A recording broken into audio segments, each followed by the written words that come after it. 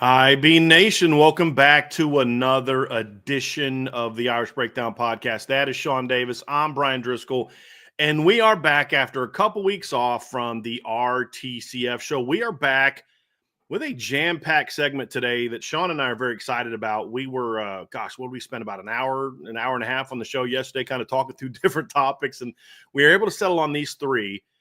And the one I'm most excited about, Shaun, was probably the one we decided last. You know, it just kind of hit us like, hey, what about this topic? And so we're going to have some fun today, talking about a lot of different things. For those who don't know or don't remember, RTCF stands for recruiting. So we'll talk about a Notre Dame recruiting topic. The T stands for some team Notre Dame team-related topic. And the CF stands for college football. So we're going to talk about those. And what we are going to discuss today, we are going to kick the show off, Shaun, with a discussion of why we think Notre Dame is going to win the national championship in 2025 and give you the reasons why. But then we're also going to talk about some of the potential stumbling blocks. If Notre Dame does not win a title this year, it's because of these reasons. Or it's not so much doesn't win a title, but doesn't play to their potential as a team. Because obviously one reason is, hey, they're really good. Somebody else is just better. And there's nothing that Notre Dame didn't do. It's just that team was better. You know, I mean, everything could go right, and you're playing 2019 LSU or 2018 Clemson or 2001 Miami, and it doesn't really matter what you do. You're gonna have a tough time beating that team. So it's more about if this team falls short of expectations, here's the reasons why. That'll be part one. And then part two, so we're going to flip the R and the T a little bit today. Part two is we're going to start a series that Shaun and I are going to do from now really till the season starts, where it's going to be a state of the program overview from a recruiting standpoint. And so we're going to take each position group, quarterback, receiver, running back, tight end, O-line, D-end, D-tackle, linebacker, corner, safety over the next, couple months. And we're going to discuss, okay, where are they right now from a recruiting standpoint? Meaning looking at the team. How have they recruited this position looking at the 2025 football team? Then we'll discuss, okay, where are they now? Because we may say, hey, look, where they've recruited this position coming in hasn't been great, but right now, this 26 class may be great. Or we may say, okay, looking at the future, how do things look? Where do they need to take this thing, and just kind of go from there. So we will talk specifics of the 2026 class within each segment. And we're going to kick it off with the receiver position, because I think that's the one that really is the one that kind of has the most debate about it right now, Shaun. And then the last topic is we're going to talk about the college football playoff. And there's a lot going on right now with the playoff. We're going to talk about the potential proposals for reseeding the playoffs, what we think about it, how it impacts Notre Dame, but just overall what we think about it for the 25 postseason, but then in the 12-team playoff, but then also looking at it from the 16-team playoff moving forward. Overall big picture about it. We'll talk about the automatic qualifiers. What do we think of the guarantees for the SEC, Big 10, ACC, Big 12? What does it mean for Notre Dame? We'll talk about what we think the qualifier situation should be, and just have some fun talking about it. If we have time, this is an if, because y'all know me and Shaun. This is a big if.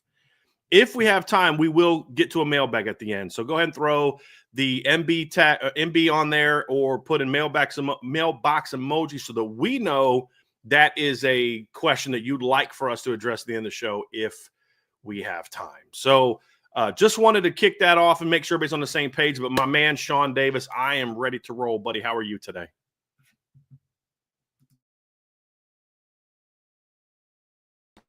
Man, I was ready to come in on fire, too. I'm sorry about that. Doing absolutely amazing, Brian. Glad to be back on with you. Missed you guys, IB Nation. Let's talk some recruiting team and college football, man. A lot of good topics today. Let's get it going. So, Shaun, you and I, we were talking the last week, really just trying about what are all the different team topics we want to talk about. And it's not so much that we're having a hard time not thinking of something, but it's of all the different topics to talk about, what can we discuss? And it kind of hit us yesterday, like, what would be a great sort of early off-season conversation to have is sort of projecting Notre Dame's team in 2025 and really kind of dive into what do we think the ceiling of this team is, and then what do we think the floor of this team is. But instead of looking at it from like let's have a floor versus ceiling conversation, I think the more entertaining way of looking at it, or the more, I don't know about entertaining, the more interesting way for me and for you when we look at it is, what are the reasons that Notre Dame will win the title this year? Mm-hmm. What are the reasons they won't? But the thing that makes this a little bit more interesting, because we've done things kind of like this in the past, Shaun, is this is the first year that I've come up with this list and didn't feel as though two things. One, that the why they won't list is more likely than the why they will list.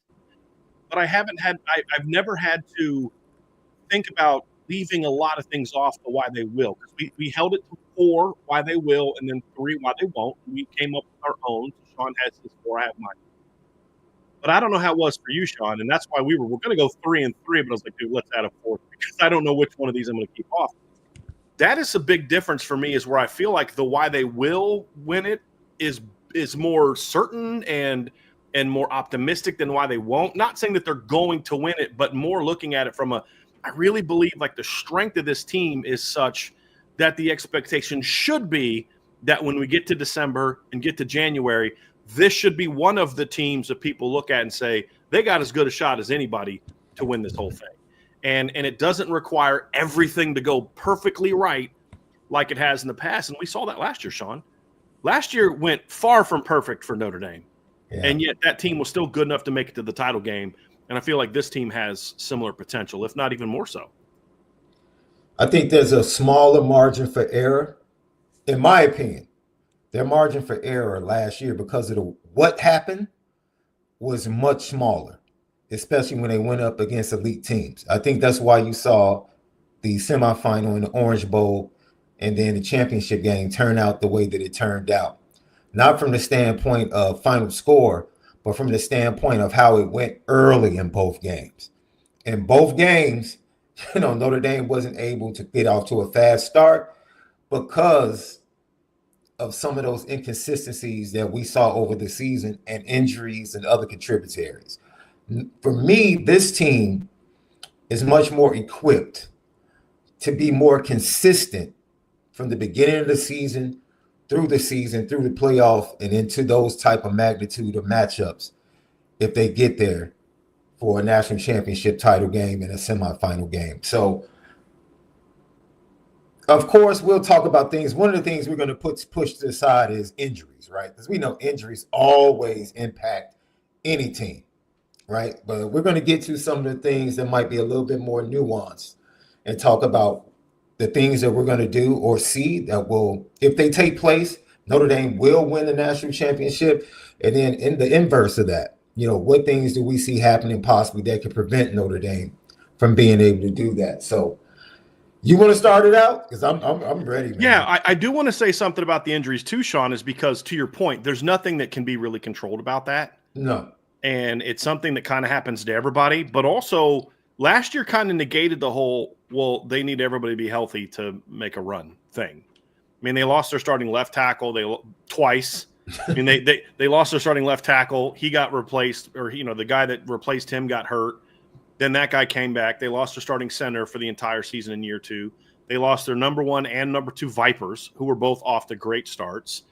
They lost their All-American cornerback in game 6. They lost the guy that was playing probably their best football at D tackle in game 5. Then they lost their preseason All-American D tackle, got a little banged up in fall camp. He was never the same guy. Then he gets hurt against Florida State, misses some time. He's never the same. Then their stud dominating All-American D tackle that was playing like an All-American gets hurt in the first round of the playoff game. And your starting Z was never healthy for all but one quarter of last season, and Jordan Faison was never the same player and until the playoff. And then he looked pretty good in the first 2 rounds when he was healthy. Like how would he have been all year if he was there? And then your preseason second, third team All-American tight end was never 100%. Like, if last year can happen, then you can't really use injuries as an excuse, as a cop-out for why a team won't get in. That doesn't mean that injuries can't happen that make this team not play to their potential. That's totally part of it. But it's kind of like they're now past the point where we can just kind of cop out. Well, if they lose a guy or 2, they're in trouble. We've seen enough of that. Plus, as we saw last year, Shaun, everybody's going to lose guys to injury. Mm-hmm. Everybody. Yeah. Oregon had guys out when they lost Ohio State. Ohio State had guys out when they beat Oregon. Like Ohio State and Texas were both missing guys when they played. Penn State was missing guys. Not as many, actually. Penn State's one of those teams that really didn't have a lot of injuries last season, except for the offensive line. And then, they had one guy out. And then, of course, Notre Dame and Ohio State both had guys out. Now, Notre Dame had more, but everybody had guys out. Georgia was missing their starting quarterback, which I actually think gave them a better chance in that game than had their starter played. But there was other guys out for Georgia. Their offensive line was banged up a lot of the year. Every team kind of went through that. Mm-hmm. And so it's kind of like, we're not going to use that because that's an easy answer. We're going to look at more practical reasons for why this thing. So, Shaun, let's start off with your number one. And for me, Shaun, you explained kind of what your order is. For me, it was sort of a building blocks thing for me. And there's going to be a lot of minor on one side of the ball, and I'll explain why that is. But for me, it was sort of a building blocks, like looking at reasons why they didn't win in the past, and then looking at what this team particularly, especially more so, needs to do to compete against other teams in the country. So that was my order. Curious to hear why you came up with your order, Shaun, and then, of course, what's your number one reason why you think Notre Dame will win a title in 2025?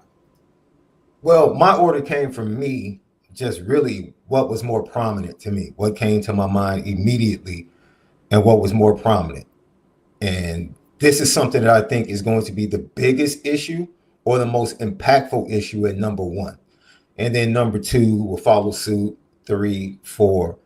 And so my number one issue, overall, I just said leadership.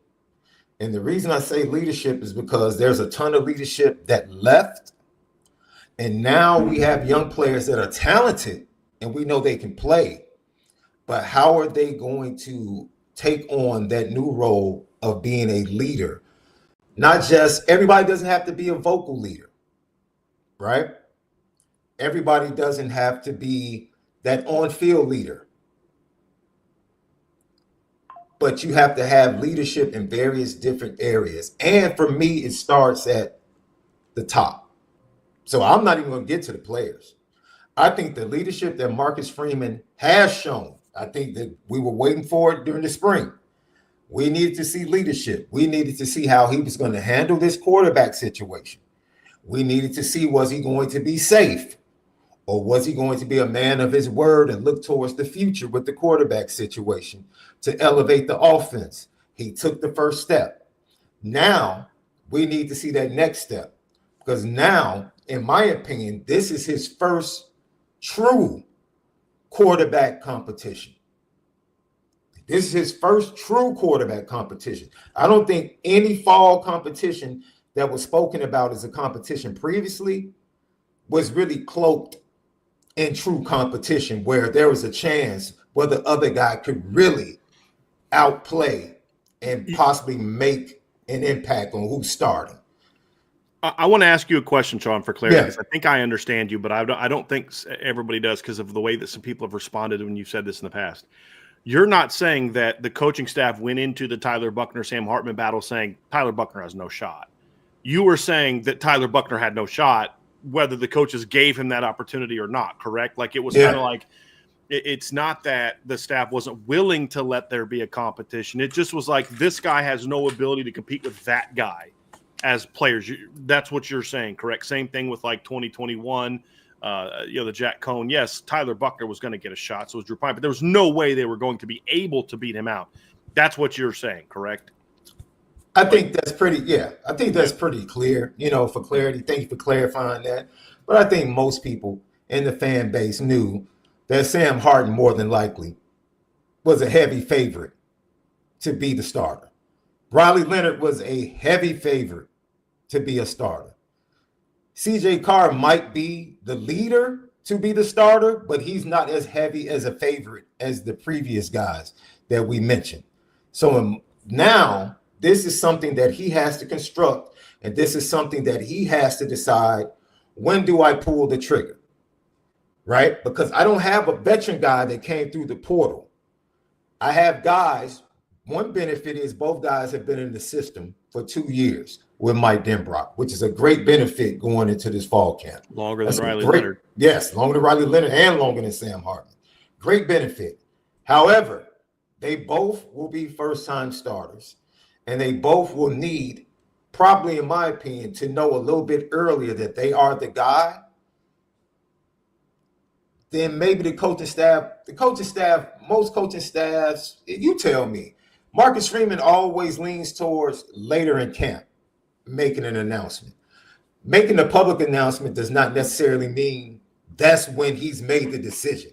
Right. That's when he allowed the public to know what his decision is. So I'm concerned about when that decision, what type of leader is he going to be in this fall camp, to go ahead and let everybody know, not us as the fan base, not us as the media, but to let the players know, this is where we're going, this is the guy, let's move forward, let's start preparing for Miami. Because I believe that young man, if it's CJ Carr, is going to need that. Mm-hmm. If you just want to give a name to it, CJ Carr is going to need that extra time to be the guy to prepare for his first game on the road at Miami. Regardless of the team, what type of team Miami is, that's a task for a first-time starter. And as we mention all the time, putting that helmet on and being that guy in that position is different than any other program. There's not too many other programs that can match up with being the quarterback at Notre Dame. It's a different crown. It's a much heavier crown. Riley Leonard had to find out,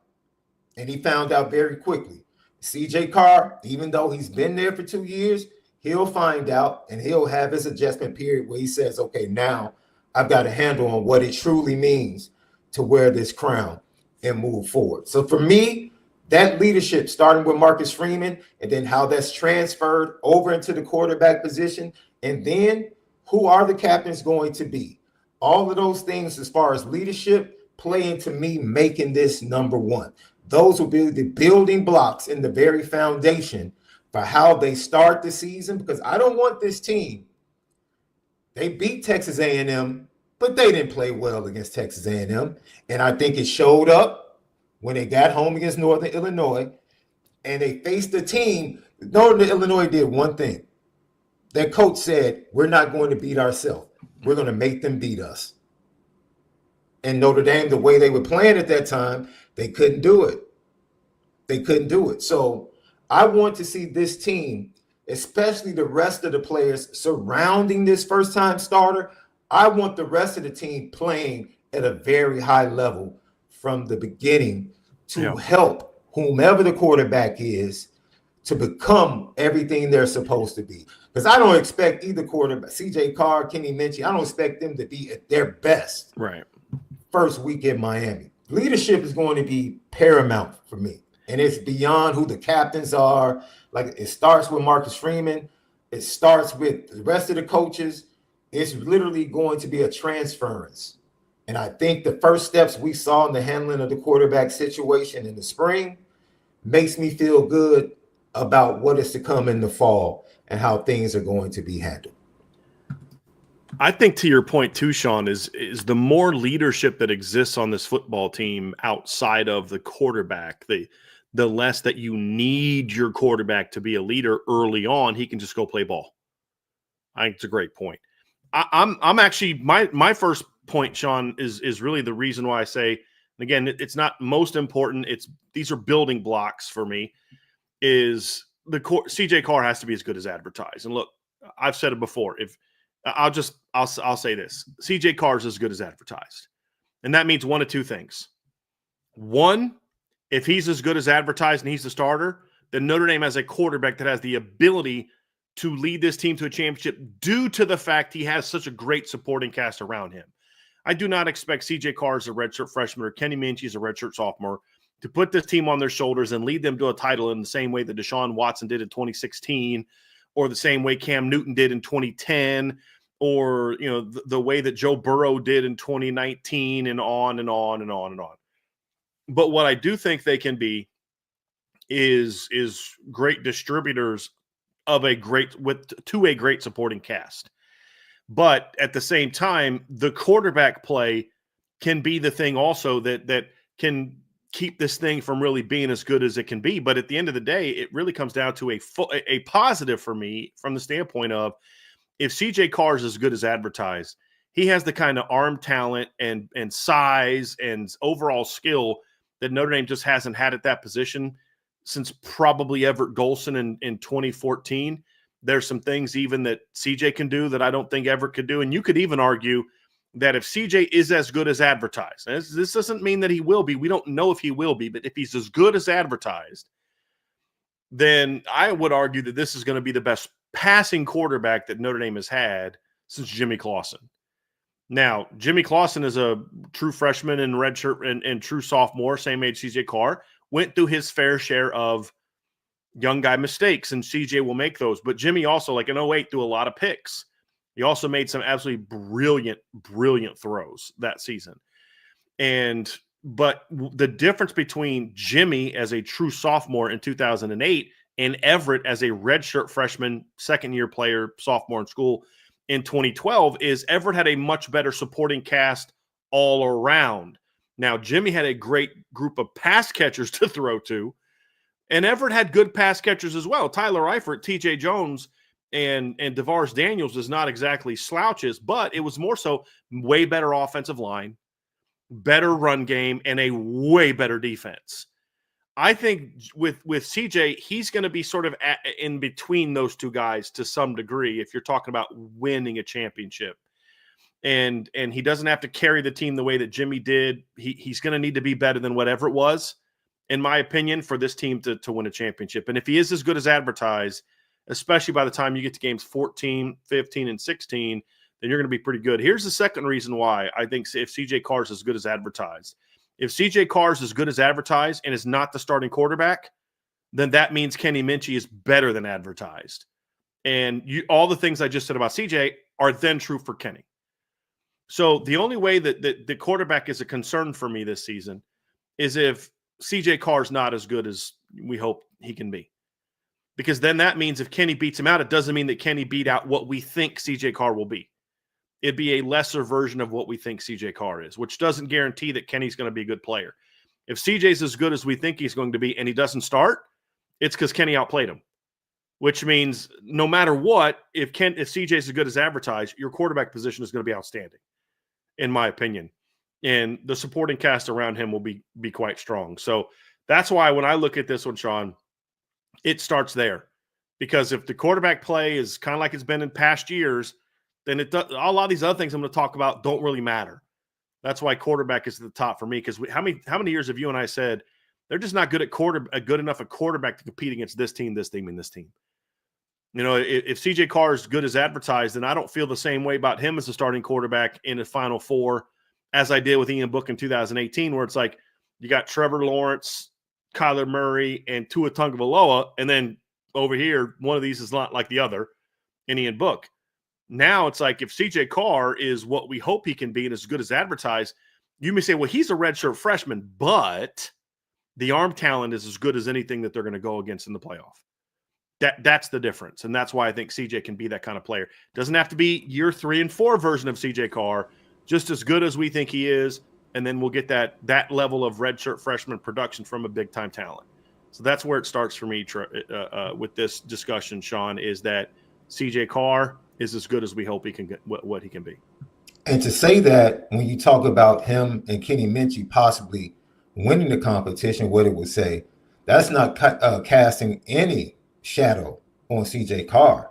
What you're really saying is Kenny Minchey is better than Drew Pine was when he went up against Tyler Buckner. Kenny Minchey's better than Tyler Buckner was when he went up against Sam Hartman. And Kenny Minchey's better than Steve Angeli when he went up against Riley Leonard. Yeah. Has nothing to do about the guy that's the favorite, has everything to do with the guy that's actually challenging. And that is something that is really symbolic of this entire team when you look at the depth. It's not about the top end guys. It's about what else is behind them that we start to see the residue of a little bit last year with them being able to make it to the national championship game with injuries. Well, guess what? That back end is even better, or at least we feel like it's improving year to year because of recruitment and because of the transfer portal. And so now you see that it's a full program that is kind of insulating itself from those contributaries that can kind of be pitfalls and snares. And Marcus Freeman has done an incredible job of making sure that program can take on those different types of weights or yokes that are going to come against, like you said, everybody had something that they had to bear.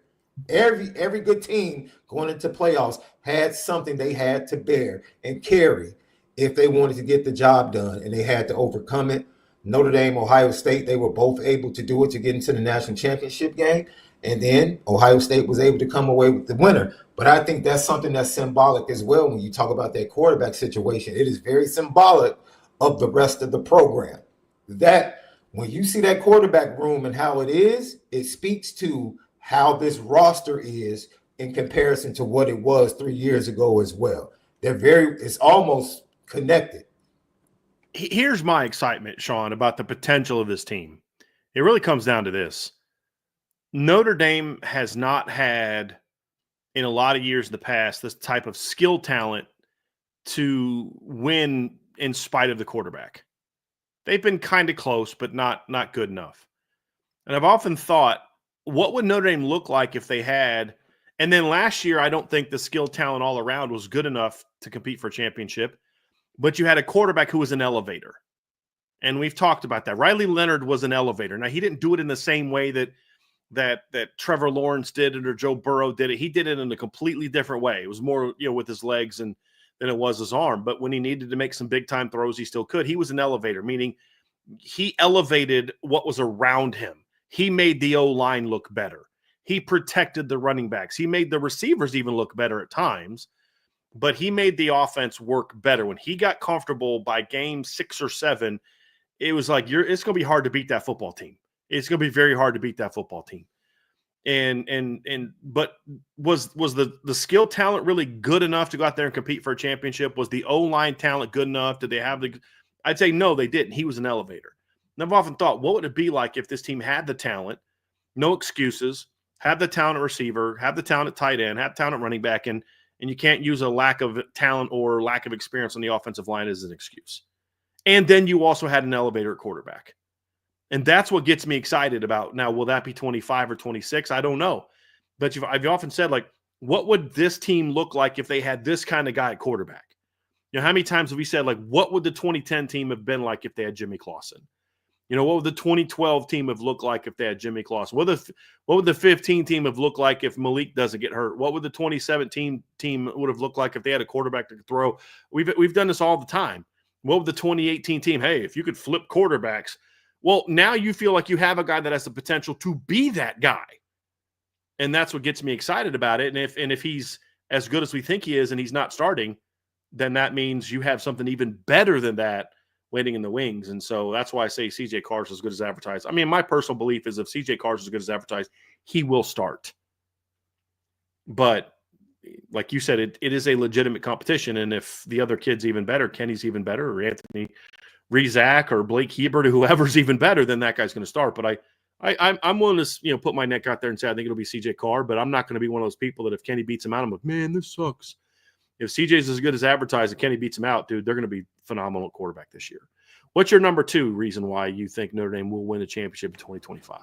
Well, my number 2 is something I think we're aligned on. And for me, it is for a different reason, because the offensive line in Notre Dame, once they began to get solidified after they suffered the injuries, that offensive line became dominant in its own way. And I say that.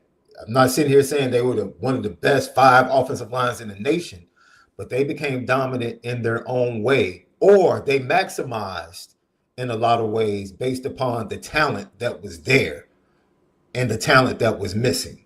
So that was in the run game primarily. They became a very dominant run game offensive line, but there was still a lot to be desired when it came to pass protection. And that impacted the pass game and Riley Leonard being able to get better as a passer, because he was constantly looking to the left, looking up the middle, trying to figure out if he's going to have time. And that dealt with his footwork, that dealt with his timing. And like you said, overall, it just impacted the passing game. If you can have, especially at the tackle position, if Emil Wagner, who, in my opinion, we didn't know what we were going to get. We were worried about him being a little light in the pants, getting his first start on the road, how he's going to play. He didn't play dominant football at the tackle position, but as a first-time starter, he served himself very well. And if he becomes the leader that we think he is, and his game takes another step, there are rumblings that this young man might be a top 100 pick in the NFL draft if he gets better, because people see there are things there and traits there that will allow him to be a really solid right tackle. If he can become that guy for Notre Dame, and then you get Anthony Knapp coming back, or you get one of these youngsters that are going to challenge and beat out Anthony Knapp, playing at an elite level at the tackle situation, because you feel very comfortable from guard to guard from what you saw last year. Guard to guard, Ashton Craig's return, even their backups, you feel good guard to guard. If you can get elite tackle play, which is needed. Last year, you'd have loved to have it, but like you said, you had an elevator at quarterback and an extremely athletic quarterback that can make something out of nothing. You have guys at the quarterback that are young, and eventually that part of their game I feel like is going to come, because they're talented enough to be maybe not as athletic as Riley Leonard, but they're athletic enough to be able to avoid pressure and still be able to make plays. But you don't want to put that pressure on them early as they're still trying to grow. We need our tackles to be good to start the season. Pass pro needs to be good so these guys can develop and not have to worry about looking over their shoulder, and keep their eyes downfield and grow and develop in how they progress through their progressions and pass the ball and accuracy and things of that nature. That is vital. That is absolutely vital. And I think, once again, we talked about competition, leadership. How is Mike Denbrock, how is Joe Rudolph going to handle this offensive line situation? Because you talked about last fall camp. There were some things that you look back, even in retrospect, but even in the midst and when it was happening, that we kind of scratched our head like, why are they doing that in fall camp? Yeah. Why is that taking place in fall camp? And then you see things come out in the wash in the middle of the season like, well, if you had done this during fall camp, you probably would have helped out your true freshman left tackle and made him a little bit better and made him a little more confident, and probably impacts the entire offense. But moving forward, those are the type of things that I'm going to be watching as well. Fall camp, how is this offensive line handled? How is it developed to get the best five on the field? And then the tackles having to be really good in pass pro to start the season and then get better as they go throughout the season. Offensive line for me, Shaun, I looked at it more holistically. We were on the same page when it came to the offensive line, and I just think that number two for me is the offensive line has to be more dominant. And that covers a lot of things, because the run game, if you look at it in the regular season, was pretty good last year with the exception of really one game. Any other time the run game didn't really thrive after the first few games. The whole offense as a whole, the first few games was just kind of a mess. But once they kind of got their feet underneath them, Shaun, you saw a unit that could kind of run the ball on everybody, except for teams that were just hyper obsessed on shutting the run game down. And Georgia Tech was hyper obsessed on that, and it didn't work for them overly well. But after the Louisville game, Georgia Tech 168. That was the lowest performance they had all year. They went for 229 on Stanford, 265, 201, 234, 273, 258. But then they got to the postseason and they couldn't run the ball like that anymore. And that's not the mark of a dominant offensive line. What we saw in the regular season was an offensive line which is just more talented than all the teams they were playing against. But when they went against equal competition, they struggled to run the ball. And look, you had one great block against Indiana that set up a 98-yard touchdown run, and that was great. I was glad to see that. But when you look at the rest of it, you take that 98-yard touchdown run away, and I'm not one of those people that's like, take that one run away and the offensive line was garbage. Well, the offensive line did have a big block on the 98 run. I'm simply saying this to make a point. When you take that one run away, they were under 100 yards the rest of the game. That was on drive 2. And so you didn't run the ball very well the rest of the game. Jeremiah Love didn't run the ball very well. Jadarian Price didn't run the ball very well. Riley Leonard didn't run the ball very well. The offensive line got whooped. Look at the Georgia game. They ran for 154 yards that game, which is not a bad performance against Georgia's defense, but it still wasn't great. A lot of that was Riley Leonard kind of putting the team on his shoulders and carrying them to victory. They only ran for 117 on 42 carries against Penn State, 2.8 yards per carry. And despite the success of the first drive, Notre Dame could not run the ball the rest of the game and finished that game with 53 yards on 2.0 yards per carry. Jeremiah Love could get nothing going in the postseason. Jadarian Price wasn't that much better than even what Jadarian Price was, or Jeremiah Love was the last few games. I mean, Jadarian Price had 13 yards in the last two games, 13 in each game. Jeremiah had 46 in the Penn State game. He had 19 against Georgia. Jadarian had 37 against Georgia.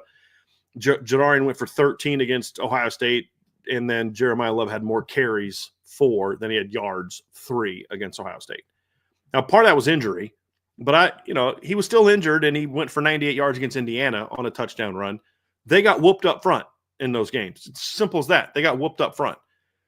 Their pass pro was probably as good as it had been in a long time in the title game with some of the changes that were made there, but you weren't good enough in the postseason to be dominant, a dominant offensive line. And so when I look at it, Shaun, it comes down to, yes, pass pro needs to get better. I did that breakdown on the board showing kind of the jumps from players like Emil Wagner. I talked about his numbers as a redshirt sophomore first-year starter were very similar to what Liam Eichenberg's numbers were in 2018. And then Liam Eichenberg did not allow a sack the next 2 years and became a far more dominant pass blocker and a better run player. You look at Anthony Knapp in year 1, and his struggles and his numbers were very similar to what Robert Hainsey's numbers were in 2017. And so what I did in that breakdown on the message board is I took Robert Hainsey's numbers and then projected them to what they'd be if he played the same number of snaps as Anthony Knapp. And his pressure numbers were slightly less than Knapp's, but his sacks allowed were slightly more than Knapp's. They were very comparable numbers. Where Robert Hainsey in 2018 was a much better player, much more effective pass blocker than he was in 2017 as a true freshman. So, yes, those guys need to make those jumps. Billy Schrouth was an outstanding pass blocker last season. Ashton Craig was far more effective in pass pro early in the season than was Pat Coogan. That was always an issue that Pat Coogan had some problems with. If you got a really good interior player, he was going to have some issues protecting the quarterback. And then Rocco at times had some issues in pass pro, but Rocco had issues in the postseason in pass pro because he couldn't move. I mean, at the end of the day, that's just what it came down to. That injury that he had in the first round playoff game really hampered his ability to protect the quarterback. Ashton Craig, in the 3 games that he played in, Shaun allowed 1 hurry. That's it. 1 pressure against Northern Illinois. Allowed 0 against Texas A&M. Allowed 0 against Purdue before getting hurt. In 2023, he started 3 games and he played 100 snaps. He only allowed 3 pressures that whole time. So Ashton Craig has a 6 game in 6 starts. He's allowed 4 pressures. That's very good. I expect the interior pass pro this season to get a lot better. Somebody in the chat had talked about how the interior pass rush, I think it was John A1, was really bad last year. In the last 2 years it was. And I agree completely. I think the reason why I'm a little bit more optimistic about it is because I do think that the caliber of player is going to be better. And like I said, Rocco allowed no sacks all year. Rocco allowed 1 hit on the quarterback in the regular season. 1. He allowed 3 in the postseason. And they all came after, 2 of the 3 came after he hurt. He just wasn't the same guy athletically. And they played better competition. And as I said, Pat Coogan is someone who just, great kid, just struggled in pass pro consistently. But Billy Schrouth did not allow he allowed 3 pressures against Indiana, did not allow a single pressure against Georgia, Penn State, or Ohio State. And they only allowed 8 pressures all season. That's it. And so I think he's got a lot of potential as a pass blocker. The tackles have to get better, but I still think there's a lot of room for growth in the run game. I'm more optimistic that the run game is going to become more dominant than I am the pass pro is going to get better, because Joe Rudolph doesn't have a great history in developing great pass blocking offensive lines. That has to be a major focal point this season. And I broke something down on the board as part of that same thread, kind of showing that. Somebody asked, what's his history of making lines better in pass pro? And I was like, it's not great. And I put the numbers in there. But you have to hope that the talent is good enough to where they're going to be able to be okay. But the run blocking, it's like we never got to see Charles Jagasaw and Anthony Knapp on the field together last year. Except there was actually, no, we never did because Knapp got hurt before Rocco, correct? So Tosh Baker was already in the game by the time Jagasaw came in. And then Jagasaw moved to left tackle. Well, we know Jagasaw can be a dominant run blocker. And you and I believe, are on the same page in that I felt for the in course of the entire season, Notre Dame's best run blocker on the offensive line was Anthony Knapp. Pass protection is a different story, but run blocking, he was their best. Now we get to see those two on the field together. We get to see Billy Schrouth go into his second year as a starter. We get to see Ashton Craig hopefully return to form. And Emil Wagner actually got better as the season went on in run blocking. And I actually thought he blocked better in the run game in the postseason than he did for much of the regular season. Consistency is still a thing, but I'm confident that the run game will be more dominant blocking-wise. I think the jump that Joe Rudolph took his line from year 1 to year 2, despite having less talent than he did a year before, when he had still Rocco, still Coogan, but he then had Blake Fisher and Joe Alt and Zeke Carell as part of that lineup. Like, and you got better running the ball with those guys. They showed, and you could point to the technical things that were better. They moved their feet better. They worked combos better. They did things better. I expect another jump this year because the talent's going to be better. The question then is, to your point, Shaun, can the pass protection get better?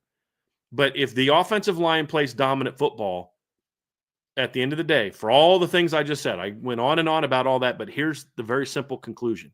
If the offensive line is dominant, then the skill just gets to go be the skill and get to go do what they do. And that's when I think Notre Dame can compete with anybody. Because I think when you look at the upper-level talent at running back, receiver, tight end, I think Notre Dame is as good as any team in the country holistically. Now, there are teams with better receiving cores.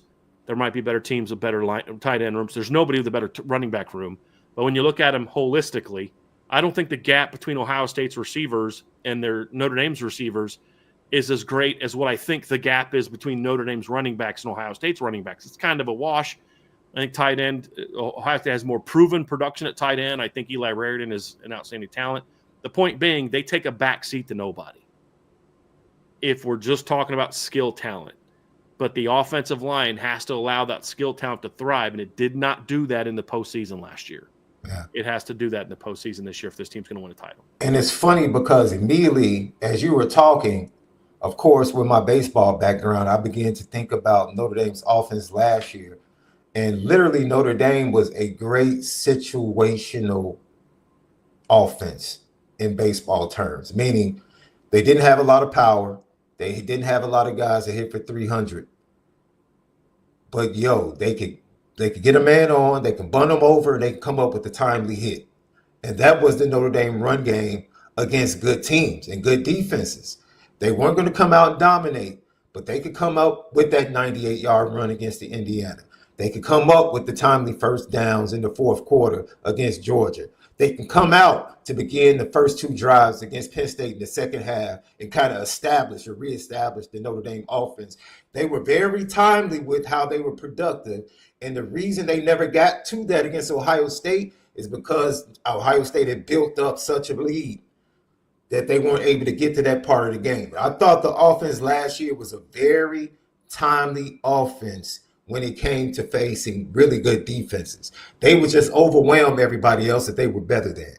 I think now it speaks to that margin of error that I was talking about earlier, that I think this offensive line will make that margin of error smaller, because I think the offensive line that we think they can become from a talent perspective, because the talent is better, will yield a much more versatile team in offense, meaning that Notre Dame can slug it out. They can be a situational team, or they can get into a high-scoring game. Now they can play multiple ways with you. Now they should be able to, if CJ Carr is who we think he is, if this offensive line can be and live up to the talent that we know is on the roster, now we can go and win offensively in different type of ways. And now that relieves the pressure on the defense to be able to have to hold the fort down. This is what we're talking about. This is why you get excited. I think we're going from having a team, because we've seen plenty of teams win World Series that didn't have great offenses. They had great defenses, great pitching, and they played great situational offense and got runs against good pitching when they were given the opportunity. They came up with the big hit with 2 outs. That was the Notre Dame offense last year against good teams. They could come up with the big drive against Texas A&M in the 4th quarter. They could come up with that big hit and then turn it over to their closers defensively. They could come up with that big hit to start at the end of the first half, to start the second half against Georgia, and then allow, Riley Leonard to close it out on the ground in the 4th quarter. They were great situationally against good teams.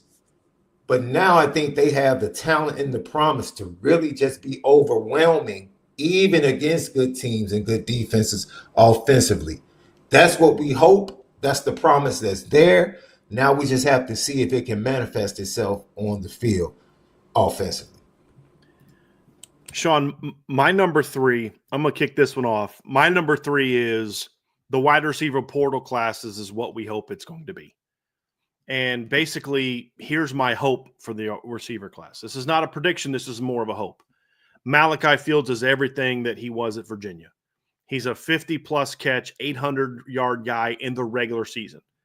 Numbers don't necessarily have to look like that, but that's the kind of player he is. He gives them a legit boundary, contested catch, one-on-one winner of the football.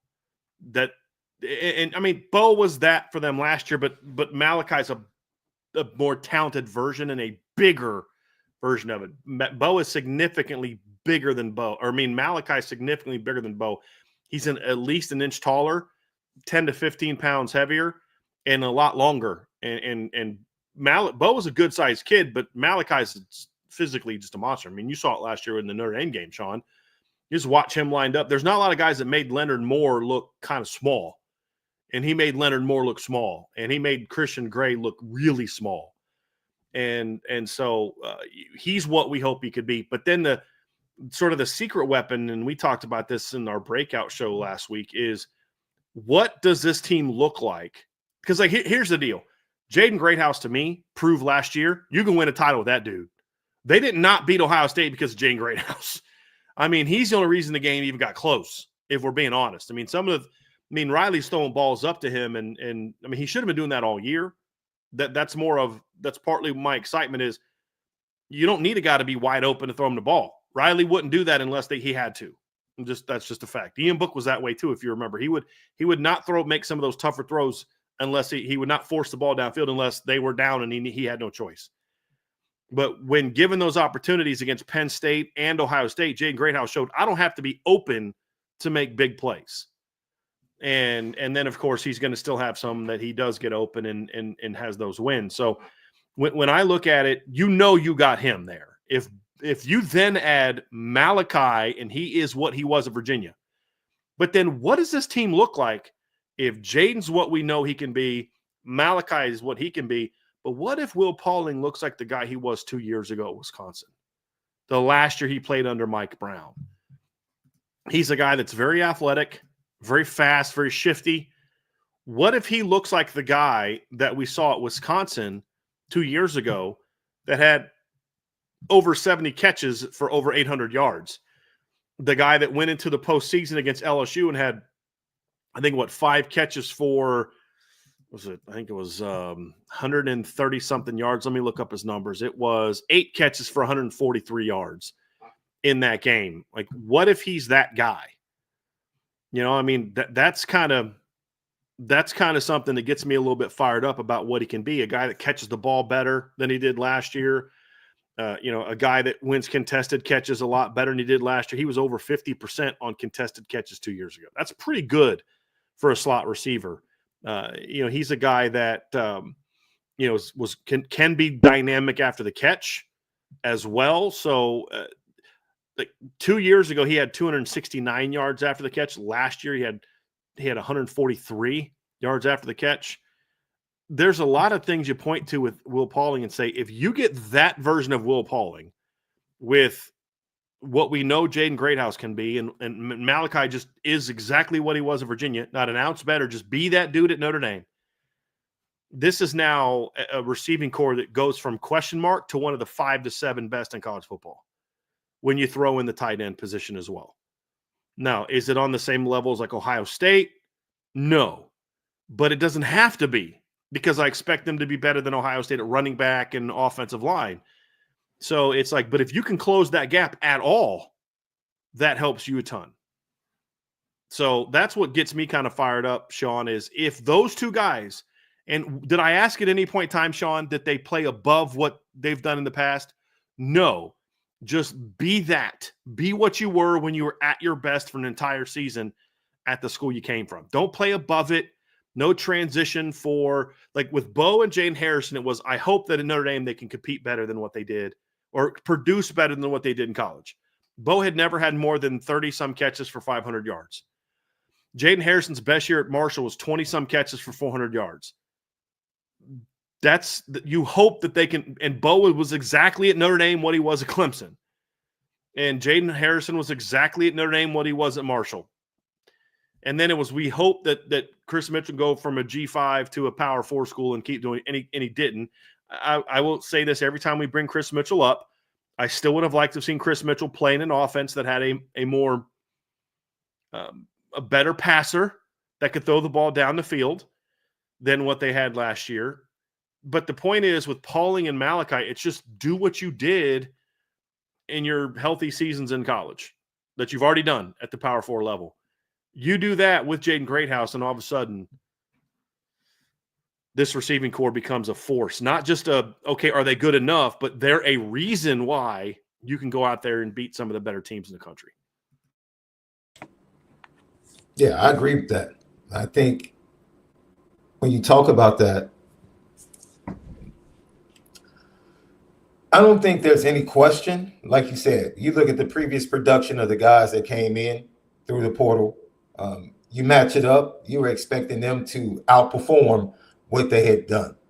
You're asking them to be something that they haven't been at a place like Notre Dame. And an unconventional situation with a guy coming in as a transfer quarterback trying to learn a new system. It was a heck of a gumbo you were trying to cook up. You know what I'm saying? But they had the right route because they ended up in a national championship game without it looking really as appealing as we wanted it to look. But at the end of the day, I think what you say about Will Pauling, his production, it's the same thing we talk about. It's the final piece we look for when we look at high school kids. We can look at the film, we can like the athleticism, we can like the clips, but then we go and look at the stats and say, well, okay, where's the production? Somebody that has that we loved from a film evaluation standpoint, that is now a true freshman in the wide receiver room. We loved him the first time we saw his film, but he didn't have the production, so we couldn't buy into him. And now you look at Elijah Burris and you saw the production jump off the way it did his senior year, and it's like, okay, now it's matching up with what we like on film. And that's not a problem because we like Malachi Fields on film. We like Will Pauling on film. Will Pauling has some highlights where he's turning guys around, running routes where it's like, okay, this is what you're going to need. He's the type of guy that you feel like a young quarterback can depend on in clutch situations along with a Jaden Greathouse. And to have that and then have a big play guy down the field, a 50-50 guy, big radius catch guy like Malachi Fields, you feel very comfortable about what's surrounding your young quarterback.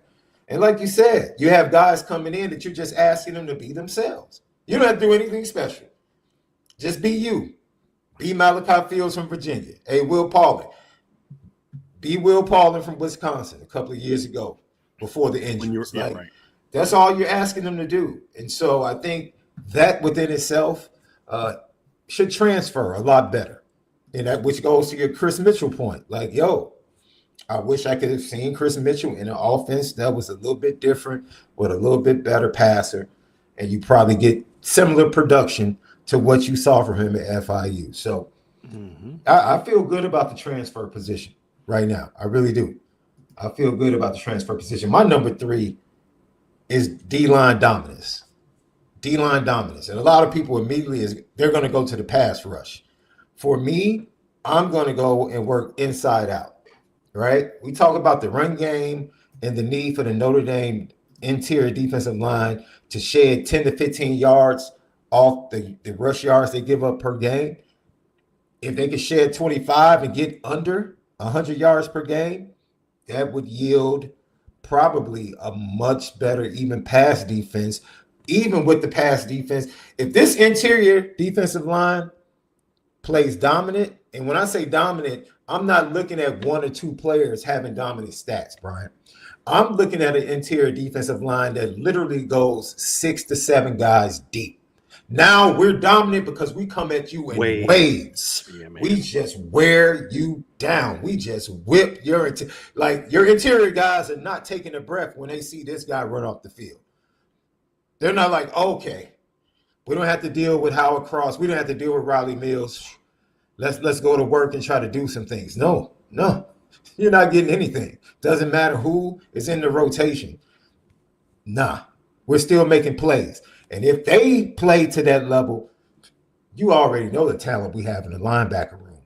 If they get to play in space, these linebackers get to play without confusion and without a mush in front of them. Now you're talking about big plays, turnovers, tackles for loss, impactful plays, putting pressures on offenses, putting offenses in very difficult third down positions with your dominant secondary or with your very good talented secondary. Those are the things that come from and are rooted in really good defensive line play in the trenches, particularly starting in the interior. Now, you go to the outside, of course, pass rush. If you have dominant interior play that garners the attention of the three interior guys and they can't help on the outside, then guess what? Now you're out. Now Bryce Young can go to work one-on-one. You're going to give Bryce Young, you're going to give him one-on-one 30 times a game? Do you really want to do that? You're going to give Logan Thomas one-on-one on the outside? You're going to get Jordan Patello one-on-one that much? Boubacar Traore, you're going to give him that? Chris Burgess Jr., Dominic Hulock, all the guys? Cole Mullins, who could go inside, outside. This is what you're going to do? This is why it starts inside for me on the defensive line. And the dominance is not about having somebody like Riley Mills that puts up 9.5 sacks. I mean, Riley Mills his stats would have been even better if he doesn't get injured against Indiana, which is absolutely insane. And he definitely probably gets drafted even higher if he doesn't get injured. So you're talking about just all around the waves that they can come at you with on the interior. And Jared Dawson said it best. He was just impressed. He was like, practice is different over here. The attention to detail, the way guys don't take plays off, how hard we practice. And then everybody's playing at a high level right now in the spring. I'm not used to that. Like, he's coming from Louisville. That's not. But Louisville's a very good program. And he's coming to Notre Dame saying, man, I'm not used to this. Well, I've talked to people around the program that said that was the issue with Jared Dawson for a chunk of spring practice was he was practicing like he did at Louisville. Yeah.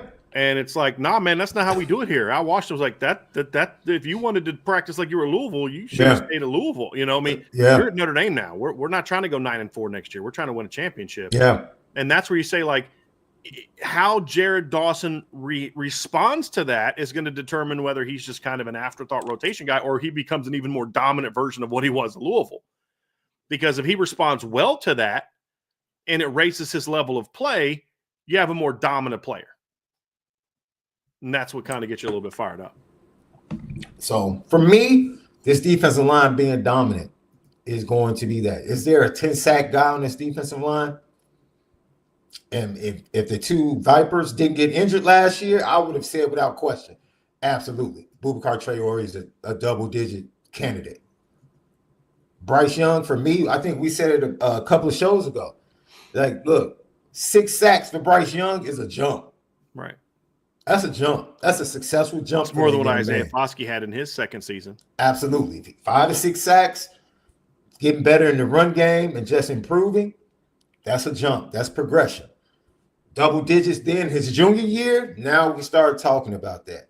Heck, I don't mind if he jumps to 10 this year. If he becomes that good, then by all means, surprise us. Surprise us, Bryce Young. We want to see it.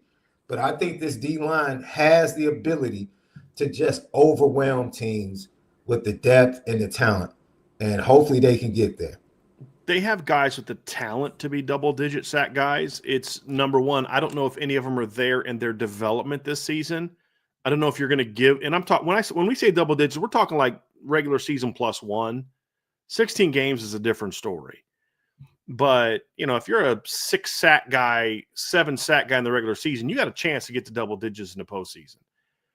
But it's partly, I think it's unfair to demand that of Bryce Young in year 2. I don't think his game is there yet. Is he physically capable of it? Sure. But I'm not demanding that from him, or it's not a successful season. Boubacar's got the potential to do so, but is he going to play enough snaps in 12 games to kind of get there as you work him back? Because like my game plan with Boubacar is I don't care about Boubacar being able to give me 40 snaps against Miami or Texas A&M. I want to get Boubacar healthy enough to be able to play 40 snaps if we got to play Ohio State again in the postseason. Or if we got to play, looking at it, meaning like if I'm looking at it from Al Washington and out Chris Ash's standpoint. I want to make sure we got him ready to play 40 snaps against Texas or Oregon or Ohio State or Penn State or, LSU or Georgia in the postseason. I don't care about him, I don't care about that necessarily in games 1 and 2. It's about building to get him ready to be full strength when you get to December and January. That's what I care about. So, yeah, Shaun, and I like that one. What's your number 4 strength or number 4 reason why you believe Notre Dame will win the title? If they win in 2025, it'll be because of this final reason as part of it. The offseason. And I mean that from the players. Do you settle for what you've done? Or do you lock in together before you even get to fall camp? And I say that because it reminds me of something Malik Zaire told me. He's like, that 15 season, we didn't need the coaches. We knew we were good enough. We knew we had the talent. Guys made the decision to work out over the summer. Guys made the decision to stay in South Bend and hit the weight room together. Maybe it's not in that form, but I need to see, or I want this team and the players that played in that national championship game to have a hunger, to not settle for what they've done, to not settle for, okay, we made it there. No, it wasn't good enough, and more is required. And we're not waiting to fall camp. We're not dependent upon what we did in spring camp. Hey, make the sacrifice. Those guys that have internships, go ahead and take your internships. But man, some of us need to get back here, put in the work. I love seeing Michael Gilbert putting out the video, going back home, showing he's working out. I want to see guys thinking about that Ohio State game every moment of every day during the offseason. I want it to haunt them until they get another opportunity, hopefully in the playoff, to see Ohio State again. Like, all right, whether it's in the semifinal, the national championship game, like we're getting back there. And we're doing everything we can individually and corporately to make sure that we're not settling for what we've done. Everybody else can say congratulations. No, we're ticked off. I want a ticked off Notre Dame program. Yeah. I don't want a happy Notre Dame program like, look what we did. No, I want a ticked off locker room. I want ticked off players going into fall camp like, whoa, I'm hungry. I'm ripping your head off. I know you're my teammate, but I'm coming for you. I want the competition to be at an all-time high so that when they take the field at Miami, it's like, oh, man, Marcus Freeman, what he did, I don't even want him to have to fire the guys up like he did at Texas A&M. I want Marcus Freeman to have to turn around like, whoa, whoa, whoa, whoa, whoa, whoa. That I want to see that kind of flip because I want the players to lead the way in that magnitude. Marcus Freeman led the way last year. This year, I want it to be about the players. I want them to be the wild dogs trying to get off the leash. That's the, like, That's the point. Like, so IGK said to me, saying we didn't need the coaches is less a comment about the team's cohesiveness and more an indictment on the coaching staff, but that's just me. I think you're missing a little bit of Shaun's point here is he's not I hope that this team takes that same mentality.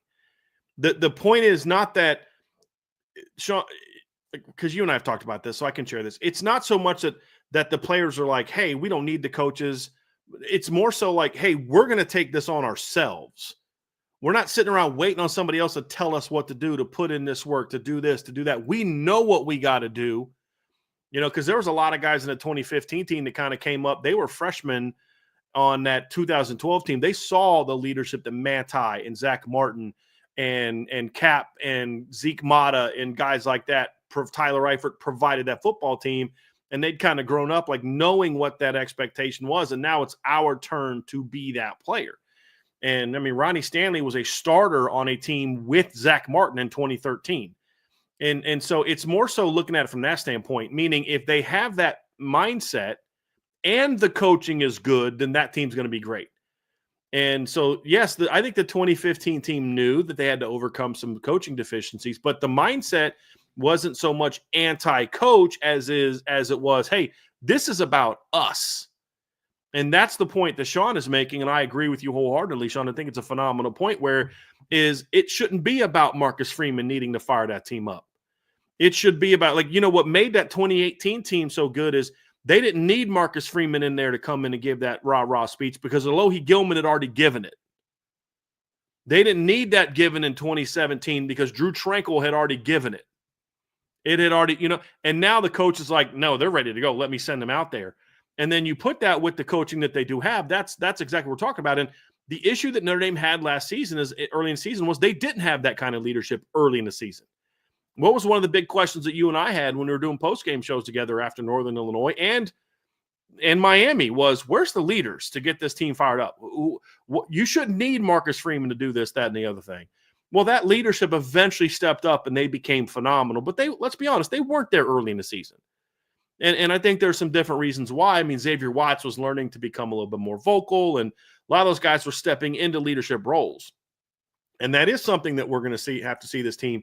Somebody's got to step in for what Benjamin Morrison provided. Because, y'all forget, I mean, yes, Benjamin Morrison didn't play after Game 6, but anybody that watched that series on Peacock knew that Benjamin Morrison was still there as a leader. He was still in that locker room as a leader. He was still in that meeting room as a leader.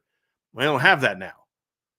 And same with Xavier Watts, Riley Mills, and Jack Kaiser and those guys. So the leadership is going to be key, Shaun. I love that. And I know that's an important piece of this team becoming a championship team. You see the fruit of that. Go look at when Benjamin Morrison's taking the phone call. Who's there? Darn near the entire starting defensive Leonard, backfield. Christian Gray, yeah, all those guys. That shows you. And you said it, man. This team, if they are hungry, you'll see it. You don't have to wait till week 1. We'll see it the first time we go to fall camp. The first practice we get access to, we'll feel the difference if they're hungry. The players, not the coaches. If the players are hungry, then the coaches, they love that. Coaches love that. They're like, oh, okay. Yeah. They're making our job easier. Now we can just give direction now because we don't have to get them fired up, right? You would much rather have to slow somebody down than to have to get them to play and get me fired up as a coach. 100%. I've always heard that. 100%. As a coach, I much rather want to tell you, hey, whoa. Yeah. Let's pipe it down a little bit. Right. That was always an issue with Brady Quinn early in games. You had to he was going to throw a 100-mile-an-hour fastball over somebody's head on the first drive of the game. It's just like that was going to, because he was so fired up, and then he would calm down and, as opposed to the guy that you got to keep kicking in the butt to kind of get out there. Brandon Plesner says, as long as they don't act like USC did, acting like dogs coming out of the tunnel, that's hilarious. But to Shaun's point, when you said that, that's what I'm thinking of. But it's different when it's it's got to be real. The whole thing about that USC team is it wasn't real in that game. But let me remind y'all, let's not forget what that team was by the end of the year. We always joke about how that USC team came out there and they're doing that fake old. That said a lot about the guys doing that. But by the end of the November of that same season, nobody wanted to play that USC team because it wasn't about the pregame coming out thing anymore. It was about, we got to go earn this on the field. And that's why that team that started 1-3 was a team that when you got to the postseason, that team would have been real scary in a 12-team playoff. They would have been in, by the way. I think they were the 8th or 9th ranked team by the end of the year. Yeah. But like that's the point. It's false enthusiasm versus being real fire versus the guy. It's like Shaun, you and I have known this, right? Where we grew up. It's not the guy at the club that keeps running his mouth that I was worried about. Because the reason he keeps running his mouth is because he's hoping he can intimidate you because he doesn't want this smoke. Right. So he's hoping he can kind of scare you with his mouth because he doesn't have confidence in this right here. It's the dude coming at me that's not saying a word. He just got that look in his eyes like, okay, that's the guy I'm worried about. This is about to be a problem. I got my eye on that guy. The guy going like this behind his boys? Nah, man. No, I'm not afraid of you. You don't want this. You just want to do all this. You come over here. Let's stop talking and let's do this. And that's what we're talking about. It's that false enthusiasm versus that real drive, that real fire. The USC team that showed that pregame were a punk team. That team that wasn't acting like that in November, they just went out there and proved it in between the whistles.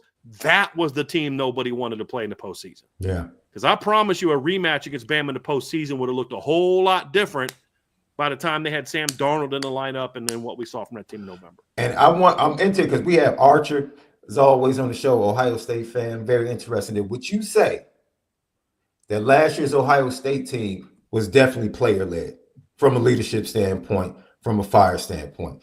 Everything, the players they had coming back for a specific reason. And the reports that came out after the Michigan game, like it wasn't the coaches, it was the players after that Michigan game that were like, look, we're going to get another opportunity. When we get this opportunity, we're not letting this, this is not falling to the ground unfulfilled. Get it together. Let's go. And see that most great teams, if you really dig deep, are player-driven teams from a leadership standpoint. Not to say that's dismissive what the coaches add, but it's like the coaches, you don't have to get championship teams fired up to play. You just don't. You don't. And, I saw the person in the chat was like, pump the brakes on Ohio State. You can't. How can you? Right. People said pump the brakes on Georgia. You have to beat them. Right. We're trying to go as a program, you have to beat Georgia. You have to beat Ohio State. And the only way you beat them is to play them. That's it. You have to play. You have to compete. So you can't pump the brakes. If you want a national championship, those are the teams and the programs you have to go through. They got over the Georgia hump. The next hump to get over is the Ohio State hump because we were told that you can't get over the Georgia hump. That Notre Dame is never going to beat Georgia. They don't have enough talent. That was said up to the game last year. They did it. You're going to hear the same rhetoric going up to Ohio State game if they get a chance to play them again. Notre Dame is going to have to pass the test. That's on Marcus Freeman and these players to ultimately pass that test. You can't run away from it. It's the elephant in the room. That's the program you're chasing, buddy. That's the program that's in your way. You have to beat them in order to be able to join them as national champions. It is what it is. There is no running from it, right? That's why you said that guy that's just staring at you, not saying a word. You can't run from it because he's coming right to you. We got to fight then. All right, Buckle up. Absolutely. Let's get it. Yeah. There's no doubt about that. Shaun, that's going to do it for segment one of why we think Notre Dame is going to win a championship. And as you guys can see, when we talk about this, we're fired up about what this team can be, but none of the things we're talking about were about guys playing beyond their potential, everything going right, everything being perfect. It's just like, dude, be what we know you can be. Play to the level we know you can play. And that's basically where you got to get to. That's kind of what you got to get to. Because like Shaun, I mean, you and I, you're more into boxing now than I am, but growing up, we were both really very much into boxing, but it's been like this for your whole career. You get that guy that just, does this the whole pre-fight and he gets knocked out in round one. Like I remember that there was this British guy a number of years ago, and he had this, it's like Prince Ali or something like that. And he would always do these things. And then you remember that one time he got dealt with by like a real fighter, and it's like his career was over because like that false bravado he had was just kind of you could just see his soul getting taken out of him, and it didn't matter. And then you got like Mike Tyson when he would come out, there was none of that Apollo Creed. I mean, he was a sweatshirt.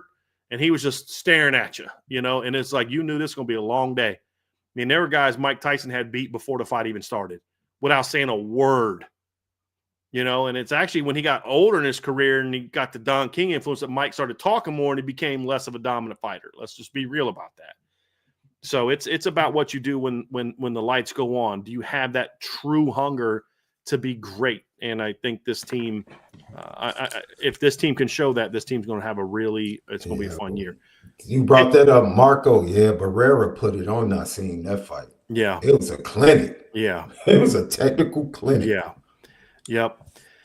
So, Shay, we're going to get to, some of the stumbling blocks next. But before we do, folks, you see that little thumbs up button down at the bottom. Go ahead and hit that for us. We would greatly appreciate that. And obviously, you want to subscribe to the channel, do all those type of things. But Prince Nassim, I said Prince Ali, Prince Nassim. But also, folks, we have a lot going on the message board. I did a breakdown of the offensive line. I'm going to have some film breakdowns coming up on that. I got some stats I'm going to put out today about Billy Shrouth, comparing him to some pass guards when it comes to pass pro and then areas where he needs to get better. So a lot of that stuff really starting to come out. Now, I'm going to have some recruiting intel at some point in time this week as well. So make sure you are on the message board at boards.irishbreakdown.com. If you've ever asked yourself, what's the best way that I can support Irish Breakdown? Then that's the way to do it. And even if you're not someone who's necessarily on the message boards a lot, you just want to support what we're doing, that's the best way to go, boards.irishbreakdown.com. Now, Shaun, if you listen to what we talked about in the first part of the show, you're going to be like, well, man, why don't you just go ahead and get that championship trophy, put Notre Dame's name on it, and hand it over to them, right? Those are the things, obviously, that we look at and say, hey, these are the reasons why we think Notre Dame can compete with anybody if those things go well. But this is also a team that there's still some things that have to prove. There's still some potential stumbling blocks. So what part 2 of the show is going to be, and it's going to be a lot shorter than the last show for a number of reasons, but mainly because this team has fewer flaws than some past Notre Dame teams. There are still some things, however, that when you point to this team, say, this could be a potential problem. Mm-hmm. This could be a potential problem. This could be a potential stumbling block. Beyond things outside of their control, as we talked about earlier, neither of us are going to point to injuries. That is certainly a stumbling block for Notre Dame, but that's a stumbling block for Ohio State, Oregon, Texas, Penn State, Clemson, Alabama, Georgia, LSU, any other team. If you have a bunch of injuries, it's going to make it a lot harder for you to be able to go out there and compete for a championship. Obviously, that's true. I also believe that injuries aren't as much of an excuse because Notre Dame is such a deep team. They've shown the ability to, if you lose some guys, you have enough talent to step up and go out there and still be pretty good. Other people got to step up and do different things. It's just, there's just a lot of things along those lines that you're going to say, hey, look, you can be overcome it, just like every other team is going to have to overcome it if they have a similar situation. And those things are out of your control. These other things are more in their control. And that's what we're going to spend some time talking on here now is focusing on the areas that are part of Notre Dame's control. They can perform well here, but if they don't, then this season could end up being falling short of expectations. And these aren't things that mean they lose the title game or get beat by the eventual champion in the semifinals. These are things if they fail to live up to expectations, if they don't make it back to the title game, if they're not a team that at least makes a run to the semifinals. Because to me, that's the floor for this team of what this team should do this year in regard to I feel like the program's still moving in a good direction. Anything short of that, you say, okay, well, that was disappointing. I hope last year wasn't a one-off type of thing. At least that's how I look at it. So what are the potential areas that when you look at this team, you could say, hey, that's a concern for me if they don't do well here. And it's not so much just some of it will be the opposite of what we talked about in the last show, but then there's some other things as well. So, Shaun, I want you to kind of kick things off with what your number one thing is. What's the biggest potential stumbling block for Notre Dame when it comes to can they play to the level that we expect them to this season? I had number one as leadership, and I think that correlates with my number one as why they'll win, right? We talked about leadership in the form of the players. Are they going to settle for what they've accomplished, or are they going to press forward for what's better and for that national championship and put in the requisite work and provide the necessary tools to be able to build towards that?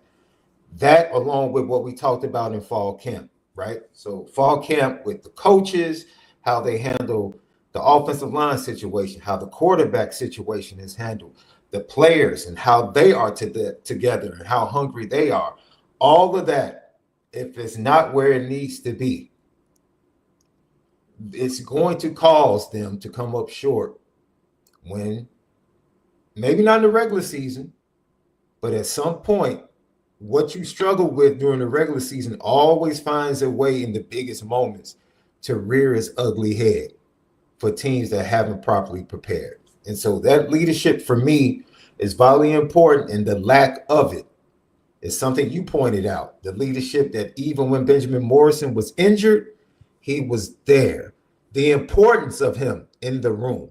I remember being at the pro day and watching Christian Gray and Adon Schuler just literally run up to Xavier Watts' dad at the pro day and just hug on him and love on him, and then hugging and loving on Xavier. Like, those two entities not being in that secondary room is a loss. I'm not talking about talent.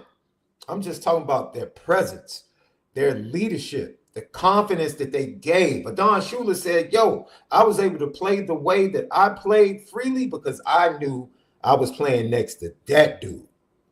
Now that dude is no longer there. How does that impact him? Does he take the challenge? Does he embrace the challenge and take that necessary step and steps into the role that Xavier Watts played? What are we going to see? Who's the leader in the defensive back room? Is it Leonard Moore, or does Christian Gray that's been there? He's been through the wars with Drake Bowen. Who's your leader in the linebacker room, or one of your leaders in the linebacker room? Does Christian Gray take a step forward and say, okay, I'm that guy? All right, you might be looked at as being the better player on the other side, but I'm the leader. I know what it's like. I've gotten the mantle from Benjamin Morrison, who took Christian Gray under his wing. So those are the types of things that we're waiting to see from a leadership standpoint. And if those things end up, having little cracks or issues, which I don't anticipate at all, I really anticipate a smooth transition of leadership this offseason. But if there is some type of turbulence, it could end up hurting this team when it matters the most. Shaun, for me, it really comes down to leadership leads to you thriving in the areas where your team should be dominant, should be their best, right? And you talk about leadership from a standpoint. Well, I'm going to talk about the practical impact of that, of the leadership not being what it is. And I think this is on one side of the ball more about personnel defensively. On offense, it's about personnel and coaching.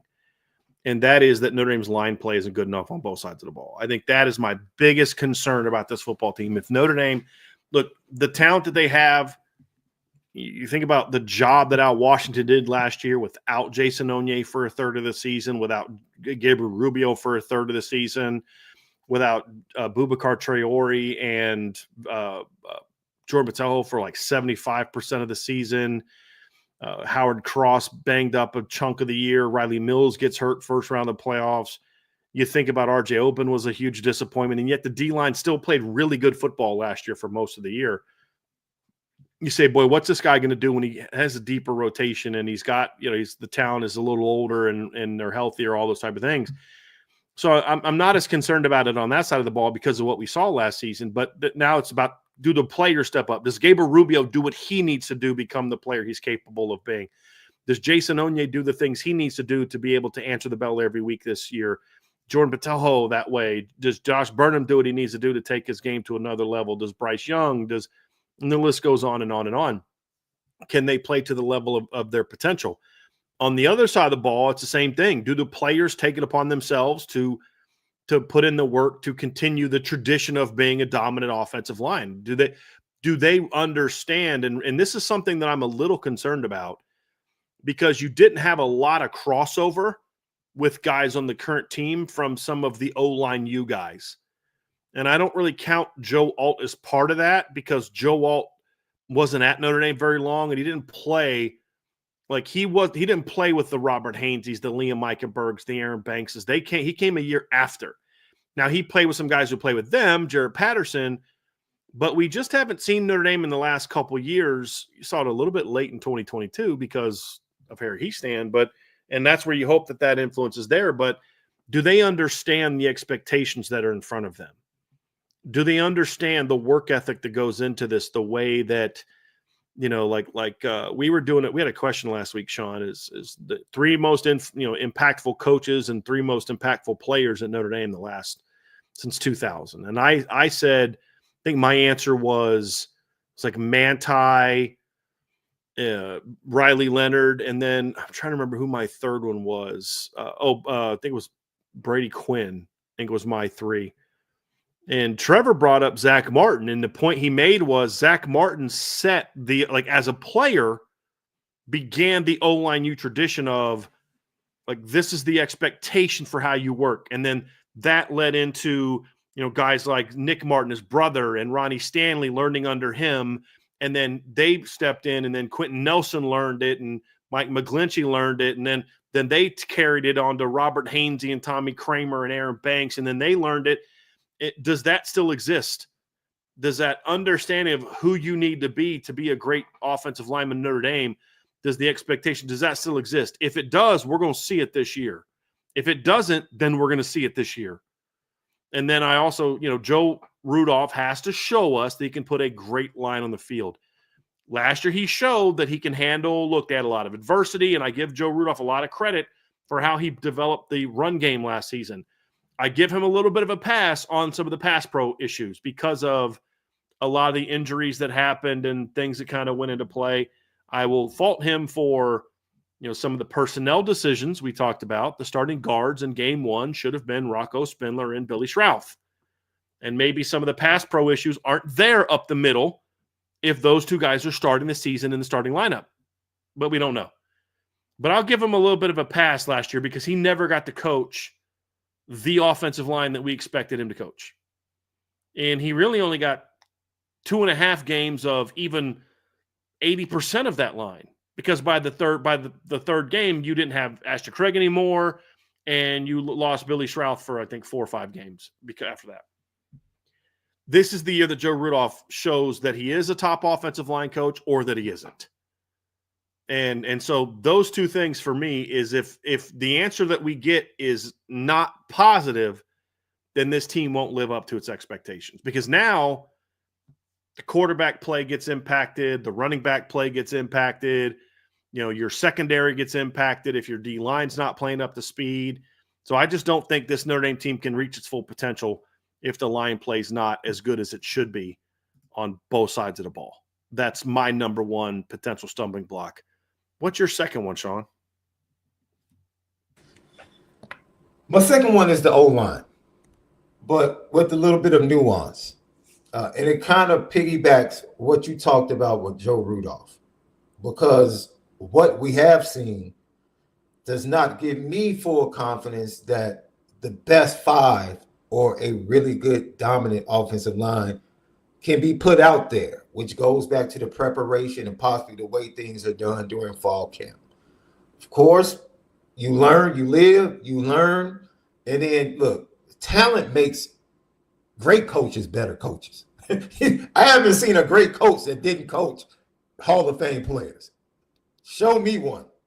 Every great coach has had great talent. And so I think what's going to help Joe Rudolph is that some of the things he had to figure out are going to be a little bit easier to see. I think it's going to be very easy to see Schrauth, Craig, Jagasaw. That's going to be really easy to see. Emil Wagner is going to be easy to see, especially with the injury to Gerby Lambert. Now, the only difference is the question is a very important spot on the offensive line. And once again, how you handle it Is this going to be a competition? Are people going to be allowed to go ahead and truly compete for that job? That's a question I have. I hope that is open to other talented players that are coming in, whether it's players that have been there, whether it's players that's coming in as true freshmen. Will they have the opportunity to show, I'm the guy? And if they show that they're the guy, will they be able to be given the job if they're showing it on the field in practices? That's a concern for me, because I think, especially early on in the season with a first time starting quarterback, that left tackle situation needs to be solidified, and the quarterback needs to have full confidence in his backside that is covered and that is protected. For me, that's a huge question, because like I said, we were talking, I have confidence guard to guard. I just really do, especially when you have guys that have played in big time games, right? And Charles Jagusah really wasn't 100% when he came back. He came back to play. I don't think he was at his strongest. Billy Shrouf probably wasn't at his strongest, and Ashton Craig is the only one of that trio that didn't participate in the championship run or the playoff run. But even with that, what you pointed out, he's had 6 starts and given up 4 pressures. And I remember the post game we did after that devastating Clemson loss on the road, when he had to come in the middle of a hostile game in the third quarter as a third stringer. And I'm like, hey, Ashton Craig played, he competed his butt off. He had 14 career snaps coming into that game. 14. You talk about being dropped into the Lions then. It's like you, but that showed his wares and who he was. And so I feel very confident guard to guard. And then, Emil Wagner, like I said, I think he exceeded my expectations at right tackle, because I was worried about him, whether or not he can anchor, whether or not he was strong enough in the legs to get the job done. Of course, I mean, it's not too many guys at tackle that didn't have rough games against Abdul Carter. So, I mean, that's just a talented player being able to do what he does. But for the most part, I thought it's safe to say, if someone were to say Emil Wagner was your most consistent offensive lineman last year, I wouldn't have a problem with them coming to that conclusion. I wouldn't. And so if he gets better, you're talking about 4 of your 5 linemen being –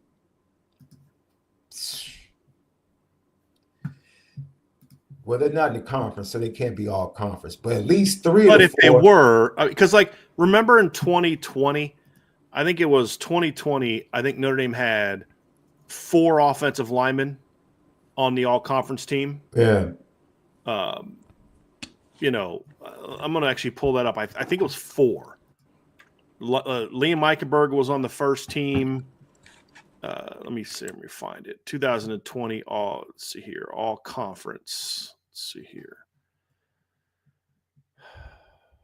Let me see here. 2020 all ACC football team. Let me see here real quick. So, all right. So you had, because remember, Notre Dame and Clemson, I believe, tied for the most that season. And if I remember correctly, yes. Pop-ups are killing me.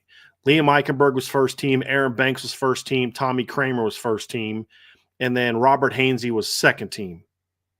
So you had 4, you're starting 5. And the reason that Jarrett Patterson didn't make first or second team, he made third team, is because he missed the last 3 games of the season with injuries. So you had all 5 starters were either first, second, or third team. So that's you could go ahead and answer the question, because you can answer the question that's in the chat. I have no desire to do so. We've already answered it because we've answered it 50,000 times. I'm not going to allow that nonsense to distract. We tell you what's happening. We've literally talked about it. No, we're not going to let that nonsense. If you don't want to believe what we've told you, you don't have to believe it. It's a free country. But don't come into the chat acting like we've never made the case before. Okay, so I don't even want to hear it. I'm not going to let us get off course with that nonsense. So we've already had that conversation. So, but Shaun, to the point, however, of what we're actually discussing, it really comes down to you have to be able to play at that level this season to compete for a championship. You just do. You have to have that kind of team that has multiple all-conference caliber players on your football team. If you look at the 2023-4 team, Emil Wagner played like an all-conference guy. Who else did? Who else was healthy enough to do so? Very much so. You know, like that's the question. You know, your center wasn't around long enough. Rocco Spindler didn't start enough. Billy Schrouth didn't start enough because of injuries. There's a lot of reasons why we had that conversation. That's why. And the conversation is surrounded by or surmised by getting the best five. We just sum it up like this. The best 5 offensive linemen didn't start the season at Texas A&M. Or the best offensive line didn't start. I'll put it that way. Because Billy Schrouth should have been at left guard protecting the left tackle. That would have been the best offensive line. So I have a problem with the fact that we have not seen Joe Rudolph put the best offensive line combination on the field to start a season. Period. And the way it played out, we saw that it was a mistake to put Pendleton next to Knapp. And that's it. I don't know how much more. We don't, John. I really don't want to go down this road. I don't. Just don't let that nonsense distract the show. Okay, let's stay on point. That's why that right there could be a snare. No, it's to the point of that could be a snare. You can't have those mistakes again. You can't have those mistakes. You can't start Pat Coogan over Billy Schrouth again. You know, you can't. Well, you're done. I'll tolerate a lot of things that I won't. You're going to call me a liar, saying being dishonest, you're gone. I'll tolerate a lot of things. That ain't it.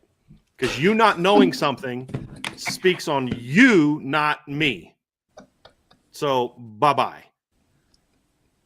Back to the grown-up conversation here. You had those kind of mistakes the last couple of years. You did. Your defensive line did not play up to expectation in 2022. It did not. No. 23 at times it did. 24 it did. When you look at the offensive line, at times under Marcus Freeman's tutelage, it has. For part of 2022, the offensive line played championship football.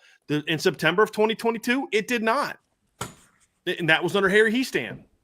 You look at the last couple of years, you can't have a situation where you decide in a open competition that Pat Coogan is better than Billy Schrouth. You can't. You can't go into an open competition where Rocco Spindler's playing a different position every single day while the guy he's competing against plays one position and then tell us that it was an open competition. You can't make those kind of mistakes, right? Whether it was an open competition or let's just say it was an open competition. Just because it was an open competition, and I don't think that it was with what we've learned, but even if it was, you still made the wrong decision when you went with Sam Pendleton over Rocco Spindler. How do we know that? Because we saw what the line looked like when Billy Schrouth came back and you had Billy Schrouth and Rocco Spindler your starting lineup. Like, it's okay to admit that a coach made a mistake. Every coach does it. And we don't have to jump in here and like play defend the coach every time we say something critical of him, because you just have to be disagreeable with what we're saying. You know, and so when I look at it, Shaun, like that to me is the mistakes he can't make. We need to see the best of Joe Rudolph this year in preparing this team to play. Now, I don't think it's going to be as big of an issue this year because I don't think there's going to be an open competition. I just look at this is what I expect the offensive line to be. Part of the reason there's not going to be open competitions is because the one guy that would have had a shot to have an open competition is injured, and Gerby Lambert. So I don't care about open competitions in this fall camp because I think we know who the 5 are going to be. So I don't want to get it. It's develop that 5 to play to the best of their ability. If you do that, this team will be very good. If you don't, then this team is going to struggle to live up to expectations. Out Washington, build on what you did last year. You do that, this team is going to be pretty good. If you don't, then this team won't live up to expectations. It's really that simple. I'll throw a little gasoline on the fire. I'll be petty today. We want the best 5 on the field, right? So in order to get the best 5 on the field, it does not necessarily, you tell me, because you've coached. In order to put the best 5 on the field, it does not necessarily that the best guy at that position is going to be playing that position.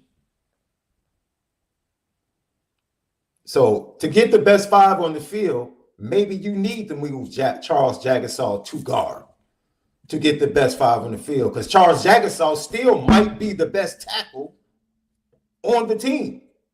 But in order to get the best 5 on the field, let's move him to guard where he can still be elite and then get another really good player at tackle on the field.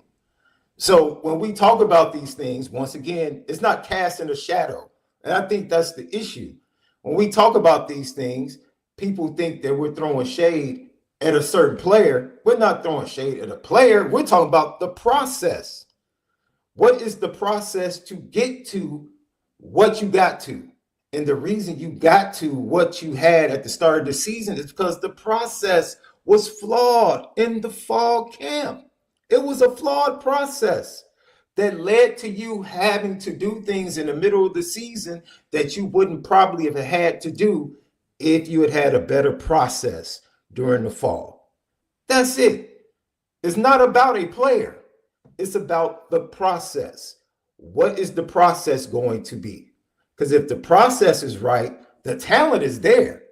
If the process is right, then the offensive line is more than likely going to be right. And that's it. That's the question that I have. What is the process going to be to ultimately give us the offensive line that takes the field against Miami? That's it. For me, that could be a snare based upon the process that I've seen the 2 previous off seasons in that position room. It's as simple as that. It's not about any player. It's about the process. What is the process going to be? It's as simple as that. My number 2, and it hit me, Shaun, when I was looking at my number 2, that I never expressed my number 4. And it kind of goes hand in hand with my number 2 when we were talking about the reasons why. And my number 4 and the reasons why is that the transition from Al Golden to Chris Ash is smooth. Because like with defense, it's just keep doing what you're doing. That's it. Keep doing what you're doing.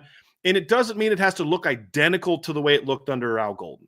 I don't care about Chris Ash having the number 1 pass defense in college football next year.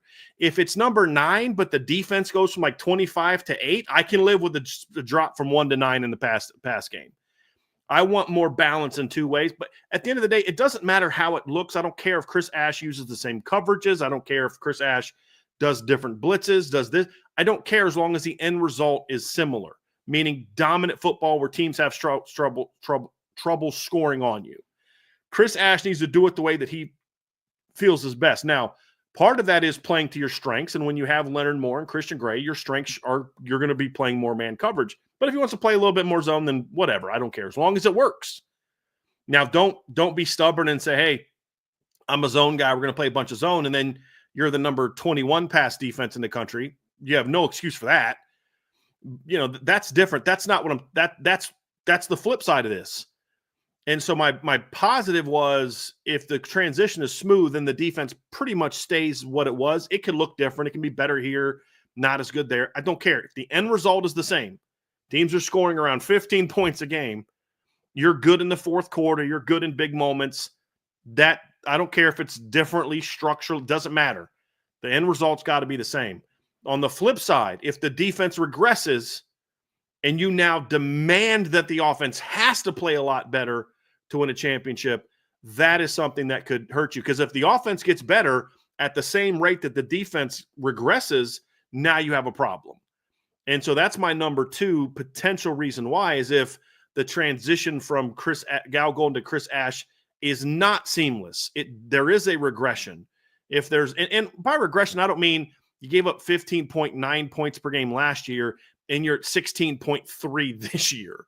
It's you're not good in big games. You know, like I don't want to see a defense that gives up 15.5 points a game, but they gave up 34 to Miami, 31 to A&M, and then shut out a bunch of bad teams. Like that's not progress for me. It's you're just consistently, all the offense has to do is get to 20. and you're going to win this game.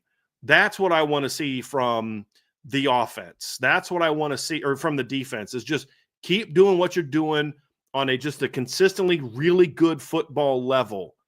As long as there's no regression, then the defense will continue to do their part. It's a really simple point, Shaun. Just keep doing what you're doing. Don't regress. Don't care about the structure being the same. I'm talking about the result. When I say keep doing what you're doing, it's not, here's Al Golden's playbook, Chris Ash. Pretend you're Al Golden. Don't care about that. The result is what I care about. The dominance needs to remain the same. However Chris Ash wants to get that dominance from this defense, that's what I care about. Don't regress in your effectiveness and your consistency. That's more of what I'm referring to. So are you looking at it as far as style of play? Because Notre Dame was known as an aggressive defense. Don't care about that. Okay. I don't care if you're as aggressive. I care about the end result. If you want to play a bend but don't break style of defense and teams still can't score on you, that's what I care about. I mean, a Clark Lee defense looked a whole lot different than a Marcus Freeman defense, and a Clark Lee defense looked a whole lot different than an Al Golden defense. I don't really care either way about the style. I have a style that I prefer, but I'm also a believer that there's more than one way to win, and there's more one way than one way to have a championship defense. Ohio State, Texas, and Notre Dame all had probably the three best defenses in college football last year.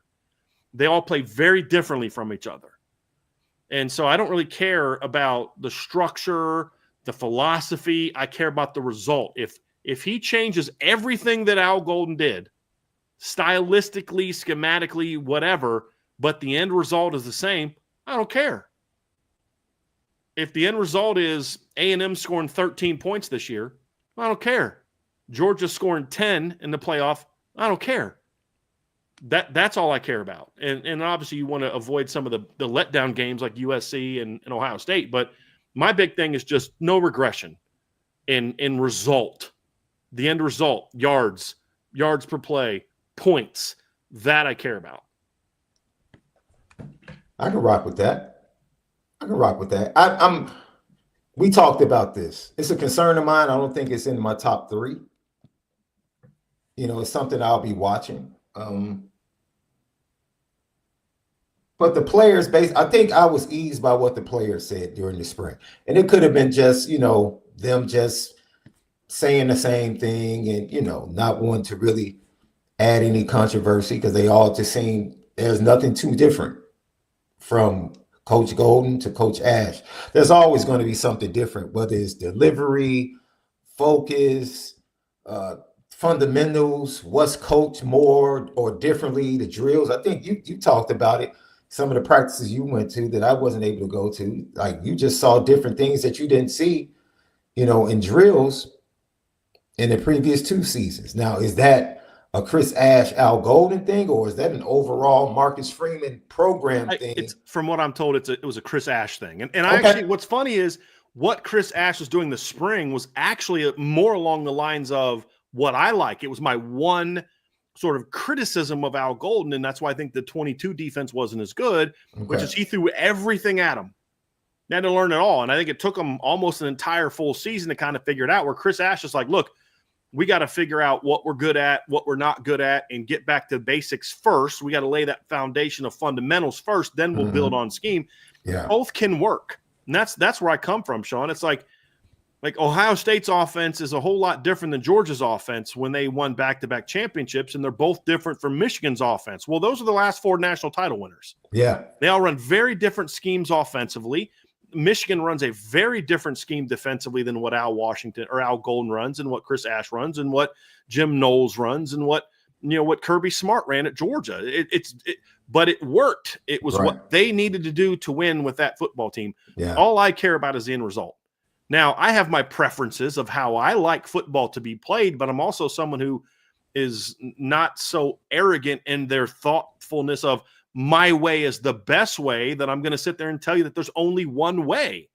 That you have to run what you are best at, what you know, what you like the most, and what fits your player style of play. Yeah. There's more than one way to win. You can have a great run game running a bunch of gap schemes, pin and pull stuff, and you can have a great run game running nothing but inside zone, duo, and counter. But is your offensive line fundamentally sound? Are they physical? Do they move their feet? Do you have talent? Can your running backs read the defense? And can you scheme properly to what they're going to give you? I don't care. I personally am an inside zone and duo guy. But I have seen some, I mean, Joe Rudolph's offensive line with Jonathan Taylor ran a whole lot of pin and pull and gap scheme stuff. And if that's what they are this year and they're that effective, then I don't care. As long as the end result is dominance. Yeah. So my potential reasons why Notre Dame doesn't win is if Chris Ash and the defense, if there's regression on defense. And when I mean regression, I'm talking about like now all of a sudden you're giving up 18, 19, 20 points a game. You're not really good in the big games. A lot of your numbers coming from dominating inferior opponents, but you're not great against Miami. You're not great against A&M. You're not great against USC. You're not great in the postseason. That is where I'm coming from. That's what I need to see. My number 3. Quarterback mistakes, which with a first-time starter, you're going to have mistakes. With an offense that we are assuming is going to be more aggressive down the field, you're going to make the mistakes. But you can't have the big mistakes. You can't have red zone turnovers, giving away points. You can't have costly mistakes. Marcus Freeman said it best. You know, if you make a mistake, but it's the right decision for whatever reason, you just overthrew the ball or okay, we can live with that. But if you're just making bad read, bad decision, you know, if you need to take a sack and you're just throwing the ball up when you should just take the sack and move on to the next play, those are the types of decisions that we can't have at the quarterback position, right? Because more than likely, on a weekly basis, Notre Dame is going to be the more talented and best team on the field. The way you lose games is to give it away, which is exactly what they did against Northern Illinois. They gave the game away and still had a chance to win it as bad as they played. Why? Because they were just that much more talented than Northern Illinois. And that's going to be the case for the majority of the schedule in 2025. So your quarterbacks have huge expectations. We expect them to expand the passing game. We expect them to put more big plays into the passing game. And we expect them to be able to make plays outside the pocket in the passing game. All of this is what we expect. We also expect them, Brian, to make mistakes as first-time starters. I don't expect them to have Aaron Rodgers-like efficiency where you're throwing for 30 touchdowns and only 3 interceptions. I don't expect that. I would love to see it. But if they do that, then we're now back in category 1, why Notre Dame's going to win a title. Absolutely. We're dominating teams. We're not just beating teams. We're just kicking their butts from start to finish. Right. But that is something, you know, someone asked me, what is the floor for the passing game? And I simply said what Riley Leonard threw for. That's it. That's the floor. Because if you can't throw for more yards than what Riley Leonard threw for, like you said when we talked about it, it's a bigger problem. I would say the floor needs to be higher than that throwing game because at least Riley brought 900 rushing yards to the table. You're probably right. From a total yard standpoint, yes. Like they need to do what Riley did for the season basically in 12+1. Like that's you need to be at least at like 2,800 yards by the end of the first playoff game, at least, if not the regular season. Like, because end of the first playoff game, 2,800 yards is still just 215 yards a game from your starter. So, yeah, I get what you're saying though, but if they're gonna win a title, I mean that's the floor of what they can do. But the floor of what they need to do if they're going to go out there and compete for a championship, it has to be more than that. It has to be better than that. I mean, you know, you look at last year, Shaun, they averaged 198.1 yards per game passing. They got to at least be 215, 220 minimum. Or I just don't know if this team's going to be good enough to win a championship. That's so from a basketball standpoint, you can't have, if you have turnovers, let it be dead ball turnovers, right? You don't want the live ball turnovers that turn into points. Right. Off turnovers.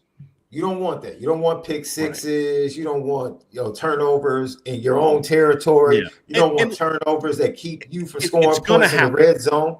It's Yeah, going to happen. Somebody in the chat brought up Riley Leonard's interception against Penn State.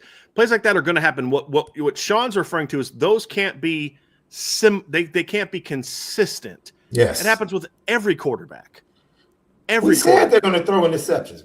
Right. I started It with can't that. be consistent. You can't go out there in a playoff game or in a big game and say, hey, I'm making and mistakes aren't always just turnovers.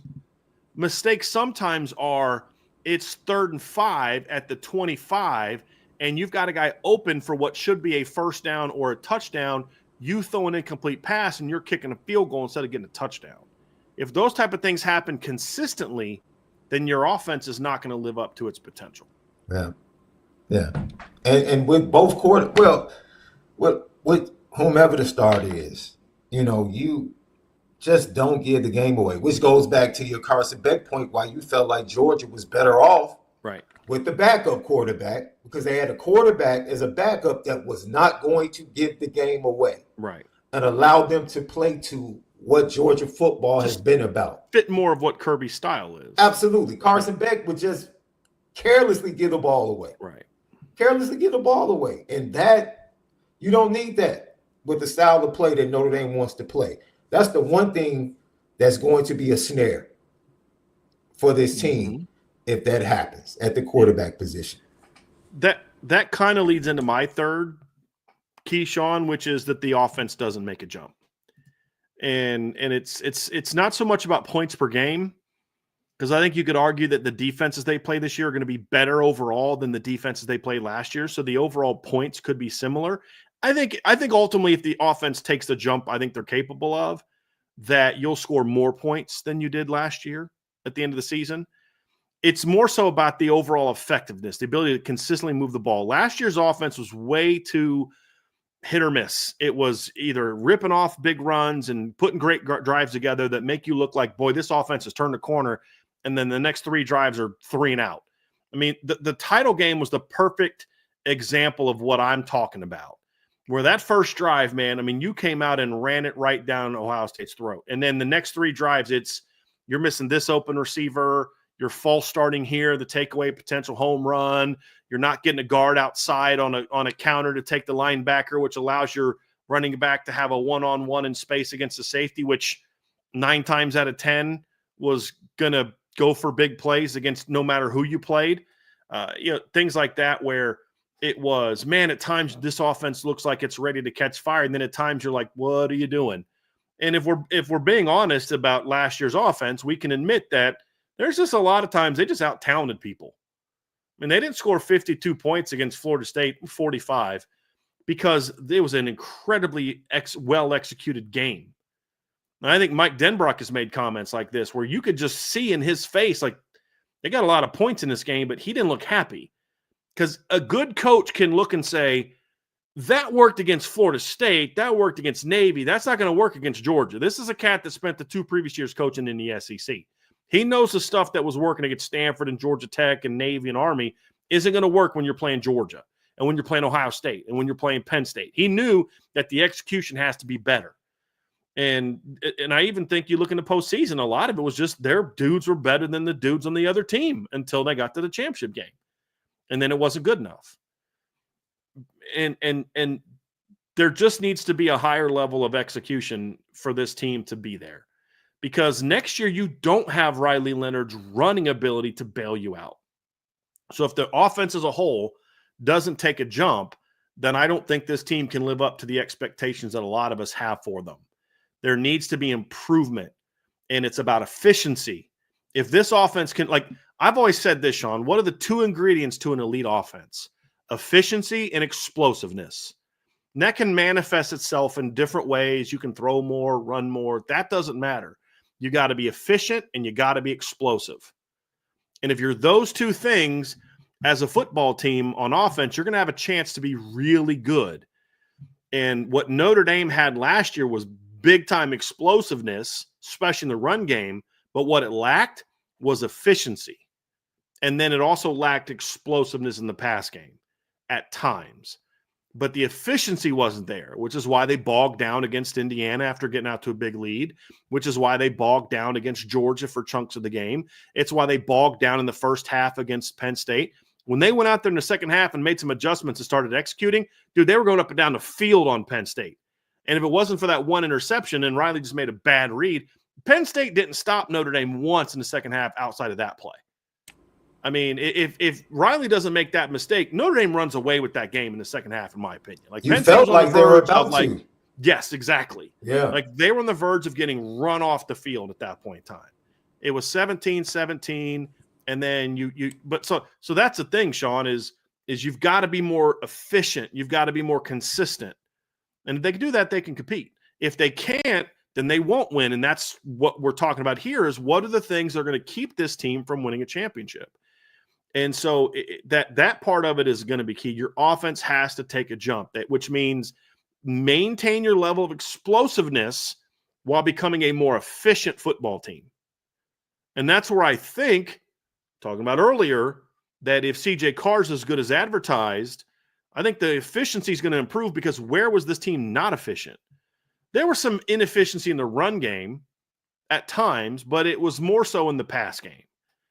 And that's, Notre Dame has to become a more efficient run team, in that if you look at their numbers, their yards per carry numbers looked like they're very efficient. But if you actually break the game down, their number of efficient runs was much lower than a team that had their numbers. Why did they then still have those numbers? Because they had 2 home run hitters in their backfield, and you had a quarterback that rushed for almost 1,000 yards and averaged over 5 yards a carry, despite sacks. So they were able to mask that a little bit, where the offense in the pass game could not mask the inefficiency because they didn't have the explosiveness. So there needs to be improvement in the run game, but if the run game stays the same, it's inefficient, but it's home run hitting, and your pass game becomes far more efficient, then you're going to be elite. If they both become efficient and explosive, then you're competing for a championship. But that's the whole point of this, is if you don't do that, then you're not going to make a jump, which means you're going to once again fall short. You're going to be a good team, but not a title contending team. Yeah, that efficiency for me plays very much into, when you talk about efficiency, I think that skill set, I would probably trust CJ Carr more, just with the style of quarterback and who he is as a quarterback. Very efficient. And it really wasn't the big plays, because I know we're expecting like, oh, CJ Carr is going to bring these explosive plays. It's the consistency intermediate. It's the 7-yard play. It's getting the ball to the guy where he can make a play and get yards after catch in timing. And that all of those are impacted by offensive line play, everything's connected. But that efficiency, being able to hit the guy, how many times did we beg, the quarterback play? Just check it down.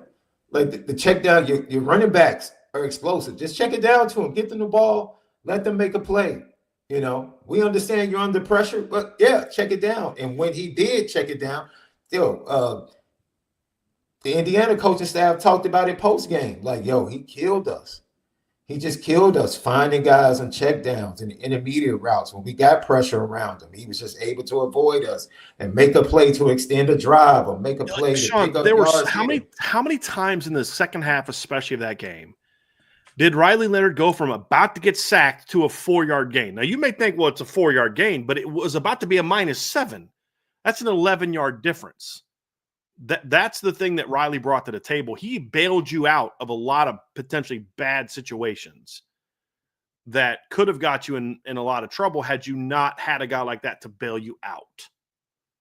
You can't rely on a bailout guy this year because, A, you won't have one. And B, Riley was a unique athlete in that regard.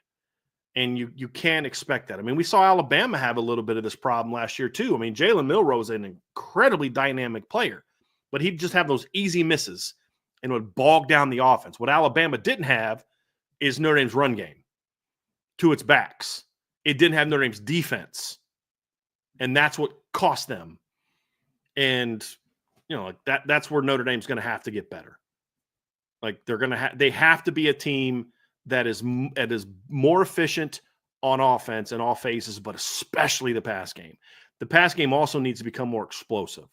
Explosiveness in the run game is fine. I mean, this is the most explosive run game they've had since 2017.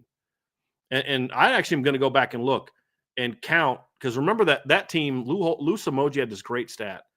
Josh Adams had more 50-yard runs that season than any other Notre Dame running back had in his career, which was nuts. But that said a lot about that offensive line. But Jeremiah had what, at least 3 last year. He had a 98-yarder against Indiana. He had a 70-plus yarder against that was against Army, or was it Virginia? And then he had a 60-something yarder against Army. Actually, he might have had 4, because he had a long touchdown run against Navy as well. So I think he had 4 runs of over 50 yards last year for touchdowns. And then, of course, the difference in this year and that year was Josh Adams was the guy producing the 50-yard runs. Last year it was Jeremiah and Jadarian, because Jadarian also had, I think, 2 touchdown runs of over 50 yards. Yeah, Jeremiah had a 98-yard touchdown run against Indiana, a 68-yard touchdown run against Army, a 76-yard touchdown run against Virginia, a 64-yard touchdown run against Navy, and a 48-yard touchdown run against Purdue. So he just missed one against Purdue. And then Jadarian, of course, had the 75-yard touchdown run against Purdue. And then he also had a 65-yard touchdown run against Florida State, had a 70-yard touchdown against Purdue, had a 47-yard touchdown run against Texas A&M, and a 36-yard touchdown run against USC. So, like, you were a big play group last year in the run game. If they just repeat that and the pass game gets better, then you're going to be okay. But I still would like to see more efficiency in that regard. But that's what kind of gets me fired up, Shaun. I know this is supposed to be a segment about what we're concerned about, but start thinking about last year's effectiveness in the run game. And Riley Leonard also had a 50-yard touchdown run last year. If you remember, at the end of the Miami game, had a 50-yard touchdown run. But if you think about how effective this team was last season at the big plays, I honestly believe, Shaun, that this team is. He also had that's passing. Yeah, the 50-yard touchdown run came against Miami. But if this team has the running backs they have, with an offensive line that we expect to be kind of significantly better in the run game, because as we said, we did not see one snap last year of Charles Jagasaw and Anthony Knapp on the field together at the same time. And listen, put aside whether you think Jagasaw should be the left guard and Knapp should be the right, or left tackle and Knapp should be the right guard.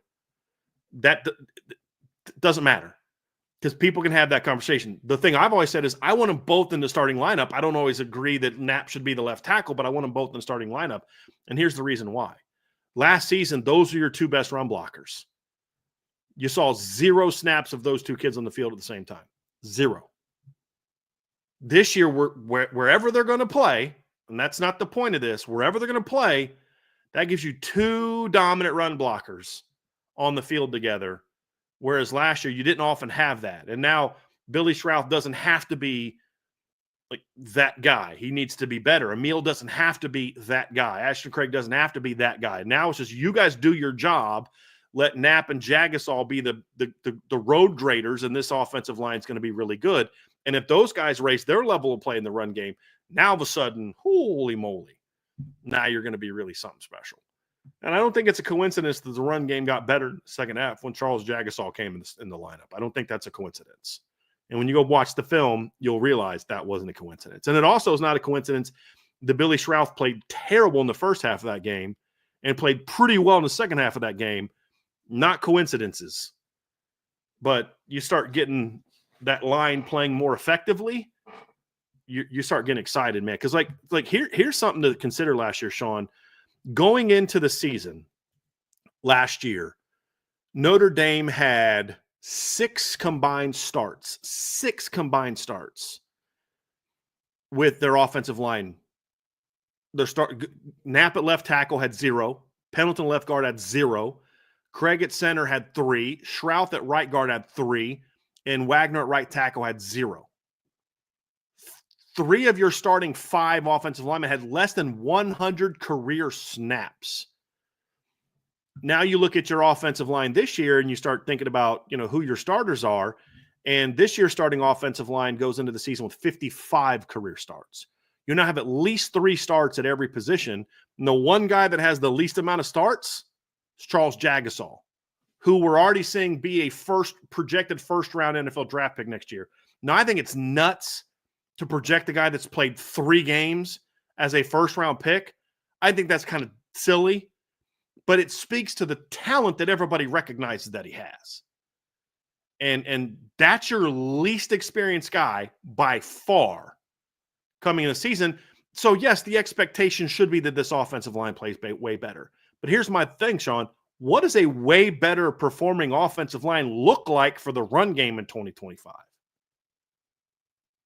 But that goes back to your second point but you need to play that way if you're going to compete for a championship. Because if this season comes down to CJ Carr has to carry you in the postseason the way that Riley Leonard did last year because your offense can't get the run game going, you're not going to get to the championship game like you did last year. You're just not going to, unless your path has been cleared out similarly to the way Penn State's was the first couple rounds, where you're just playing 2 teams that are just far inferior to you. Like you look at Notre Dame's path to the championship and Ohio State's path, way different than Texas and Penn State. Texas and Penn State played 2 teams that they were far superior to in the first 2 rounds. Notre Dame had to beat Indiana, who's a pretty good team, and then Georgia, and then Penn State. Ohio State had to play Oregon, the number 1 seed, Tennessee, who was an at-large from the SEC, and then Texas to get to the title game. Like, they had to earn it much more so than those other 2 teams did. If Notre Dame has to have Riley or CJ carry them the way that Riley did because your offensive line hasn't gotten any better, then you're not going to make the run that they made last year with Riley Leonard because he's just not that kind of player. Not yet. I think he can be down the road, but you don't ask a guy to do that as a redshirt freshman, in my opinion. You just don't. Did you give your third yet, Shaun? You already get. Yeah, I gave my third. My third was quarterback. Yeah. The quarterback mistakes. Yep. Yeah. So that's it for this part of the show, Shaun. Obviously, those are the potential stumbling blocks. The better those questions get answered, the more effective this team is going to be. And obviously, Notre Dame is coming off a year in which they made a run to the championship game. But look, this is Notre Dame, right? This isn't about you were almost there. Hey, you're better than you've been. The standard at Notre Dame is championships. Marcus Freeman has talked about that. He's never shied away from that. I like that he focuses on, guys, we can't talk championship in week 2. We got to talk about being the best team we can be in week 2. But he knows what they're building towards, right? Like just like Ryan Day is not looking at it saying, hey, as long as we beat Michigan, everybody's happy. Well, that might have been the case back in the day, but now it's you beat Michigan and then go win a championship. That's the expectation. If you can only have one, I think most Ohio State fans I know would rather have the championship, but there are some that would rather beat Michigan, but I don't think that's the majority. The standard is championships. Steve Sarkisian will get a pass for now for not being a championship team, but you get too many more of these years of not getting to the title game, all of a sudden it's like, hey, man, what's going on here?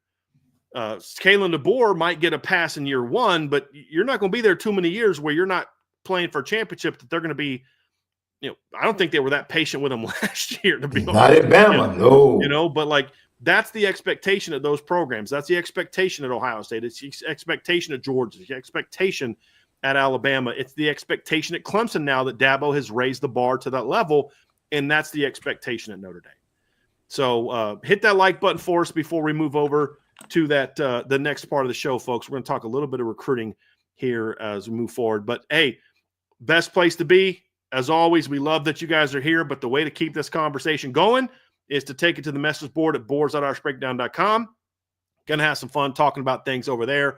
Always going to have good breakdowns. We can dive into things even further over there. It's a great place to be, and it's, of course, the best way that you can support us at Irish Breakdown. You can find that at boards.irishbreakdown.com. So part 3 of today's show, Shaun, is going to look at – we're going to talk a little bit of recruiting here today. And what we're going to do over these next 3 months as we lead into the season is sort of a state of the program at each position. And then part of that state of the program will kind of get into where are things now and where they're moving forward. So it's going to kind of come down to we're going to talk about where the program has been Like what, leading into it's like the 22, 23, 24, 25 recruiting years, kind of looking at it. Are they recruiting at a high enough level to compete for a championship at this particular position? Now, and it's not going to be, can you win with this group if everything else is good? That's part of it, but it's more so, are they recruiting at a championship level where this unit is a driving force to a championship?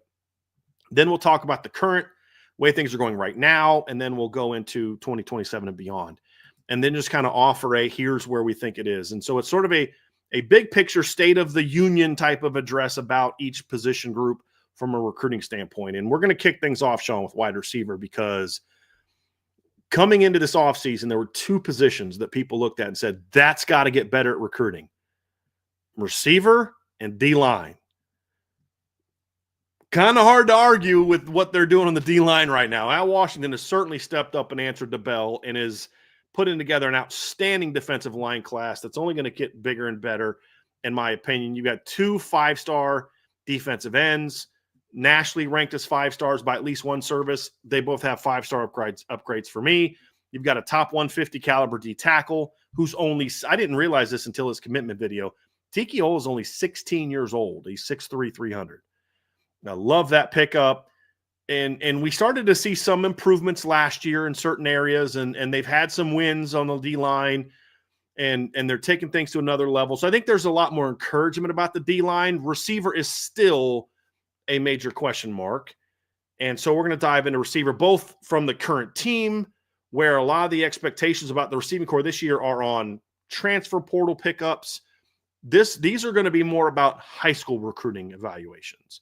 So when you look at the receiver position, Shaun, there's now, I don't believe, a position on this team that there's more understandable angst and a need to improve than what you see at the wide receiver position. So as we evaluate that, and I think that's true for what has been, what's true for what is now, and then obviously the need for improvement. But I do believe that we can kick things off and say, even though I believe that the recruiting at receiver has been better than people often get it credit for, I don't believe that this team is recruited at a championship level at wide receiver consistently, really, since Mike Denbrock was the receivers coach back from 14, when he was really the OC, back 14, 15, and 16, when in a 2-year stretch, you landed Equanimity St. Brown, Miles Boykin, Jalen Guyton, CJ Sanders, Chase Claypool, Javon McKinley,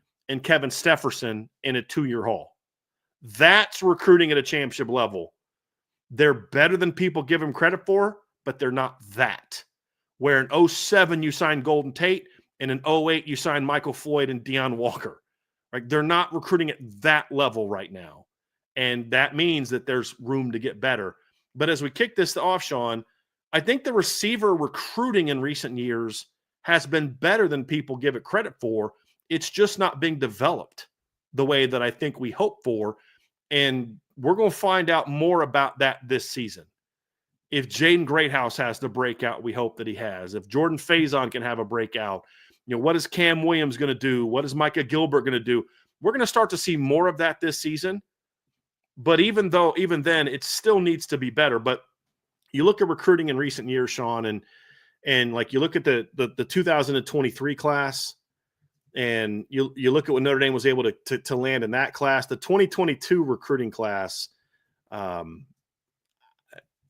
mean, I don't really know what to say about that group from a receiver standpoint, Shaun. It was you signed one receiver. I mean, Tobias Merriweather, who I think was a very good receiver, a very good talent.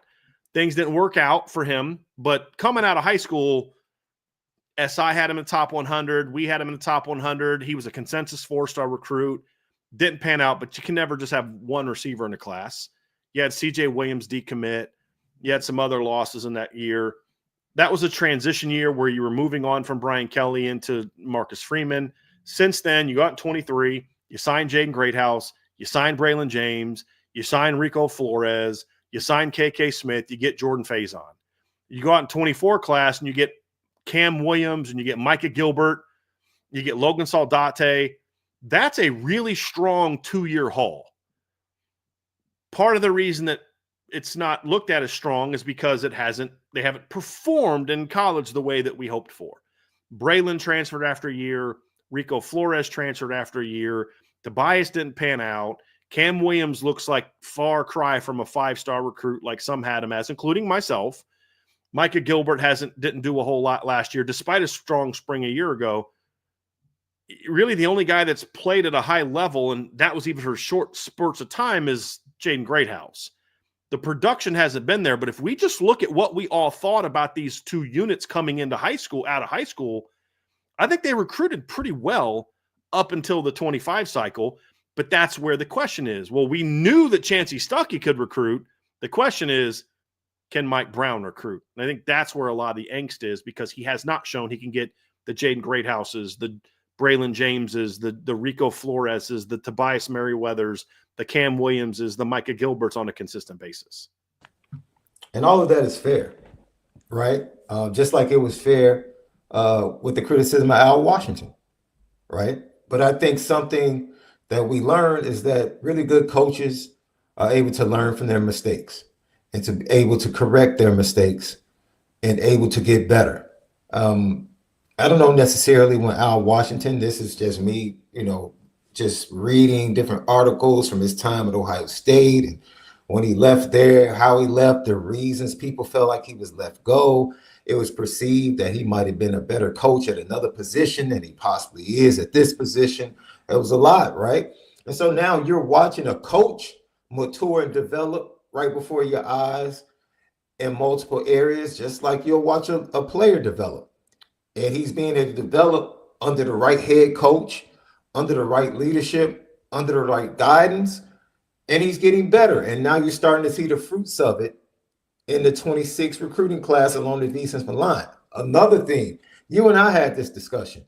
Notre Dame started out one way looking at defensive line and defensive line recruiting, and they're starting to transition away from that, where it was 2 years ago. And they're starting to recruit now to more of a Viper-influenced defensive line with bigger guys on the interior. And so that is something that's also going to help because it gives clarity. It gives clarity. I'll give you another thing. Marcus Freeman is always the lead guy defensively, the visionary of the defense. That helps to have a visionary. The offensive coordinator is the visionary in everything, including recruiting. Well, Mike Denbrock is now that visionary. You and I talked about it. We look at this 27 quarterback situation and people, where are the offers? I fully believe Mike Denbrock is at the head of that. His vision for the type of quarterback that he likes, he prefers, is at the head of that. I think he's very involved because Mike Denbrock is the type of offensive coordinator that has coached just about every position offensively. So he can tell you as an offensive line coach what he expects and what needs to be done. He can tell, he coaches the tight ends. He's coached wide receivers, so he can tell Mike Brown, this is probably what we need to go after. These are the attributes that we need to see on film. I know what you're used to. I know what your ballpark is for guys that you go after, but think about this. Look at this guy. That helps Mike Brown get better in the situation at Notre Dame, and he's going to be better in year 2 under the vision of Mike Denbrock than he was in year 1 under the vision of Mike Denbrock. And I expect that he's going to be even better recruiting in year 3 under that vision and having clarity for what's needed and what's required of the offensive coordinator. So all of these things work together, right? The same criticism that was warranted for Al Washington is the same criticism that's warranted for Mike Brown. I've always said, be patient, right? Because it was, even with Al Washington, it was never about not being on guys that were good. It was about being able to either get them on campus and then to be able to close. And we've seen him take steps every year in those areas. Mike Brown is in year 2. You can be upset about the fruit that has come from the recruiting in the wide receiver room in the program, but give him time. Right. Give him time. And then if you get to, like I said, after 26, if we still sit back and say, look, there still hasn't been any improvement. Yeah. Right. If there is no of the guys that we're going to talk about, if at least two of these guys don't end up in the class, then the criticism is warranted. It's warranted. So I think, here's what makes this interesting, Shaun. Here's what makes this interesting on this conversation, because it's fair to say I don't know what kind of recruiter Mike Brown is going to be. Yeah. I don't, because here's like Elijah Burris was better than most people thought he was. Yes. And I think he's going to prove that at Notre Dame. And to a degree, he's impressed people beyond what they thought. I like this film a lot. You like this film a lot. Mm-hmm. I was bought into the potential, but it was still potential until he went out produced, as you mentioned earlier, and then he went out produced as a senior on a receiving corps where the other receiver signed with Ohio State. And he went out there and had a really big senior season. But even then, and I really like Scrap Richardson's potential. He's a really dynamic athlete. But the problem is, in his one recruiting class, there's no number one.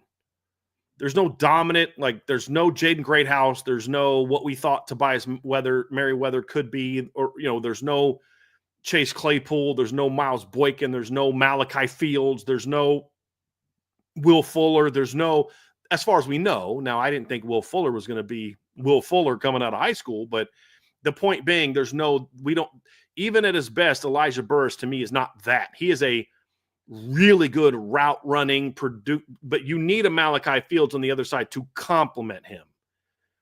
And that can't be your number one type of guy on an annual basis. And then you look at 2026 and we'll have a conversation about that. So but my thing is, it's fair to say Mike Brown has to prove a lot in recruiting in the 26 class. I think you and I both agree on that. Your point is, and I agree with it, is, and we'll talk more about this when we talk about the 26 class, is there's time for him to show whether he can or can't do it, and we'll talk about what that means. The frustrating thing for me, more from a big picture standpoint, and this is what I think is more pertinent to this type of discussion, is it just seems like at this position, Notre Dame can't figure it out, where you get both a strong coach and a strong recruiter. That's what's frustrating for me. And honestly, the last time we had that was when Mike Denbrock was here, because he was a good coach, but Mike Denbrock also knew, as the offensive coordinator, I better make sure I have a GA that's very strong, helping me out also when I'm doing my duties here. And he had a guy named Ryan Mahaffey, who is, I thought was a really smart young football coach. I think Ryan Mahaffey is now like an offensive coordinator somewhere. He was let's see where he is now. Ryan Mahaffey is now, who was a GA for Notre Dame back in 2017. He's now the wide receivers coach for the Packers. Like, that's who Mike Denbrock identified as someone that can help me develop this position. Because, again, as the OC, you can't always be the position coach. You have to have a strong assistant with you in that regard, which is why it was so huge to have Max Bulla coaching linebackers the last couple of years, to let Al Golden just be the DC. That was huge. And so what's frustrating is you had a guy in Chancey Stuckey that proved he could recruit. But what he could not do was coach. You had a guy in Dell Alexander that could do none of the above. And you had, in the past, you've had guys that, like Rob Ianello was a good recruiter, not a very good coach. Tony Alford was out of position coaching receivers in 2010 and 2011. Then Mike Denbrock took that position over. It started to get better. With Will Fuller and in that era. And then it's regressed again.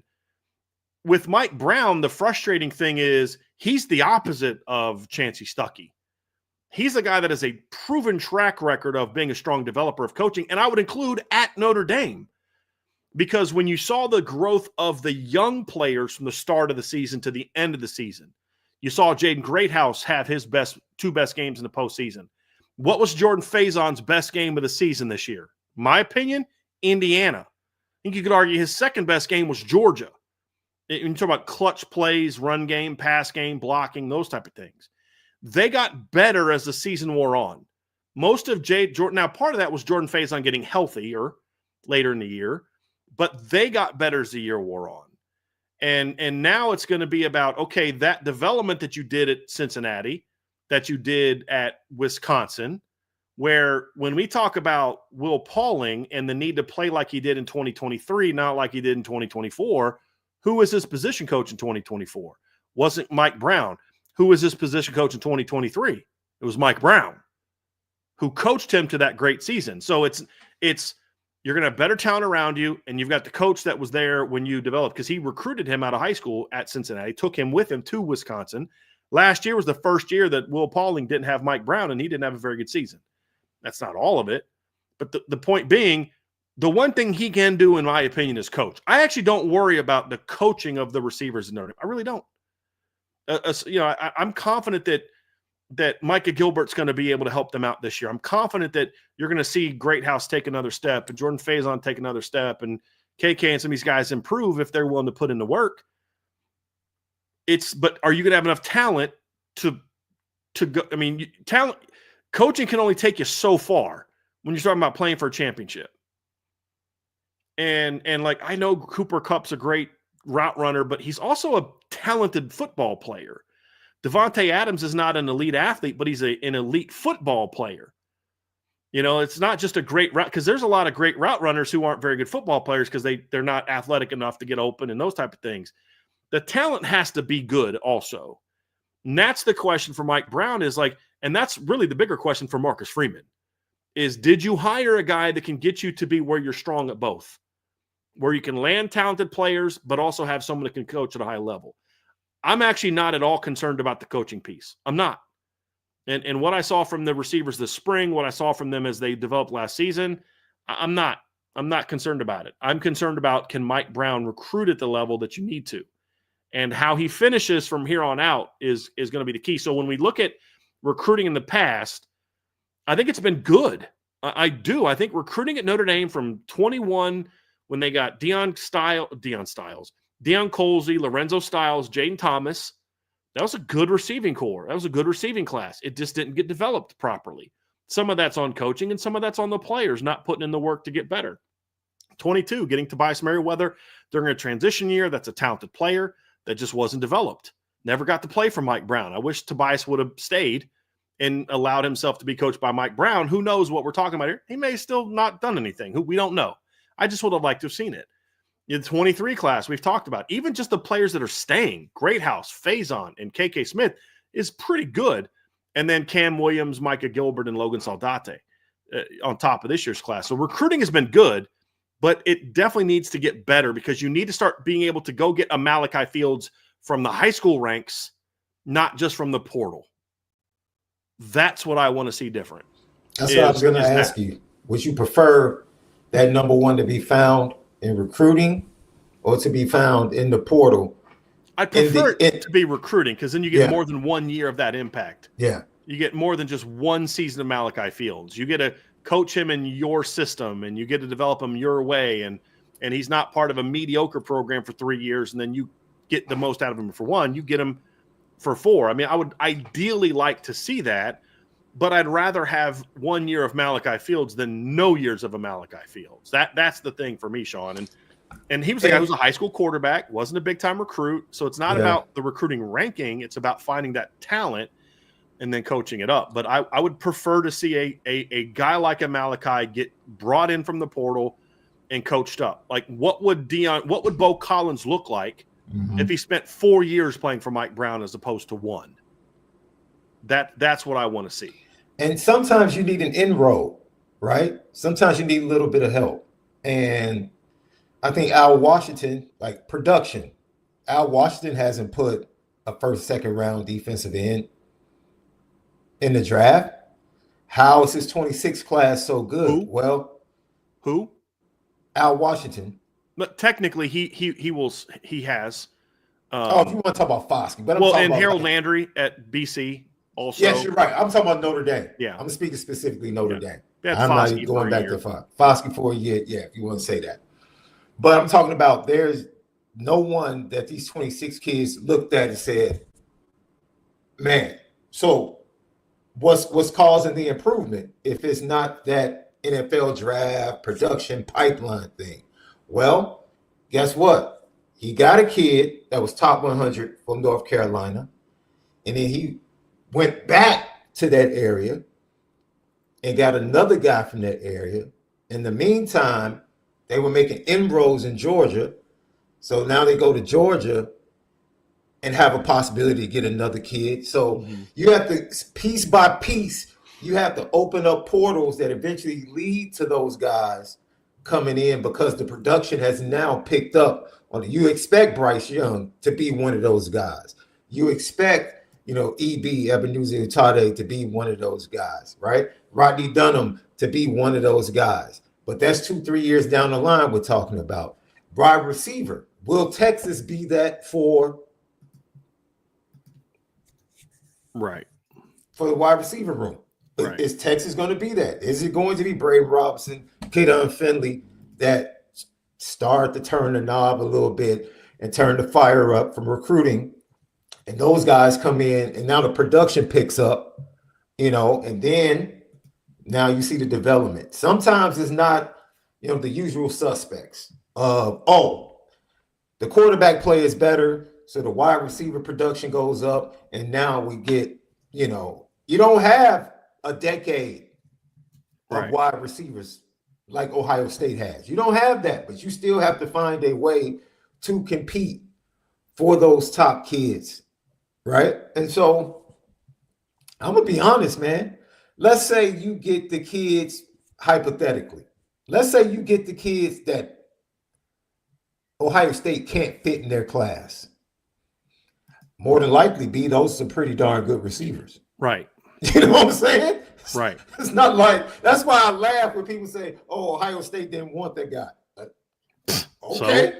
So, yeah. Right.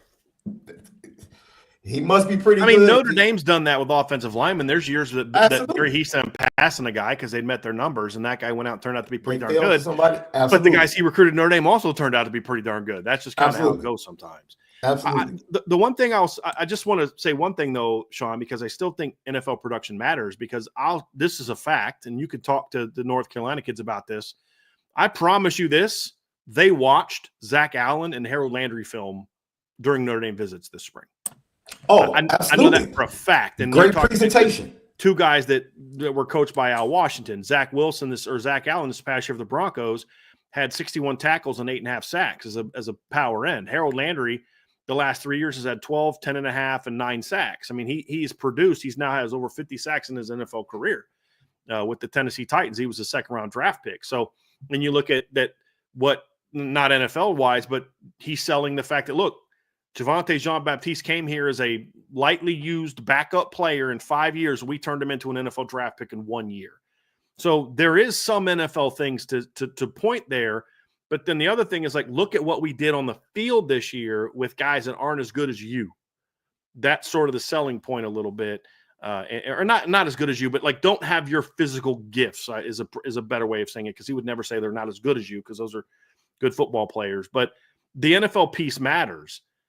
At receiver, when I look at what we're talking about here with Mike Brown, he has that. That's what's kind of frustrating, is he has guys he can point to for the NFL draft and say, look what you've done. But then you got to ask yourself, like, okay, how much was Mike Brown's ability to prove that at Notre Dame this year hindered by the offense that they coached? Like, how much better does he have to be recruiting to win some of those battles? And that's where we talk about the 26 class being so important. And then as we kind of transition into it, so what we've said right now is receiver recruiting has actually been good at Notre Dame in recent years. The development has been mediocre to poor prior to Mike Brown's arrival. Now it's about, okay, but good is not what wins you championships. Great wins you championships. Notre Dame and Ohio State went through this little bit of a battle where Ohio State jumped out to a big lead. Notre Dame comes storming back. It's a one-score game, and 3rd and 11, if Notre Dame makes a stop, they got a shot to go score on a defense that had not stopped them in the second half and potentially tie this game up. It's a critical moment in Ohio State. It was so obvious what they were going to do. We're throwing to 4. Why? When you have that kind of star, that's where you're going. Was it any question who Notre Dame was going to go to at the end of the Virginia game in 15? Was it any question who they were going to go to at the end of the Temple game when they were coming from behind on a Temple? Was it any question where they were going to go in 15 whenever they were struggling offensively? No, we're going to 7. We're going to Will Fuller. Was there any question who they were going to throw to in big moments in 19? No, it was we're throwing to Chase. Was there any question where they were going in big moments in 2020? No, we're going to go to Javon McKinley. Like, that's our dude. And so they need those type of guys. They need, and Javon's injuries kept Javon from being what I think he could have been at Notre Dame. He lost a step with some of the lower body injuries, but in that year he was there, he was a money player for a team that went to the playoffs. You have to have that, okay, everybody in the stadium knows it's going to Michael Floyd, or everybody in the stadium knows it's going to Golden Tate. The question is, can you stop it? That's exactly what Ohio State did. So, look, you know where it's going. The question is, can you stop it? And if you overcommit to it, I've got complementary pieces called Emeka Egbuka and Carnell Tate that will make you pay for it. And having those type of players in those moments are great up to say, look, our backs are against the wall. Do you have the dogs? Do you have the horses to kind of get you out of that? Ohio State did. Notre Dame did not. Not on defense anyway, in that particular moment. As good as their players were, they're not Jeremiah Smith. Now, Notre Dame had that dude to go to, though, however, to get them back into that battle in Jaden Greathouse. But here's the difference. If Ohio State could have found a way to shut him down on that last drive, let's say Notre Dame stops at 3rd and 11. Do you think there's any chance in heck that Jim Knowles is going to let Jaden Greathouse catch a pass beyond the line of scrimmage on that next drive? There's no way in heck Jim Knowles is going to say, look, somebody other than number one is going to have to beat us. Why? Because he's a smart football coach. They were not going to beat Ohio State in that last drive with Jaden Greathouse. I promise you that Jim Knowles is going to be like, you're going to have to make somebody else beat us. Promise you that. So did they have the horses to do that? I don't think they did. Whereas Ohio State did. And so that's where you've got to get to. That's what they're lacking. They've got the Greathouse, but can you then go complement him with other like players or even better players? That's the question. What did we talk about earlier in the show, Shaun? Look, you got Greathouse. He's good enough to go compete for a championship, but the excitement I have for this year is you got a Malachi Fields to go with him. If Will Paulding can be what he was 2 years ago, you have another complementary weapon. You got complementary weapons, but you've got two guys that you think can be dudes. To where now, if you're playing Ohio State in the semifinals, Matt Patricia can't be like, we're going to make someone other than number one beat us, because then Malachi Fields is like, bet. You can't say, well, we're not going to let Malachi Fields beat us because he's been killing us all game. We're going to make somebody else beat us. And Jaden Greathouse is like, oh, really? I got you. That's the difference. If Notre Dame would have double-teamed Jeremiah Smith and make somebody else beat him, which they should have done, yeah, they had – who were their complementary weapons? Oh, I guess we're going to have to throw to Emeka Egbuka. I guess. And Carnell Tate as the third receiver. What are we going to do? Woe is us. You know what I mean? Like, those are dudes. Oh, Brandon Ennis. Oh, yeah, we'll just bring I guess we'll have to throw the former 5-stars, our number 4 receiver. You know, it's like that's where Notre Dame they don't have to be that quite so much that, Shaun, but they've got to get closer to that. With the way that they develop running backs and the offensive line and tight ends, I don't think they need that type of receiver room. But they got to be a lot closer to that than what they were last year. That's my point. That's where it needs to go to. I'm going to be honest, man. The more you talk about this, the more I get back to my point that if he indeed needs help in that area, because that might not necessarily be his strength, recruiting. He has the right visionary, because Cincinnati's wide receivers, most of them had the best NFL draft success when the offensive coordinator was there. Even when he left, those guys went to the NFL. The receivers he just had at LSU. It's a pretty good track record, but I mean, heck, LSU has a pretty good track record at that position. Let's go back to when he was at Notre Dame. You just talked earlier. What was that wide receiver room he had? And what did he have in bunches? Speed. He had speed in that wide receiver room. He was all receivers coach when they flipped Will Fuller from Penn State as well. And in that same class got Torrey Hunter Jr. and Corey Robinson. Yes. In that same class. So you talk about the one thing that I think this wide receiver room is transitioning, just like our Washington defensive line is transitioning. They're transitioning to more speed to look like the wide receiver rooms that he had at Notre Dame. That's Mike Denbrock being the visionary. makes me feel better about the direction of wide receiver recruiting because I know his types and what he wants in that wide receiver room. That's why when you see what they already have in a Bubba Frazier, it's like, okay, that's a type. Because Will Fuller wasn't. You didn't think he was going to be a 1? No, I didn't. But Notre Dame did. Notre Dame did, right? Yeah. So who are the guys that they are identifying that we might not think are 1s, but in their minds they're saying Notre Dame thought Will Fuller and Torrey Hunter Jr. were going to be stars. And honestly, Torrey would have been if he didn't have that. But no, not even the concussion. Remember, he broke his femur. You're right. At the Army All-American game, and he was never quite the same athlete, but he was still pretty good players last year at Notre Dame. Yeah, I think it was 2016. I mean, a lot of his freshman year. Early on in Notre Dame, he was progressing along. I think there was one year he was their number 2 leading receiver. Like if I asked it in a trivia question, people would be like, no, he wasn't their number 2 leading receiver. I mean, so and so was, or so and so was. That's what a lot of people do. But if I were to ask you who was Notre Dame's number 1 leading receiver in 2016, you'd be like, well, it's EQ, it's Equinemius. If I said who's their number 2 leading receiver, a lot of people would guess, well, what about, Kevin Stepherson, right? No, it's Torrey Hunter Jr. He was a good football player in college, and then didn't continue playing football, but he was a good football player, man, and they had Kevin Stepherson and Will Fuller on the field at the same time. That's dude. No. They had Will Fuller in 2015. You had Will Fuller. He didn't play in that USC game. I don't know what. No. Will Fuller was done in 15. Kevin's 17. Last year. You're thinking of 17. 17. Yes. My mistake. But in 15, they had Will Fuller, Amir Carlisle, Chris Brown.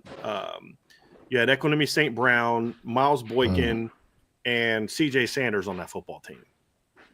And in 2016, the year that you were not very good as a football team, you had Equinemius St. Brown, Torrey Hunter Jr., Kevin Stepherson, Miles Boykin, Chase Claypool on your football team.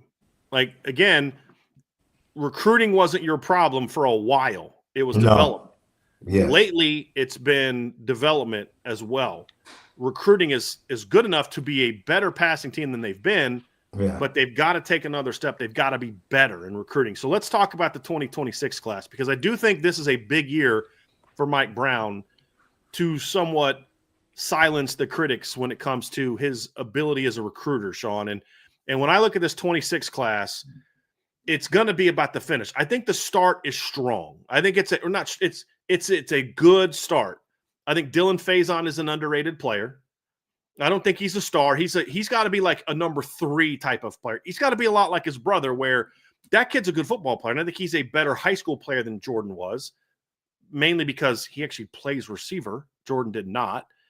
But he's not a 1 or a 2. He is a really good complementary player, and that's what he'll be in this class. He was a guy that when you got him, we said at the time, okay, I like the pickup. I wanted them to take Dylan Faison, but he's got to be your floor of the class. Everything you get to fill out this class needs to be above him. Well, then they went out and got Bubba Frazier. And this kind of gets into, okay, we're seeing what their focus is in this class, and we'll explain why here in a second, because there's 2 reasons why they're focusing on this in this class. They went out and got Bubba Frazier, guy that went from I didn't really know who he was to committed within like a month. Because like they offered him late in the process, a little later than others. He visits within a month, and then 6 days after visiting, he publicly commits. Notice I said publicly commits. And so like that happened quick. Well, this is a kid that just went out this spring and ran a 10.5 in the 100-meter dash, has run consistently in the 10.6, 10.7 range. When it comes to 100-meter dash time, Shaun, he's a guy that has big-time speed. He's a guy that has big-time playmaking ability. He brings a lot of those tools to the table. Little undersized, but I don't think that Notre Dame necessarily cares about that. I don't think they want to get 4 guys like that, but I don't think they're overly concerned about having some guys like that on this football team. So it fit into what we now know to be one of the big needs in this class, which is they want to upgrade the speed of this roster, and that's what they're working on, and that's something that's one of the reasons they went out and got Bubba Frazier. So You got a guy that my player comp for him was Josh Downs. I mean, I think he can be a similar type of weapon to Josh Downs in that he can be that sort of big play guy that can go out there and do a lot of different things for you. He can be a return guy. He can be a guy that brings potential in the return game. He's someone that brings some potential in the jet sweep screen game, things that you're looking at.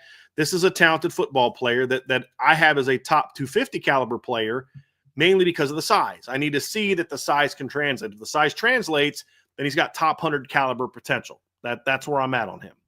Now, the second part of that is, okay, but now he is also not a 1. I don't even know if he's a 2 when you talk about building a championship receiving corps. So it now comes down to, what do you finish the class with? And ultimately, this is going to be what defines Mike Brown as a recruiter. And when you look at the 26 board right now, there's several players on it. And it really comes down to, there's a couple guys you have to get certain guys. And I don't care if you want to take some other guys to fill it out. We'll see how that goes. But you want to take 4 in this class. They're going to take at least 4. If the right 5 want to come, I do think they would go to 5. But if you look at the board, Shaun, it's interesting because there's a lot of speed guys on the board. They're having trouble finding boundary guys in this class. Well, part of the reason is there's just not a lot of boundary guys in this class, period, nationally. There's a lot of smaller Z's and slots in this class, and the few guys that are boundary types just didn't like Notre Dame. And they weren't, I mean, they offered him, they went after him. Connor Solomon, they lost him to Clemson. Calvin Russell was just never interested in Notre Dame. There's some guys like that, but they just weren't interested in Notre Dame. So now you've got to say, okay, well, then you've got to really make sure that you load up on the speed and the playmakers and those type of guys. So when you look at the board, Shaun, there's 3 guys on the board right now that if this class is going to be the kind of unit that moves the needle, you got to get 2 of 3 guys. And I would argue, depending on which 2 you get, it's going to determine just how good it's going to be. And they're all from Texas, ironically. It's Caden Finley, Cohen Brown, and Braden Robinson. And right now, Caden Finley is my highest ranked player of those 3. Cohen Brown has the most upside of those 3. And Braden Robinson might be the most explosive receiver that Notre Dame has recruited maybe since Will Fuller back in 2013. When you just look at his just pure speed and playmaking ability, but he's like 5'8". He's not a real big guy. But if he's complemented correctly, he's a guy that can bring you big time playmaking ability. You don't need, in the right class, you don't need him to be an 80 catch guy. If he touches the ball 30, 40, 50 times on offense, either rushing and catching, and then in the return game, you're getting a big-time weapon. I think this class needs one of Caden Finley and Cohen Brown in this class. And honestly, if you say, what can Mike Brown do to make you, Brian Driscoll, think that he can recruit at a high level at Notre Dame, I'd say that he needs to go out and get Cohen Brown and Caden Finley. That's the finish where I'm like, okay, he's showing me something. Because you know what both of those guys have? Offers from Texas. Texas is they're recruiting Caden Finley actively. His dad played at Texas, I believe, correct? And they just recently offered Cohen Brown. You're talking about 2 dynamic 1,000-yard receivers in talented areas of the state of Texas that both have Texas offers that Texas wants. You need at least one of them. Now, they're different players. Cohen Brown is a good athlete, great technician, great hands, super high football IQ. He's more of that, if Cooper Kupp, Devontae Adams type of player, where no, he's not an elite athlete, but he's a really good athlete, but he knows how to play the game. And you know me, Shaun, give me a 4.6 guy that knows how to play the game over a 4.4 guy that doesn't know how to run a route. That's the difference between Jaden Greathouse and Braylon James. That right there is Braylon James is a significantly more explosive athlete than Jaden Greathouse. He's got, 1 career catch in 2 years of college? Jaden Greathouse has obviously done a lot better than that. I'd like to have both, and we'll get to that. But Caden Finley's that guy that Notre Dame has not recruited a lot of guys like that in recent years. And that's what I loved about Jaden Greathouse. That's what I loved about Elijah Burris, is like, this kid knows how to play the game. He knows how to get open. He knows how to run routes. And we saw that this past year. So Caden Finley's that kind of guy. He is a talented player. He's a top 100 recruit. I gave him 4.5-star upside. If you can go into Texas to get him, that's a needle-moving statement recruiting win. Number 2 part of that is you have to then go – he also brings you volume skill, which I think maybe not as a boundary, and I don't think he's a boundary. He could play boundary in certain offenses. I don't know that he's a boundary in Notre Dame's offense. And so, but he is a volume pass catcher that could play slot. He could play Z. He could play boundary in certain looks, as part of him moving around. Like if, let's say, he was on the team with a guy like a Malachi Fields type of receiver, you could put him in the boundary with certain pass routes and put the Malachi into the field in certain looks to get certain matchups, and I'm totally fine with that. But he is a guy that I think brings Z or F. He's a lot like Jaden Greathouse was coming out of high school.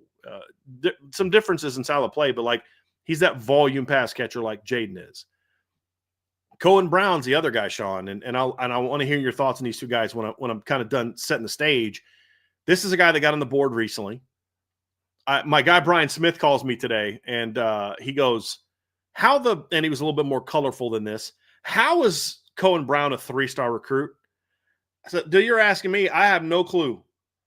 I mean, I have no idea. This guy has big-time talent. He's a 1,000-yard receiver in a big part of Texas, talented quarterback. He's got big-time talent. USC went after him. Texas just offered him. Notre Dame offered him. He didn't do anything as a sophomore. I think part of that is he was overlooked. I think he caught like 10 balls as a sophomore. Had this breakout junior season, didn't go to a lot of camps. I think he just got overlooked in some ways by coaches on top of recruiting service. So I'm actually going to give the recruiting services a pass because a lot of these coaches were late getting on this kid too. And so Notre Dame was been down there to see him. He's going to be visiting in June at least once.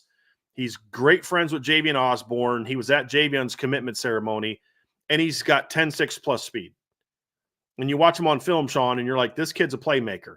He plays almost exclusively in the slot in high school. I actually like him projecting more as a Z, even more than I do as a slot. He has a lot of the Will Fuller type of skill in him. I'm not saying he's going to be as good as Will Fuller, but I'm saying like there's a lot of things he can do vertically that I want to see that he's limited in doing as a slot, where he could do go routes, post routes, deep overs, things where his speed can really get loose. Whereas at slot, it's more after the catch and slot fades. That's about all you're really going to use that speed for, like that. And so I actually like him even more outside, even than what he is in the slot. I've talked to some sources close to his recruitment. I think Notre Dame sees it that way as well. They see him as an inside and an outside, or an outside and an inside guy, can do a little bit of both. But when I look at these two guys, Shaun, these are the kind of needle movers that Notre Dame needs to get under Mike Brown, because they have kind of number one type of skill where they can be difference makers, where Caden Finley can be a Jaden Greathouse type of player. I think that Cohen Brown can be a Will Fuller, Kevin Stefferson type of impact player, where he's not the biggest guy in the world, but he's fast, he's explosive, he can stretch the field, he can do things after the catch. I think if you really want to shut everybody up, or at least people that know football, if you really want to shut them up, go get both of those kids. You put those two players in a class with Bubba Frazier and Dylan Faison, needle movers, gap closing class. Is it the ultimate, can never be better? No, because I'd still like to see a boundary guy, a big number one, that big body type of guy. But if that's your 4, I'm feeling really good about this class. And then if you get a 5th, and let's say they decide they still want to take Braden Robinson in that situation, there you go. There you go. So that's what I see, Shaun, is there's an opportunity here for Mike Brown to kind of silence the critics, but it has to include, in my opinion, at least one, if not 2 of those first 2 kids that I talked about. But you need at least, if you get 2 of the 3 I just mentioned, it's a pretty darn good class. It's just not where it needs to be. You didn't move the needle as much as you can. If you can get Brown and Finley, then now all of a sudden Mike Brown's saying, not only can I coach, but I can recruit, and I'll start feeling a lot better about it. And then there's some boundary types in the 27 class that now become must-gets. I think I agree with the 2 that you say will answer the questions. As far as preference, the explosiveness of a Braden Robinson is someone I would just love to see in the class. But you're right. You watch the Cohen Brown film. First of all, he's a Marcus Freeman. Marcus Freeman just loves players, and his staff, they love players that play both sides of the ball. He plays wide receiver and he plays defensive back. But you watch his film, Brian, and the routes and the way they use him is very Denbrock-like. Like they do. It's so many slot fades on his film. I'm like, okay, that's something that Mike Denbrock can identify immediately. They use him in a lot of the same ways that Mike Denbrock used Malik Neighbors. I'm not saying he's as good as Malik Neighbors. I'm just saying he's used in a lot of ways like he used Malik Neighbors. Yeah. Yeah, and like you said, he can be the Z. And see, this for me is something that I'm careful to watch, because sometimes you can turn off a kid in the possibilities when you see that he's being used primarily in the slot by his high school team. But I mean, that's high school football. Like, get the mismatch. That's all sports now. Like, we're trying to get the mismatch. And if our best player has a mismatch on the inside, yeah, we could put him outside, but why? Let's put him up against this guy on a consistent basis, and let's put him in this spot because we can get him the ball in the run game from this spot a lot easier. We can bring him into the backfield from this spot a lot easier. So the evaluation is bigger than that. Oh, he plays at the slot primarily. No, that's where his team puts him so they can get him the ball as much as they can. But that doesn't say that he can't play at the Z. You have to have evaluation to be able to see he has these attributes that can transfer from the slot out to that place in the Z, or if it's at the boundary. You know, I don't think he's a boundary guy, but I'm just saying there are some guys that play in the slot or have a lot of snaps in the slot that might be able to play boundary if coming into your particular system. But I think Caden Finley, for me, is the must get. He's the must get because of what he represents from beginning to end in the 26 cycle. You want to get one of those top guys, of course, being recruited by other top programs that consistently get top wide receivers, but you've been on him from the beginning. He's been at the top of the board for a long time. That's the type of kid you have to start getting. A guy that you identify early on as one of your top guys. You have to be able to close the deal on one of those guys in the 26 and 27 class, and then be able to fill it out after that based upon what you want. Like you said, the transition right now is about explosiveness. It's about explosiveness. And that's what they're going to have from the guys. There are some guys further down the list that might not be as explosive as the three guys we've talked about. But I mean, Cohen Brown can do it all, man. He really can do it all. Very reminiscent in the Notre Dame offense. Slot, we've seen slot fades with Jordan Faison. Then we've seen them put him out to the Z and then run the screen, coming back to the inside. It's like the things you see with Mike Denbrock's offense, you can see the seamless transition that can happen with a Cohen Brown. He fits Mike Denbrock and what he loves to do with a type of talent like that. But for me, Caden Finley is just like, get him. All right, get him. And once we get him, and of course, chronologically, it might not line up that way, you know, based upon who commits first. But as far as priority, let's get that guy.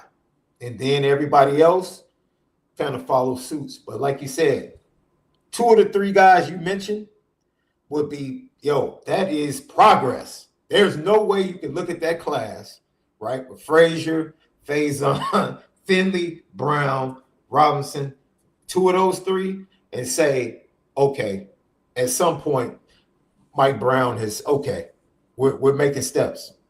We're making steps. We're progressing. Now the 27 class, like you said, we can look forward to the 27 class and say, okay, a Julius Jones, like a bunch in sales. That's right. A possible one. Like those are top of kids that you talked about, identifying ones and getting them in the class. That's something you want to see to take the necessary steps to improve upon what you do in 26. If you can land the two of the three that we talked about, being Caden Finley, Cohen Brown, and then Braden Robinson. Once again, will Texas be for the wide receiver room what North Carolina has kind of been for the defensive line recruiting? We'll see. Hopefully, it ends up being that way for Mike Brown. But I think overall, right now, as it sits going into the official visits, I feel good for multiple reasons. But now I can have a great feeling about it. The staff and Mike Brown, they have to close the deal. They have to close the deal. Yeah. But once again, I feel good because he does have Mike Denbrock there. Yes. Right. Well, and that's where Mike Denbrock's going to have to be like, hey, man, like you got to go get this done. Whatever help you need from the recruiting office, whatever help you need from me, whatever, you got to go get this done. End of the day, we need Caden Finley. We need Cohen Brown in this class. Go get her done. Like, because if you and I would still take a Braden Robinson, or I'd even consider taking like a Devin Fitzgerald or a Brian Williams type of player, because now if that fifth guy is one of those, potential, but he's got some work, there's maybe a little bit of boomer bust. Like with Devin Fitzgerald, it's like he runs routes and catches the football like his dad. He just doesn't run like his dad. I mean, that's the drawback right now. That's why he's not. He's got some good offers, but it's why he's not a top player right now. I'd take a chance on him if I know I've got Cohen Brown and Caden Finley in the class, because if he pans out and there's a jump in athleticism that comes from the genes, because we didn't think that Bryce Young was. He didn't really become that dude till he was a senior. I mean, as a sophomore, you were offering him on DNA alone. As a junior, okay, now I get it. I'm excited about the upside, but I need to see a lot more. And then as a senior, like, that dude's a freak and he's going to be a first-round draft pick. Like, the DNA took over. Same thing that we saw this year with Elijah Burris. The DNA took over. The genes took over. And that's why I'd be willing to take a guy like a Devin Fitzgerald. But I don't love getting a guy like Devin Fitzgerald if it means you're in a class where you're not getting Finley and Brown. That's my concern. Same with Brian Williams. I'd take a chance on Brian Williams if he's my fifth guy, knowing that I got Brown and Finley in the class. If he doesn't pan out, you're okay. And then now next year you can put a lot of your attention in getting some of those boundary, the Monson Sales and guys like that. Julius Jones Jr., who's a number one. He's not a boundary guy, at least not right now, but big-time talent.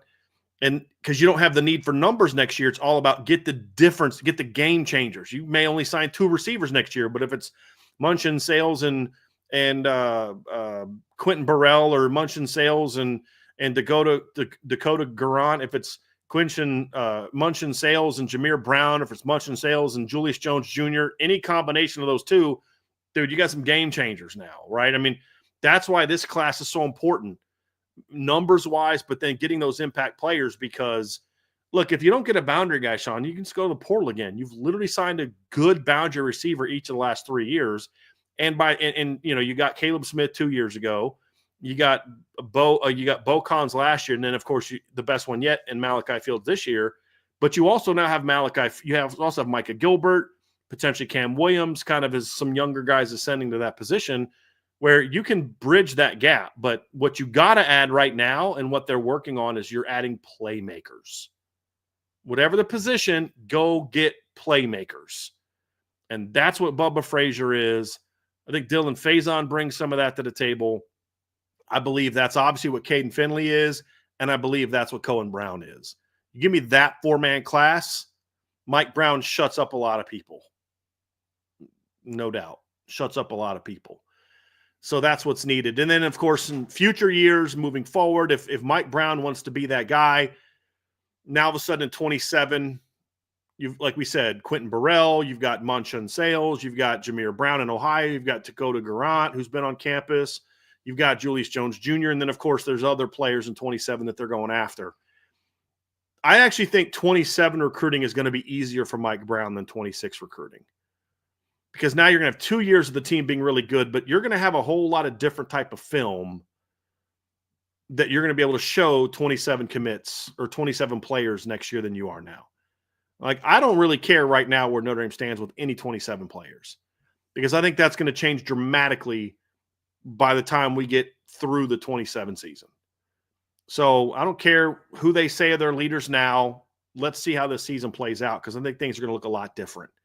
And then, of course, if they get a commitment from big-time 27 quarterback, that's going to help as well. So I really don't worry too much about 27 recruiting other than saying this.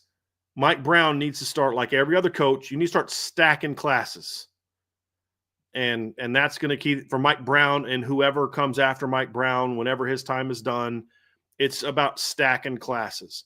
Because Mike Denbrock didn't build his receiving core just by landing a class that had Will Fuller, Corey Robinson, and Torrey Hunter Jr.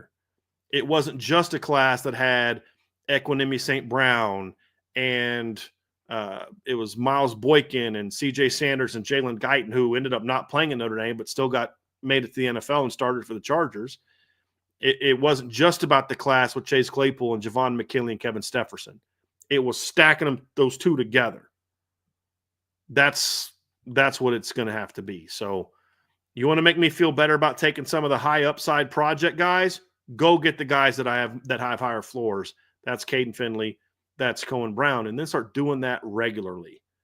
That's what's needed for Notre Dame to truly take that step where now you're competing for championships because of your receiving core, not in spite of it or with them as a complementary piece. That's my view. Anything else to add, Shaun, before we wrap up the final portion of the show? No, I just think everything is coming together for them to be able to be successful, right? I think the energy amongst the class, you see it on social media from the guys that are committed and the guys that aren't committed. You just see the energy amongst the 26 guys, the expectation. And I think all of it is coming together because that energy is coming from the coaching staff. I think there's a great energy coming from the coaching staff and the work they're doing and what they're doing on the unofficial visits and then what they're going to do on the official visits when these kids come in. And I think the 27 class is, that junior class for a recruiter is always significant. You always want to build that momentum early in the spring when they come in. And he's had an opportunity for a lot of those big-time juniors that you talked about to get on campus in the spring, see the offense that's in transition, see the offense with these passers, and see what it's going to look like. And now, we'll see the production and the efficiency go up, hopefully in the fall, after they, have solidified commitments for some of these kids. I think the direction is ascending. I really do. I think we're watching the wide receiver recruiting ascend. So, Shaun, that's going to do it for this part of the show, folks. Hit that like button, hit that subscribe button, hit the notification bell, share this podcast, give us a 5-star review, and as always, make sure that you're signed up for the message boards at boards.irishbreakdown.com. Shaun, we're going to be a little bit more brief on this last part of the show, but I wanted you to be able to bring up this conversation because this is obviously something that you had brought up as a potential topic. So I want you to kind of set the stage because what's going on right now is you'll set the stage for why we want to talk about it. But what's going on right now is there's discussions about what the future of the college football playoff is going to look like, including the 2025 college football playoff. Or technically it's 2026, which I think is stupid. Call it the year of which the season played, not the year in which it is. I can't stand that. But whatever. It's going to be 12 teams this year. That's the only thing we know right now. What we don't know, and what we also know right now, is that there will be automatic bids for the 4 Power 4 teams, and then 1 group of 5. We know that. We know that if Notre Dame ranks, I believe, in the top 12, that they're guaranteed a spot as well. I believe that's what the kicker is for Notre Dame. Outside of that, that's all we know. We don't know, will the 4 highest ranked conference champions get buys this year? Will they not? We don't know. Are they going to go to 14 or 16 in 2026? I think it's going to be 16, but it's still up for debate. We don't know if it's going to what the seating is going to look like. We don't know what the automatic qualifiers are going to look like. All that's up for debate. So let's talk a little bit about that, Shaun. You had some interesting ways you wanted to look at it, and well, we can talk about how it's going to impact Notre Dame and then just talk about the impact collectively across college football if expansion to 16 teams takes place. Who will be the automatic qualifiers? And then should the automatic qualifiers be directly connected to the conference championships? Should the conference champions automatically receive that bye and straight seeding. That's what we're talking about. If they go to an expanded 16 team playoff, they're more than likely going to go to straight seeding. All right, which gives teams outside of those conference championships, like a Notre Dame, if they're in the top 12, an opportunity to receive one of those top 4 seeds and an automatic bye. So for me, it begs the question, 3 things. How do the conference champions play out? How does it impact Notre Dame? Also, that's connected to this, I'm sure you've heard about it. Now, how does that impact? Because now you're stretching the season out even more.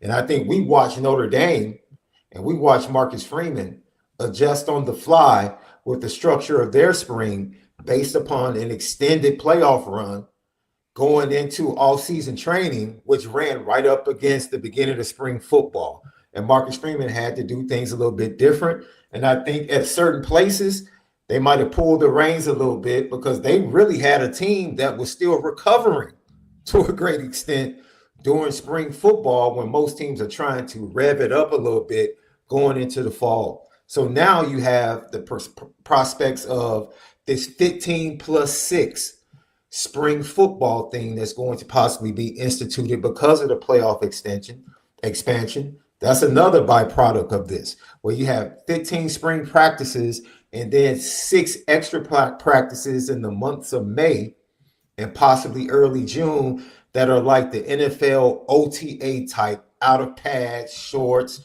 walkthroughs, things of that nature. So all of these things are like the domino effect of playoff expansion. And so it's going to be really interesting to see, what people in the chat think. Interesting in seeing how you feel about the automatic qualifiers. They're never going to get rid of, the conferences are not getting rid of that conference championships game. There's too much revenue connected to conference championships. So they're not getting rid of those. That would be the sensible thing. But we'll see. And then last but not least, you referenced this, right? Loving boxing back then. One of the reasons why you loved boxing back then, Brian? Because the best fought the best. And they weren't worried about getting a number in their loss column. Yep. They weren't worried about it. The best fought the best, and I'll see you in the rematch. And I might get you in the rematch. The greatest of all time lost his first match against Joe Frazier and came back and beat him the next 2 times. Yep. Right? That's what made him great. Will the best programs follow that trend? You don't have to be scared of losing a game anymore out of conference. Because if you're a good team in a big-time conference, 2 wins is more than likely going to get you into the playoffs, and all you want to do is get into the dance. So now, will you have the guts to step out of conference and actually play good teams? That's what I want to see. All these big programs now, are they going to keep these cupcakes on the schedule? Or with playoff expansion, are they going to lose that fear of losing a game and say, hey, okay, we'll go play the big guys out of conference? We'll do that.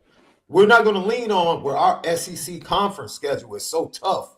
We don't want to play someone outside. I think Kirby has been the outlier because Kirby, that first game, usually he schedules someone out of conference that's tough. Or Notre Dame, Clemson. Notre Dame, absolutely. Yep. He's built his program on that. I want to see if the rest of the big teams and conferences take that step and kind of create that. I think that would infuse a love for college football again when you see the best of the best willing to play one another out of conference. I want to remind you, Shaun, Muhammad Ali didn't just lose his first fight to Joe Frazier. He also lost his first fight to Ken Norton. Oh, yeah. He also lost his first fight to Leon Spinks and then beat them both in the rematch because, like you said, now they could have said, hey, I already beat you once. I'm not fighting you again. That speaks volumes about both of them.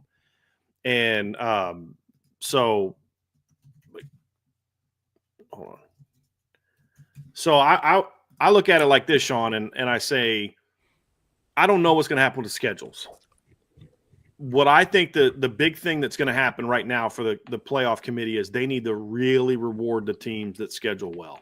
Yes. Because I think you need to tell teams like USC, if you're going to punk out and pull a Lincoln Riley, which means a Lincoln Riley is basically you don't want strong competition. So now that Oklahoma's going to the SEC, I'm going to pull a Lincoln Riley and leave for the Pac-12, which is a softer league. And now that we're in a tough league again, the Big 12 or Big 10, I want out of the Notre Dame series because I don't want to have to play Ole Miss anymore because we've got to play all these tough teams. Well, the reality is you don't play all those teams.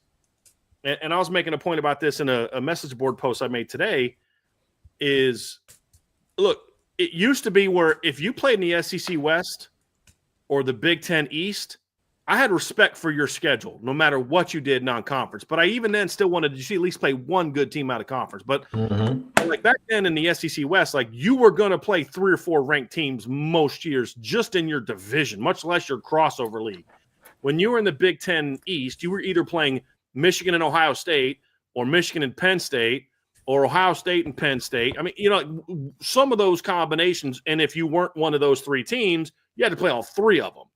So, like, when Michigan State was winning the Big Ten, and like, I know it wasn't always the East and West. It was the leaders and legends and all that. But, like, you had to beat Penn State and Michigan and Ohio State. Like, I don't care what you did out of conference. You beat Ohio State, Penn State, and Michigan. That's pretty flipping good, right? Yeah. And so there were years where, like, I didn't really care that Nick Saban didn't play tough non-conference opponents because he ran a table in the West. That's pretty good, you know, but he'd still play decent teams non-conference. I never loved that they didn't do home and homes like Kirby did, but it didn't bother me as much because it's like, dude, if at the end of that year, if they only got 1 loss against that schedule, they're still going to be in, and they're going to deserve to be in. And so, like, I get all that, but by and large, I want them to encourage. Like, here's the thing that people don't get: the committee has the biggest influence to me on what is going to happen scheduling wise, because if the committee says, hey, we're not going to reward you for playing nobody, and we're just not, because whoa, what about Indiana? That was a 2-loss difference.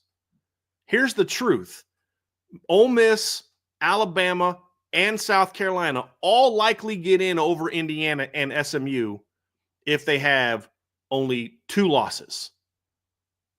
Now, SMU maybe not quite as much because I don't think they wanted to punish SMU for a second loss coming in the title game, but certainly all get in over Indiana.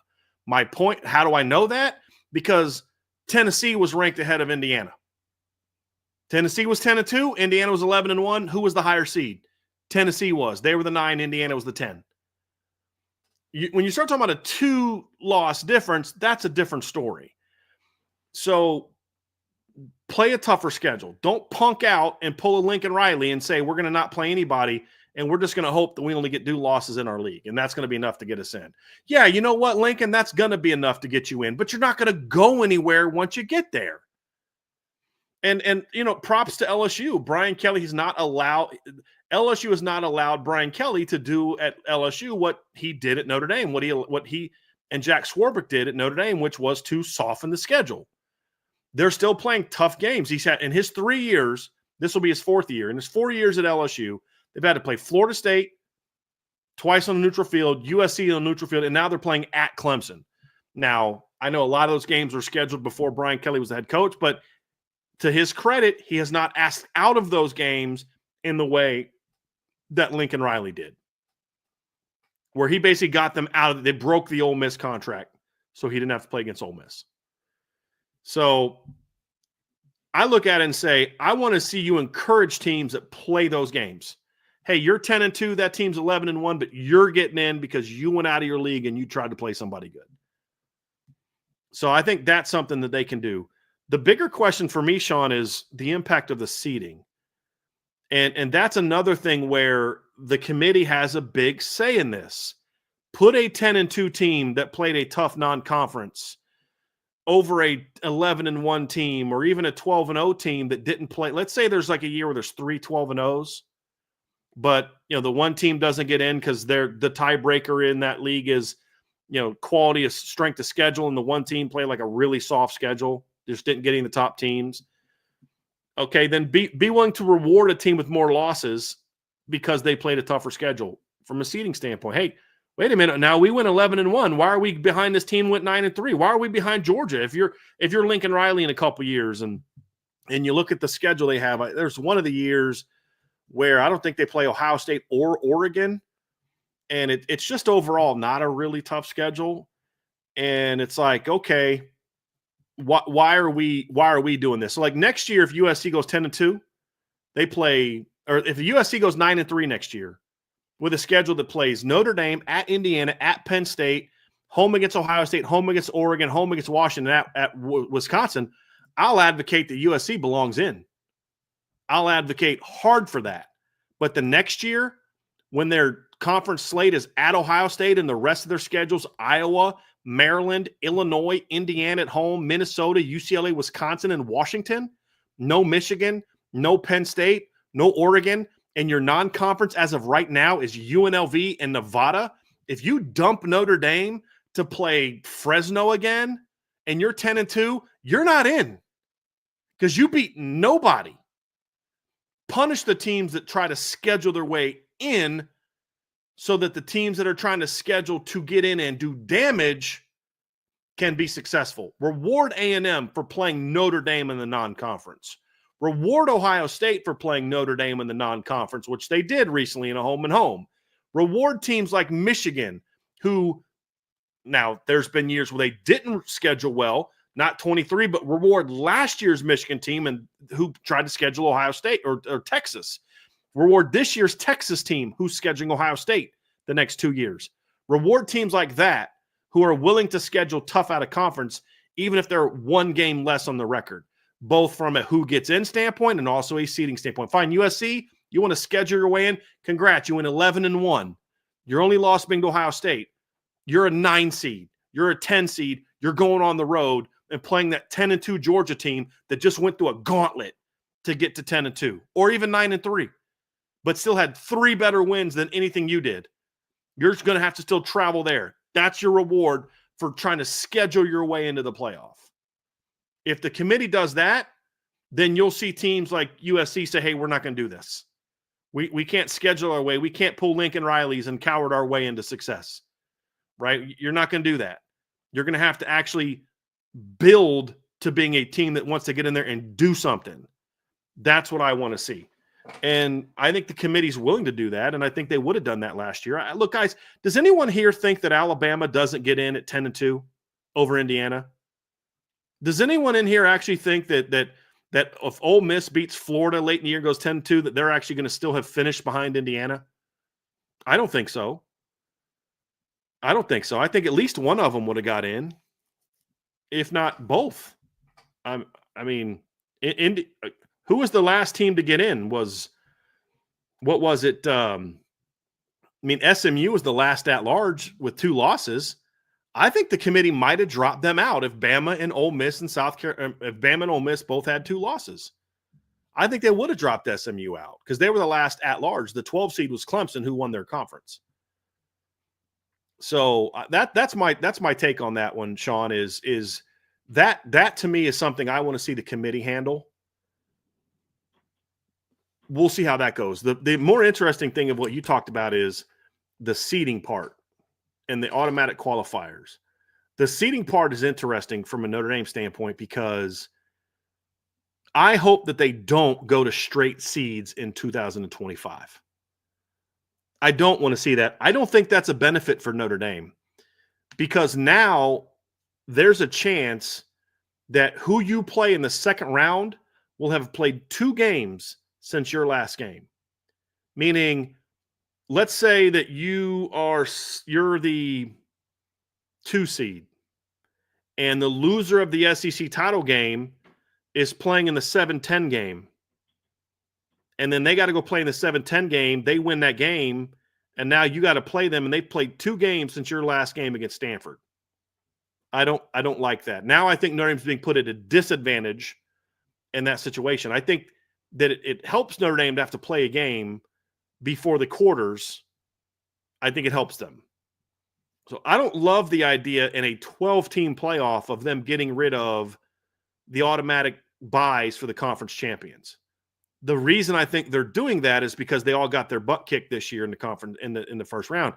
But again, what bothers me about this whole thing, Shaun, is it's this really childish overreaction to how this season went without taking a step back and saying, maybe that was just unique to this season. Because the reality is, I would argue strongly that all 4 teams lost to a better team. Notre Dame was better than Georgia. We tried telling everybody that for weeks. mean, the beefs I was getting into, in private conversations about whether or not Notre Dame was as good as Georgia was before that game. We even knew that they were going to play each other. They still had to beat Indiana.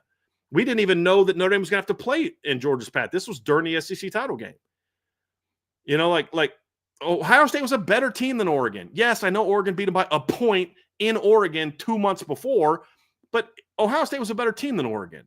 Penn State was a better team than Boise State. Texas was a better team than Arizona State. The better team won each of those games. And with the, two of them were competitive games. So I think it's just kind of a silly reaction to it. I think in a 12-team playoff, I want to see teams get rewarded with buys. It's my opinion. I'd like to hear yours. I don't feel the same way in a 16-team playoff. I don't feel quite as strong about that because everybody's got to play that first weekend.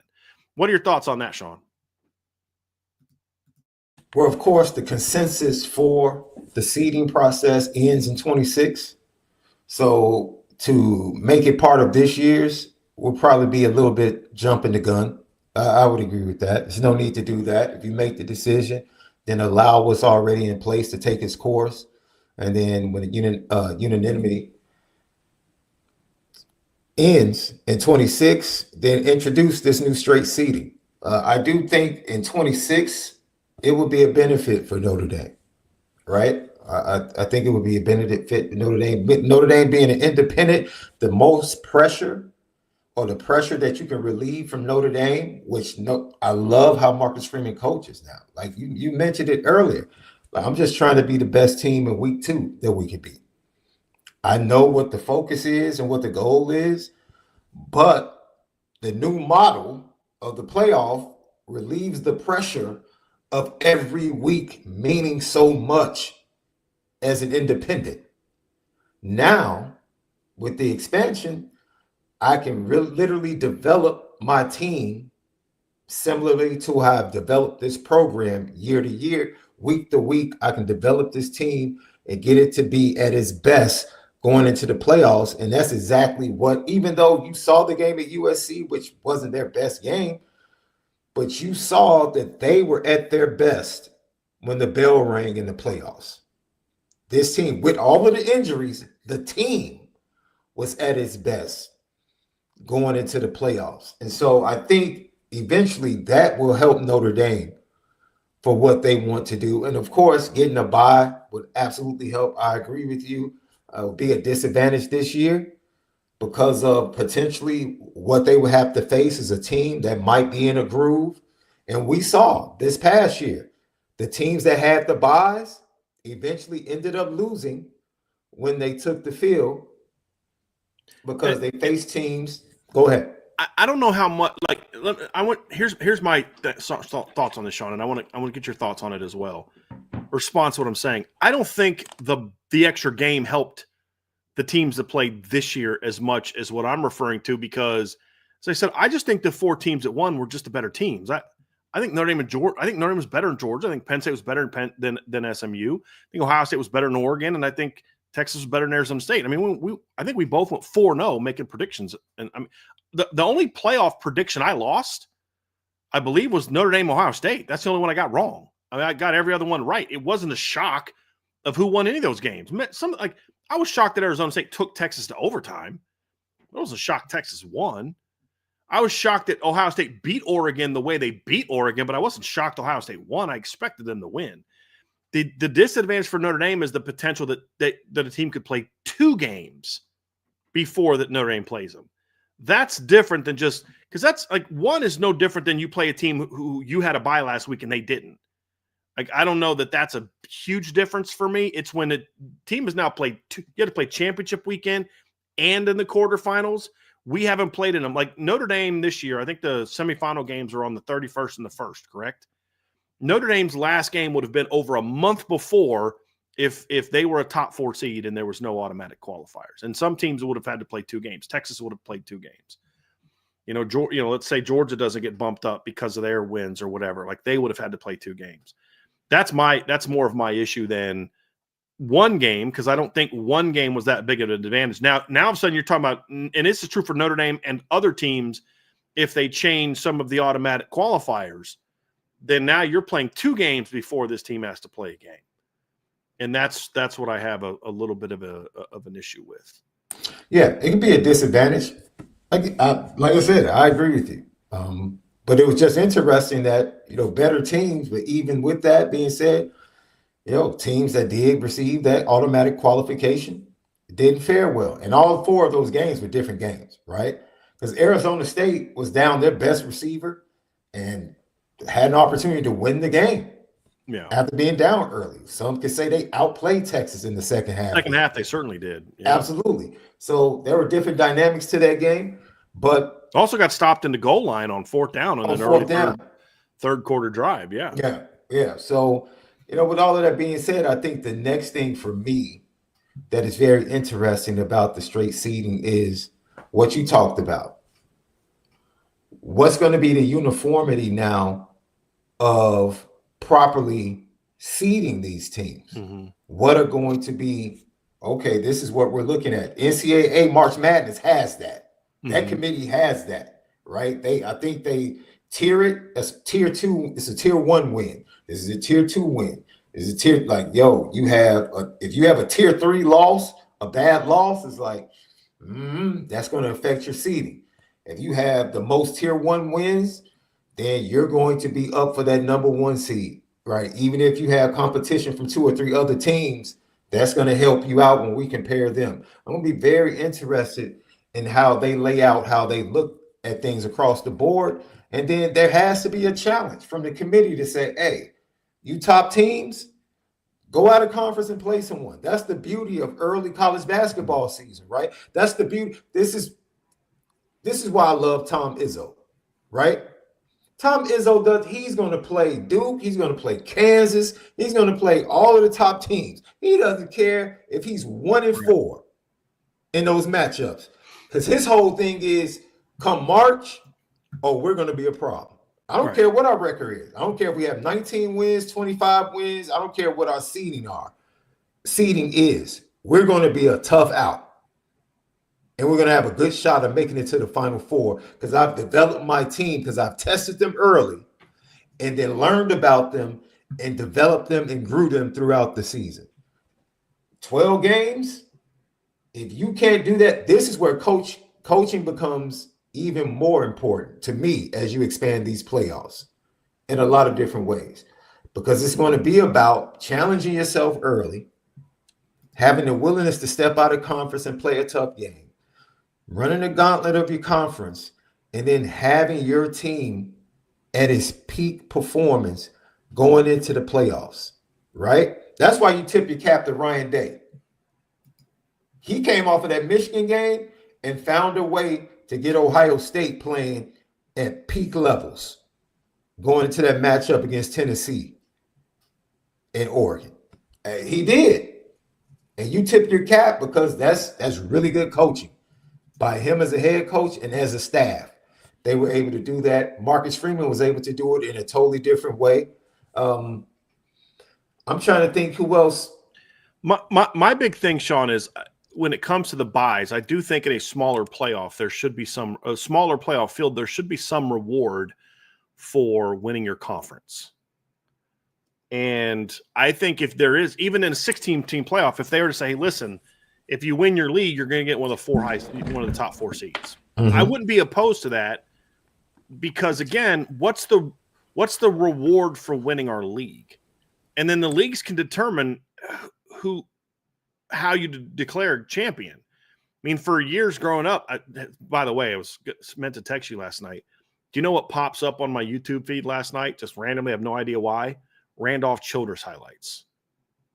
I'm like, bro, the golden age of point guard playing college basketball was the ACC in the 90s. Like, I mean, come on. But like back then, the ACC champ was determined by who won the ACC tournament. Well, how was the Big Ten champ determined back then?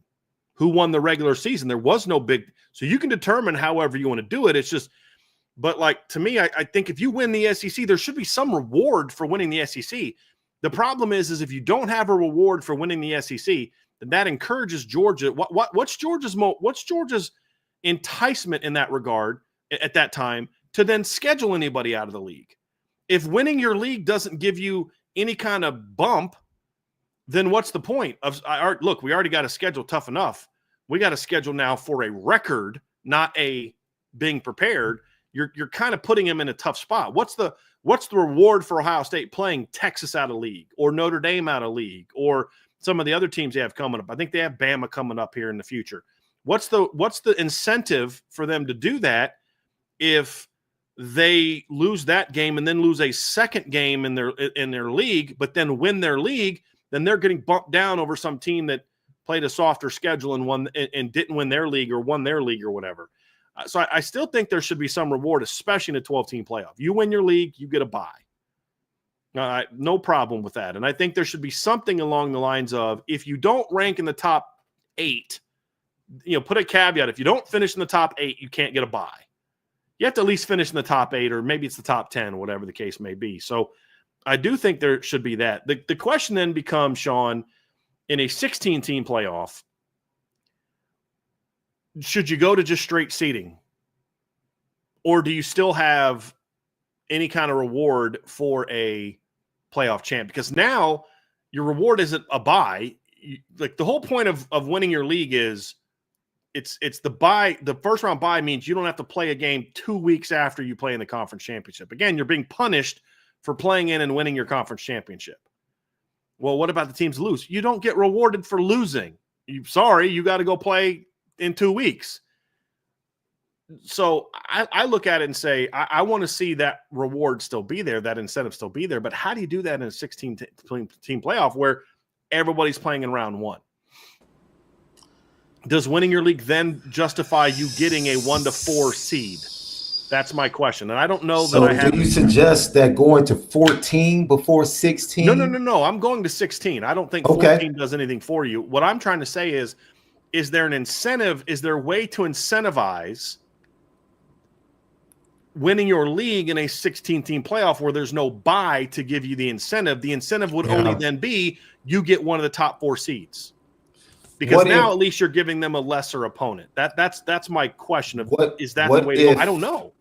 What if those 4 teams get to play in their stadium as opposed to everyone else playing at neutral sites?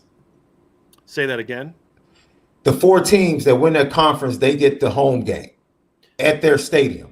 And everybody else has to play at neutral sites. No, because I want all 8 teams that are higher seeded to be at home. I want the whole first round. Well, I'm trying to give that advantage in the 16.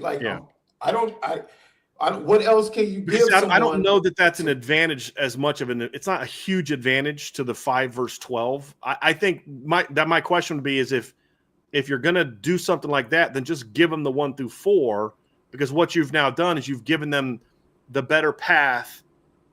Theoretically the better path to winning, because let's say you're the 7th seed, you're the 7th ranked team, but you win a hard fought SEC championship.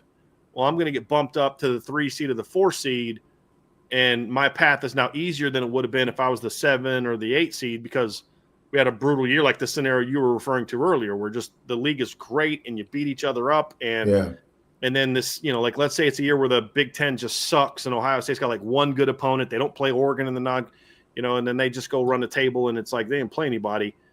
Their path was a lot easier than ours. Yeah. So we're going to get rewarded by having one of the top 4 seeds. That's kind of like I'm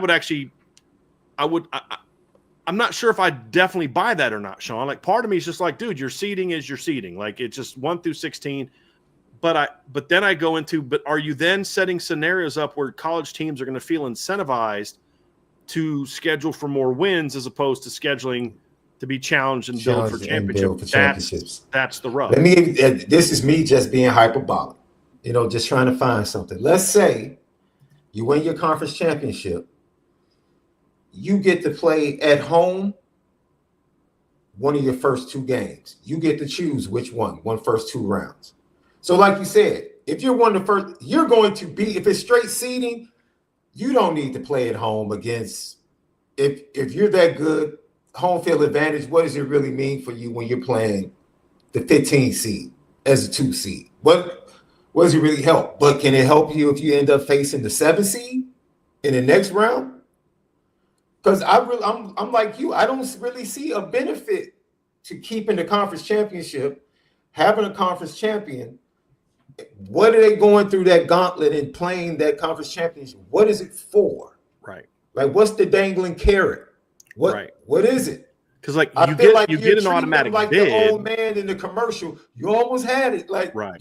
What are they really going after? So what they'll say is, well, like you win your league. And so if you win your league, you get rewarded by getting in. Well, but if they'd have lost the title game, they still would have got in. They still would have gotten in, yeah. And, well, if you win, you get a higher seed. I get that, but you'd have been better off not playing in that. And now you're better off saying, okay, well, if that's the rules, then we're going to not schedule tough in the non-conference because if we win our league but have a loss, we want to have 11-1 record instead of a 10-2 record. And then you run the danger. NFL teams do this all the time, right? Man, we didn't get the number 1 seed, but I don't know if we want this 2 seed because if we win, we got to face this team. Right. That's a wild card. I would rather be the 3 seed, or I would rather be the 4 seed and face the 5 team, and then have to face it. Like now you're jockeying based upon what you think is the better matchup. You see it in Major League Baseball as well, right? So I'm not sure. That's really kind of why I if I had to go with something, I would lean towards either A, just go straight seeding, or B, I really would lean. I think where I would probably decide right now is if you win your league, you get a 1 through 4 seed. But the caveat is you have to rank in the top 8 or 10, meaning like you can't win your league. Let's say there's a team that's 12-0 in the league championship and another team that's 9-3 in the Big 12 because it's not a great league. And that 9-3 team who's ranked 19th upsets the 11-1 or 12-0 team. They get the automatic bid. They don't jump up from 19 to 4. So like Arizona State would not have got a bye in what I'm referring to because they didn't rank high enough, where Boise would have because they still ranked high enough. Yeah. So, okay, sure, you're going to get an automatic bid, but in order to get one of the top 4 seeds, you have to at least rank in the top 10. Yeah. Because to me, that gives you some incentive to where, like, dude, you can't go crazy out of conference. Right. But if you win your league and you have like let's say A&M would have, lost one regular season game, and then, let's say A&M would have lost to Texas last year or beat Texas, but still lost to South Carolina. And then lost Notre Dame. They're 10-2. They go into the SEC title game at 10-2. They beat Georgia. They're getting a top 4 seed. They'd have been ranked high enough to get a top 4 seed. Mm-hmm. So the Notre Dame game didn't hurt them. It helped them because now your strength of schedule is a lot tougher now because you did play that non-conference, but you won your league. We're gonna reward you. Whereas if there was no seeding, they might have got bumped down because they had that second loss. Yeah. Like would Georgia have jumped up ahead of some of the teams they jumped up ahead of had they not gotten that bump by winning their league? Yeah. So that's what I'm trying to figure out, Shaun, is kind of I think straight seeding, if you're really all about straight seeding, you just go to 16 and just straight seed. Yeah. Right? And then you bite the bullet on the conference champion. You have to go to your teams and your presidents and explain to them this is the benefit on the back end. Yeah. Like, I know this is what you've been used to, or this is the only way to keep the conference championship. The only way to keep the conference championship meaningful is to go to 14. Because then you can have a play-in just like they do for NCAA basketball. Yeah. You add 2 teams, they play in, and the 2 winners play. They fill a slot. But isn't there value to being seated higher? I know that there's always exceptions to the rule. There's no way to make it perfect, but isn't there value to being seated higher? Because, like, let's say you win your league, but then you're the 7 seed because you played a really tough non-conference and you went 10-2 or whatever. Mm-hmm. You win your league, and now you're the 7 seed, so you got to play a tougher first-round opponent. And now your reward is playing the 2 seed who played some cakewalk schedule in the regular season. Yeah, in round 2. So, as opposed to saying, hey, you're the 4 seed, you're going to play the 12 seed or 13 seed in round 1, and then you get the 5 seed in round 2 as opposed to the 10 and the 2. So like rewarding them, because like that's the thing is like if you're going to go to straight seeding in a 16-team playoff, there's zero benefit to winning your league. Say, well, they get on Mac bid, they'd have got in anyway. that type of team gets in anyway. What's the reward for that? Because like my thing is, I don't love the idea of the 14-team playoff. I get what you're saying, Shaun. You maintain the bye. I'm trying to maintain buys. I get that. Because you can't maintain it going to 16. I can't see it. And I don't think they need to have buys. I mean, I that's what I say is I'm okay getting rid of buys, but I still think there needs to be a reward for winning your league. And that's why I say top 4 seeds are guaranteed to go to the Power 4 conference champions, not highest ranked champions of any. So, because I don't want to see Boise getting a top 4 seed. I'm sorry, I just don't. And I would have a caveat for you have to be ranked at a certain place because, and then if they're not, so like this year, Arizona State would not have got a bye, for example, or a top 4 seed. If it was a 16-team playoff, Arizona State does not get they're not ranked high enough to get a top 4 seed. So then what happens is Texas just bumps up to number 4. Mm-hmm. And now they get a better seeding. They get in theory, a better opponent and a better path instead of being the 5, or the 6 or whatever. So it is. If you did the 14, if it went to 14, you would have to give theoretically 6 buys. Yeah, and that's too many. And that's too many. Yeah. And then the 16, the buy just kind of gets pushed to the side, and you're diminishing. Yeah. Which that opens so many different rabbit holes for like. We're not playing. I'm not playing my guys in the championship game. What's the benefit? Right. I got guys injured. We're going to sit this one out. They're going to get ready for the playoffs. Like all of that, just like you see in the NFL, week 16, 17, teams that are clinched, like we're not playing. No, I will say this, Shaun, to wrap up here. I despise the notion of automatic qualifiers beyond your conference champion. Despise it. I despise the notion of 4 automatics for the SEC or 3 or 2 for any league. If you win your league, you get rewarded. Nobody else does. Nobody does. I think from strictly getting the best 16 teams in the playoffs, I think that's garbage because you can't guarantee me that there every single year will be 4 teams from a league that are definitely championship caliber teams. You can't guarantee me that in some leagues there's 2. Like, I'm sorry, there was not more than 1 Big 12 team this year that deserved to be in a 16-team playoff. There wasn't, in my opinion. Maybe 2, maybe BYU, maybe. Iowa State didn't. They got in because of tiebreakers. If you're good enough to get in, then you'll get in. And some years that may mean 7 Big 10 teams get in or 7 SEC teams get in, and only 1 of the other leagues does. It may mean that some years. But I will say this. I actually think the one benefit to a 16-team playoff where you have automatic qualifiers is teams are not going to get rid of conference championship games, but what they're already talking about is your 1 and 2 seeds in the SEC are done at the end of the regular season. And then now you've got a 3 versus 6, 4 versus 5 play-in game for your final 2 seeds. Now, that actually adds a lot of intrigue to the regular season because now you're jockeying for that position of 3, 6, 4, 5. Here's the rub to that, though. That makes the regular season more interesting, and that makes championship weekend way more interesting than it is now, where you knew ACC, Big Ten, SEC, both teams are getting in. You knew there's a chance in the ACC, but it didn't matter who won Georgia, Texas. It didn't matter who won between Penn State, Oregon. They're all 4 getting in. Now, 3, 6, 4, 5, you don't know who's going to get in. The counter to that, though, and the thing that I don't love about that is now there's the potential that the 5th or 6th seed in the league may get into the freaking playoff and the number 3 or 4 team doesn't. So what if the 4 and 5 or the 5 and 6 win a 3, 6, 4, 5 matchup? So now your 5th and 6th best teams in your league get in, but your 3rd and 4th don't. The whole regular season, they were the 3rd best team in that league, but now they don't get in because on one Saturday they happen to, well, they'll still get in at large. Maybe. You don't know that. Maybe. But if you look at the Big Ten and the SEC, They can't all 4. What if that happens in both leagues? 6 and 5 both win.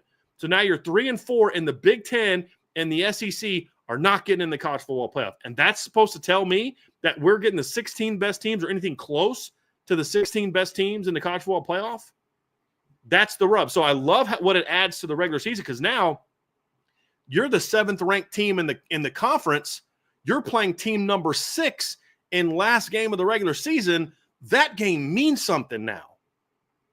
And then but again, it then cheapens the postseason because now you run the risk of getting a lot of inferior teams. Because somebody in the chat said it earlier, the odds of teams 11 through 16. I think if you're in the top 10 now, you got a shot to win it all. But if you're 11 through 16 in most years, you have no shot to win it all. But you make that even less. If you want to get a bunch of first round blowouts, let the 6th best Big Ten team get into the college football playoffs and have to face Notre Dame or Georgia or Texas or Oregon or Ohio State or some team like that in round 1. Have fun with that. I mean, that you're now cheapening the postseason. So what's more important to you? I think there's ways to do both, in my opinion, and that is you reward the conference champions, and then, after that, it's just, hey, here's who gets in, and be willing to get rid of the conference championship if it's that matters as much to you. Or you could still do things where say, look, our top 2 teams are every year going to get in. So our conference championship is going to be between 3 and 4. I mean, you could do different things. I just don't love the idea of the 2 play-in games for the SEC and the Big Ten because now you cheapen it and you're now get potentially 5th, 6th best teams in there. I just don't love it. Yeah. Yeah. It is. I remember someone told me this, and I didn't know how it would fare. They said you could go eventually they might end up going to a round robin last week. And it's like everybody is scheduled through week 11 in the conference. And then after week 11, those top 2 teams play in week 12. And then everybody else finds out who they play for that 12th game. So then you figure out the winner, and then everybody else gets to add that last game. And I was like, that's an interesting concept. It would be interesting to see each week because it's like an unknown the last week, and you play it out, and then everybody figures out who's the best 2 teams, and then you have to figure out, okay, who are we playing next week? This is where we're headed, and you find out that Monday or that Sunday night or whatever. I thought it was interesting. I forget who it was that said it. I was actually watching it on YouTube, but I thought that was an interesting concept or it would be a great marketing tool. So number 1 versus number 2 would still play each other in week 12? So let's say you make the schedule. Yeah, I get that. But it's only for 11 games. What was the seeding of who plays in that last game? The top 2 teams. But aren't you then punishing those 2 teams for being that good? It's almost like you're punishing them for being first or second. No, I'm saying they're not playing an extra game. They're not playing the actual 12-game schedule and then playing a conference game. They're playing the same amount of games as everybody else, but their 12th game is actually the conference championship, while everybody else is just a regular conference game. Right. And that would decide who gets. But isn't that the same as playing a conference championship game? It is, but it's not an extra game. That's what they were saying. We're not forcing you to play an extra game in order to win the conference championship. You're punishing the number 2 team even more than you are now, because not only do they get not to get the conference championship game on a neutral field, they now have to go play the number 1 team. I would imagine that they're not going to take away. Teams are going to be okay losing home games. We would have had a home game, but now we got to go on the road for this game. Or if it's a neutral field, they're going to do a neutral field, so then you get 11 games on college campuses and then a 12th on a neutral. I doubt very seriously that because this would have to be, in order for this to happen, this would have to be give and take. Right. Rather than the conference and Greg Sankey saying, look, man, if y'all want this straight seeding, seeding, which I don't think Greg Sankey would wants to give up the conference championship game. No, his whole thing's about making the only reason, Shaun, they're fighting for 4 guaranteed bids is because it's more money. There's more money. There's no other reason for it. It's not because about equity and giving other teams an opportunity. Yes. You're gonna be guaranteed to get at least 4 teams in there every year, and then you'll probably get some at-larges in certain years. That's all it is. It's nonsense. It's protecting you for the years where you're not as good. That's what it's about. Yeah. And I despise it. I just think get rid of the conference championship games and just, go back to playing 12 games. Yeah. Or if you're going to play a 13th game, then, I don't know, man. It's just, there's so many different things you could do. And I don't hate the idea of the play-in games. It's just, you're creating, I think the play-in games would add a lot of excitement to the season. I do. And that's why I think at the end of the day, that's probably the best option, because you're adding some excitement to the regular season where now, hey, we're the 6th seed, 7th seed in our league. Those games don't matter anymore. Yeah. Where now they do, because you still have a chance to play your way in. But again, you're taking a potential 8-4 team that's 6th in your league, and now they have a shot to earn their way into the college football playoffs with 4 losses. So they can go be the sacrificial lambs to Ohio State or Notre Dame, or, you know what I mean? How does that make the postseason better? There's ways to make both better. It's just they're not willing to do that because it like you said, the play-in model has shown to be successful. It's been successful in Major League Baseball. It's been successful in the NBA. The play-in has actually helped the playoffs in the NBA. So that I would say if this is why I think ultimately getting down to 3 automatics, if you're going to give guarantees, it can't be 4. Because I would feel a lot better if the top 2 teams in the Big Ten both get in, and then 3 and 4 are playing for that. Because most years in those leagues, your 3 and your 4 are going to be pretty good. Yeah. They start getting out of 5 and 6, and it's like, guys, come on. Because there's going to be some years your number 4 team is some team that lost a couple games because their starting quarterback was out, and now it's their chance to kind of play themselves back into it. Yeah. And it's very rare that one of those leagues is the number 4 in the Big Ten is going to be 4 losses, but number 6 might. And that's even more incentive to not schedule tough out of conference. Yeah.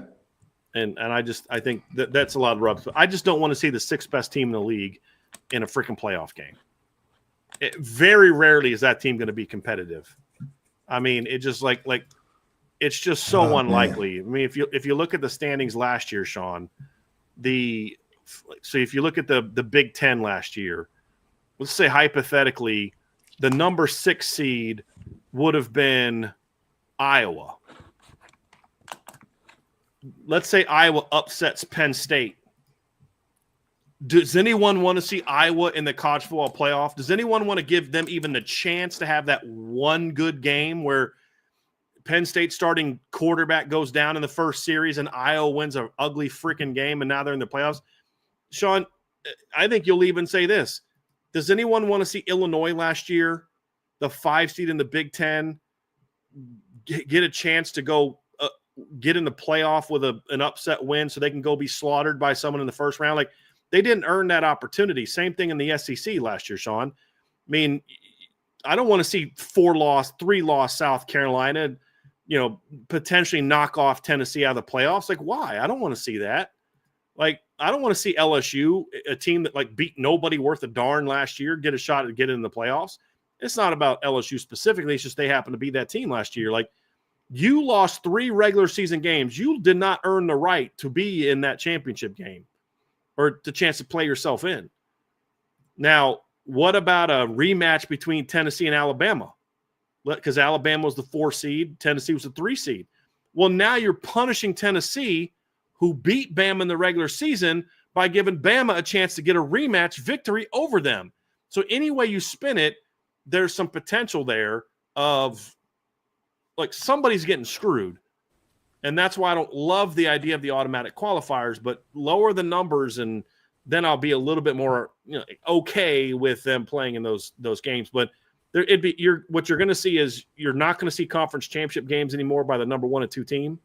But what you will see is games. So you won't be getting as good a teams in championship weekend, but you're going to see games that mean more. Because like last year, I just did not care about the SEC title. Well, I'm gonna be honest. I'll be honest. That's something else that needs to happen. Like you're gonna have to move the playoffs maybe a weekend back. Well, they won't do that because they're afraid of competing against the NFL. That's what I'm saying. Like, yo, what? Here's the thought. How about you start the season earlier?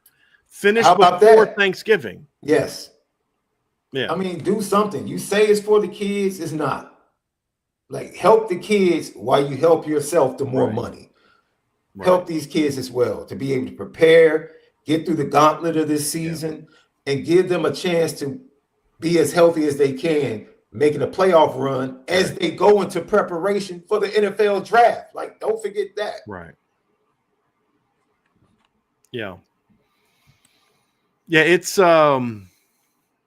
they're not great options, Shaun. That is the thing. Now, for Notre Dame, I don't think it matters either way. I think the 16-team playoff is great for Notre Dame. I think the 12-team playoff was great for Notre Dame. I think the 12-team playoff with getting rid of the automatic buys is not good for Notre Dame. That's the only scenario that I think is not good for Notre Dame. I don't think Notre Dame playing in a quarterfinal game where they have nothing in between Stanford and then that game, and then potentially your opponent plays 2 games in between that. I think that's now I don't think Notre Dame should get the benefit. They shouldn't benefit from playing not in a conference, meaning they should not be rewarded with an automatic bid or a bye because they're not in a conference. But I also don't think you should do the opposite, which is penalize them for not being in a league either. And that's why I think the system now is perfect, because you're not rewarding them for being an independent, meaning they can't get a bye, but you're not, would Notre Dame then respond? Would Pete Bavacqua then respond and say, okay, Stanford, we might not be able to play you guys. We're going to create a bye week here, and we're going to play somebody during championship week for our 12th game to ensure that we don't have that big of a break and disadvantage with a team that's played 2 games before we played. Or do you try to get Stanford to move it? Absolutely. Yeah. Not sure how NBC would feel about that, but I would try to do something. Yeah. I get it. But you put Notre Dame in that situation. Now, the thing is, I don't know. I think Notre Dame would just kind of take it. Yeah. Ultimately, I think because it's just for 1 year. I mean, because the new playoff starts next year, right? The expansion, or is it 2 years from now? 26, yeah. They're trying to start. It'll be the 26th season, so it'll be not this season, but next season is when we go to 16. They're trying. I mean, that's based upon what's already agreed. Right. The expansion, whatever the expansion is going to happen, will happen in 2016. Yeah. Right. 2026. More likely. Yeah. But they're talking to see if they can move it up. Yeah. They're having those discussions. The SEC and Big Ten want to move it up. That's right. Of course they do, because they want to get the automatic bids and get more money. Yeah. Right. They want more money. Right. Because if they expand it to 16, that means more SEC teams get in. But again, it's all about money. That's what disgusts me about those 2 leagues. I'm happy to see that Pete Bavacqua and the ACC and the Big 12 are pushing back on that, though. And their pushback is like, we should get 3 then. No. Like, that's not the direction we should be going. But that's what they have to say now. Give us more. That's the beauty of Pete Bavacqua's position, is that the decision has to be unanimous. Right. And he's part of that voting group. Right. Like, he can be the dissent. Now, for 26, it doesn't have to be unanimous. It has to be unanimous that for agreement this year. This year, yes. Right. Yeah. Now, what they could do is like, look, we'll give you some concessions this year if you get rid of this stuff for future years. I don't know if the SEC or Big Ten are going to take that, because they could just say, hey, screw you, we'll take this year and we'll just bully you into whatever.